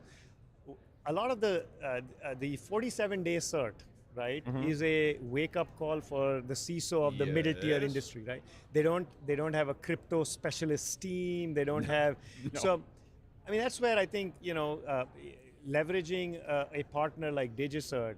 We have a platform. It's cloud first. It's multi-tenant. You don't need to manage HSMs. You don't need to do a custom automation. So what do I advise CISOs? Okay. Let's go through pain point 1, 2, 3. You're an organization. You have 10,000 employees. You have a small IT team, right? Let's start with your users. You have 10,000 users. Each user has a machine. There's probably 5 or 6 crypto things on it. We'll automate that. Step 1. Step 2. Let's do an inventory scan. Discover all your crypto, and all of that is just like plug and play, right? So we'll discover and say, hey, you have X number of identities in the clouds, some on your data centers. Now you have an inventory. Once you have an inventory, let's go with policies. You assign owners. Right? Kind of the back to basics, right? And you don't have to build stuff, right? You don't have to, and you can do more with less because the platform is doing it for you. I mean, we really are going to need that at home. I mean, literally. I will say, I was at a presentation recently, not here, but I was with a client, and the pitch started with, now you'll want your SOC to implement, on the SOC team, and the response to the guy was like, Where's my SOC team? I'm the SOC team. I'm the team. I'm the everything. And so I think that if you are in that situation, and a lot of people are, you definitely need to be looking at solutions now, because you're not going to want to be in that Wild West, left out of the game. Yeah, and I think, look, organizations are being asked to do more with less, They right? are. And so there's an operational cost to it. Many of the customers in the middle tier that we talk to suffer from outages. Those outages are on their critical systems because certs have expired. That's a cost. So how do I do more with less, with a smaller team, but a system that gives me fail-safe automation? That's what we are driving towards with DigiCert. That sounds great. Well, for you to find out more about DigiCert, please visit www.digicert.com, or you can go to our landing page at securityweekly.com/DigiCert RSAC. Thank you, Dr. Sinha. That was amazing. Thank you, Doug. I'm really pleased that you could be here with us today. Thanks all of you for joining in. We will be back with the wrap up in a few minutes, and we'll be back tomorrow with more interviews just like this here at CyberRisk Alliance TV. Thanks all of you. We'll see you in a little bit. Thanks, Doug. Thank you.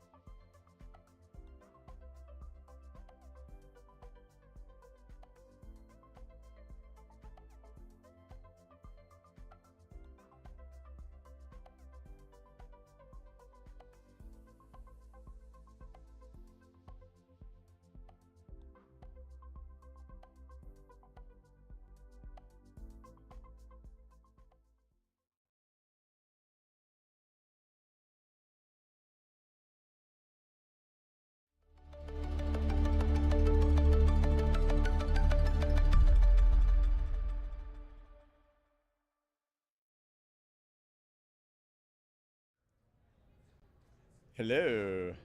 It's the beginning of the end. It's day 3. I don't have a bow tie to untie. I wish I was going to do that. I was going to rent a tux on, but I didn't have time today. So I could untie it and it'd be like the end of the telethon. And it's not over, so don't get me wrong. I mean, there's tomorrow, but you know how the last day of cons are, and you go over and they've given away all the whatevers that was you wanted, and people are taking their exhibits down. You go, could I see? No. But the expo is open till 1 o'clock tomorrow, but you know how that goes, because I've been on that Thursday side. morning is not right. And so I'm Doug White from Security Weekly News, Mandy Logan, also from Paul's Security Weekly et al. And so that's like, and it's not the end. It's just there's like this flicker off at the other end of the tunnel that might be the Jersey Path train, but it could just be somebody lighting a cigarette in the tunnel. It's probably the Jersey Path train. But so it's great having you here. Thank you. I know you've been here all day too. I have been here all day, yes. I've been here all week. And yesterday, even though it seemed 4 days long, it was only Tuesday, right? And so we've now had Wednesday, which only seemed maybe 2 or 3 days long, and packed with a lot of information. And what shocks me is I didn't even get to attend a briefing. I didn't get to go to any of the learning labs. I didn't even get to do those things. There's so much information. Yeah, I mean, the expo alone is sort of a little like run. I mean, I went over there and looked at the door. I was trying to get my nerve, but I was like, oh, it's too much. I mean, not really, but I mean, it's huge, and there's so much to do. You have to have a plan. You have to think, this is a really complicated kind of thing. There's like buildings all over the place. Right. There's parties all over town, and that definitely makes it a little bit overbearing for me, just because it's like, okay, I'd like to do this and this. Oh wait, no. No, you kind of almost have to go in like a horse with blinders. Like I set a map and I go, okay, these are the vendors that I want to get to. Now I only have gone through South Expo so far. I didn't make it into North, and I would say with South, I only really got to explore probably 50% of it, and speak with about 20% of the vendors that I had mapped as my goal. And I don't know that the expo floor is that different than last year, but what I did like was that the first time exhibitors and getting to go on the exterior of the expo floor where you have the smaller vendors, like that's one of my favorite parts, getting to actually it speak is. Yeah, that's cool. with people. And yet I did get a couple of pretty cool swag things, one being an air tag. I was like, that was nice. Yeah. And I'm sure the amount of swag that is out there, and the amount we were trying to estimate earlier, do you have an estimate of the dollar spend on toys that are at RSA? I don't like to think about it. I mean, it's unbelievable. I was watching people come out earlier. I went outside to cool off, and I was just watching people with the bags. Yes. And I was like, wow, that's a lot of stuff, and that's probably just a tiny portion.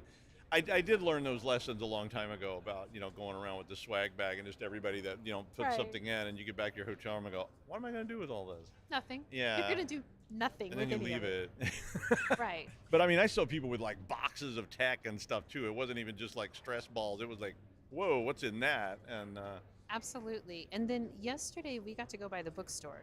yeah, wasn't that cool? It was very cool. I didn't even know that was there. And then Larry said he wanted to go to the bookstore, and I would encourage you to go to the bookstore because they have the Hall of Fame shelves, which I thought was really cool. I mentioned cybersecurity books, right? I mentioned that this morning, and it's books from the industry, not fiction books necessarily, but like not textbooks even, but like important books. And I was happy to see so many books that I do have on my shelf, and going, oh, but wonder what that one is. I was happy to see Neil Stevenson there. You heard me talk about that this morning if you were paying attention. And I was like, oh, Cryptonomicon and Redime, or however you say that. Right. Yeah. And I was just, because he's so, I don't even know, he's an oracle. Were you fangirling? What? I don't know. I was there with you, and I'm trying to figure out, like, were you being a fangirl a little bit or not? Because it was... About Neil Stevenson? Yeah. Like, come on. I mean, Jeff keeps going about Dan Farmer. Sorry, Dan. I'm like, if Neil Stevens was here, now I'm going. Like, sorry, this interview's over. Like, there's Neil Stevenson. I'm going to go talk to him. But, No. I mean, I like Dan, too. He's a great guy, but... Oh, I'm sure, and I fangirl a little bit over Roger Grimes because the cryptography apocalypse. I'm not sure why, but that still sticks with me as one of the greatest reads. Even though I don't necessarily agree with all of it, it still was just like, oh my goodness, this book. Now, if that had been on the shelf, I probably would have fangirled even without Roger being here. Yeah. So, no, I mean, everybody's got their things, right? And I mean, and I get it. And I mean, we're all like that. All of you have things like that too. But if you do get a chance to go by the bookstore, it's on the second floor of South, on the Esplanade. Is it South? Is that South? I think. Yeah, I think it is South. I think yes. so. It was cool. I mean, it's not huge or anything, but it was like a breath of not expo. It definitely. I liked how it had that almost a little bit of the homey bookstore feel. Yeah. You know? You can buy books there too if you want to. They had books for sale, and they were 10% off. They were 10% off. If you're looking So for that I mean, but if nothing else, it's cool to go there and see. Have I read that? And like, here's the books that people voted on as being the most successful books. Yes. But I will say, to let that lead into something else, one of the things, I've been going to hang out with Mandy, and it really helps me to start looking at accessibility issues. And also, I got to walk the dog, which was the most stressful experience of my life. And I will tell you, I have never in my whole life walked a dog. No, and the whole time I was like, I know this is going to go bad.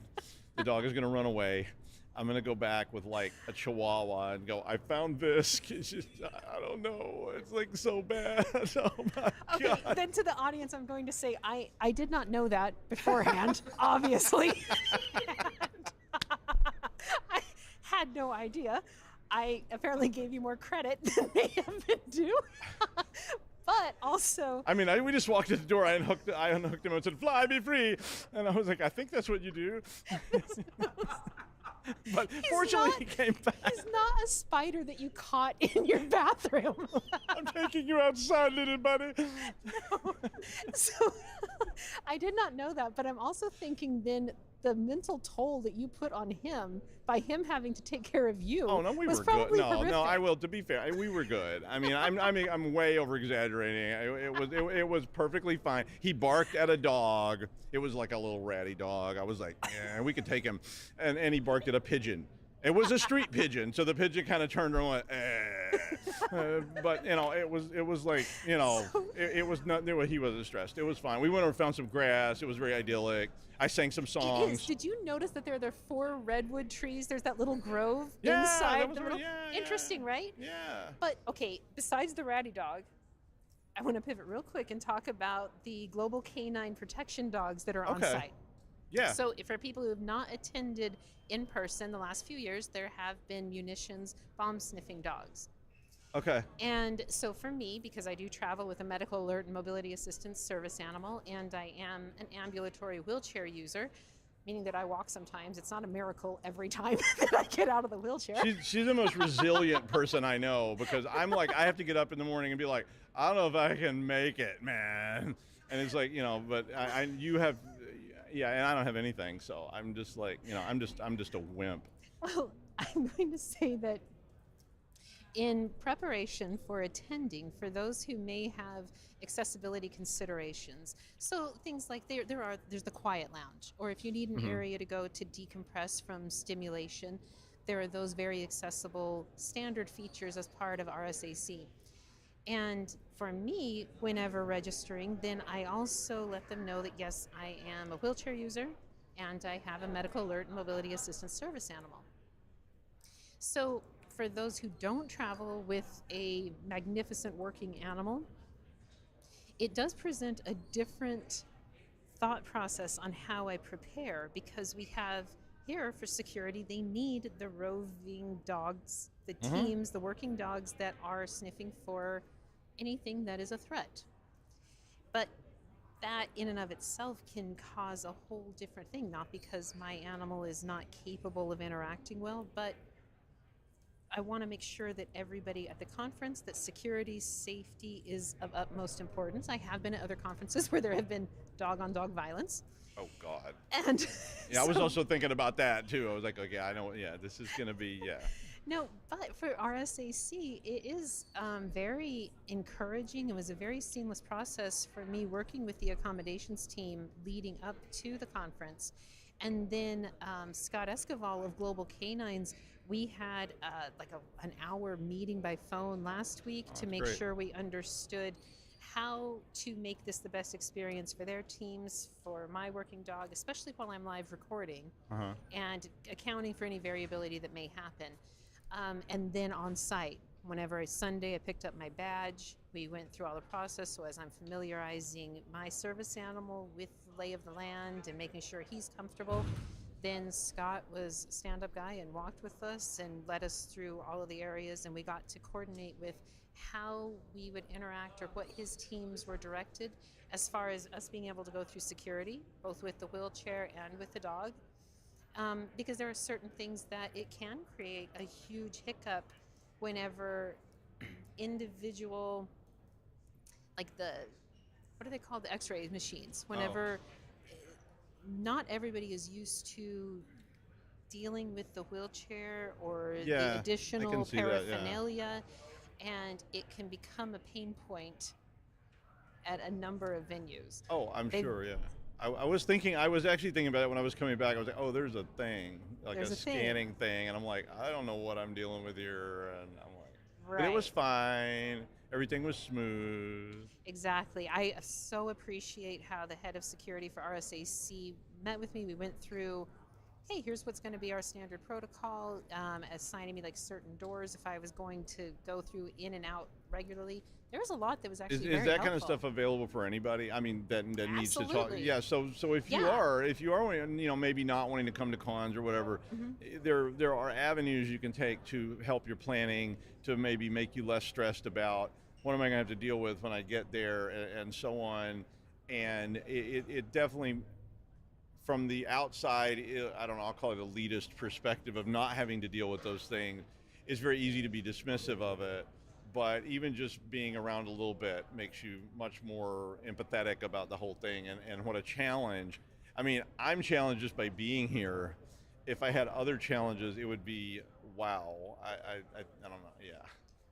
I appreciate so you have that. my admiration. Well, thank you, and shout out to people in the expo hall, because as we made our way through the expo hall, there are certain challenges that present. Thankfully, Moscone Center is so well set up with accessibility ramps, with handicapped accessible doors, where like Trevor is trained to press a button, and the ones that have the buttons to open the doors.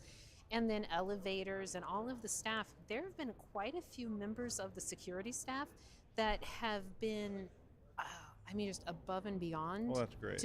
And that is not the case at all venues. That's not the case at all cons that I have attended.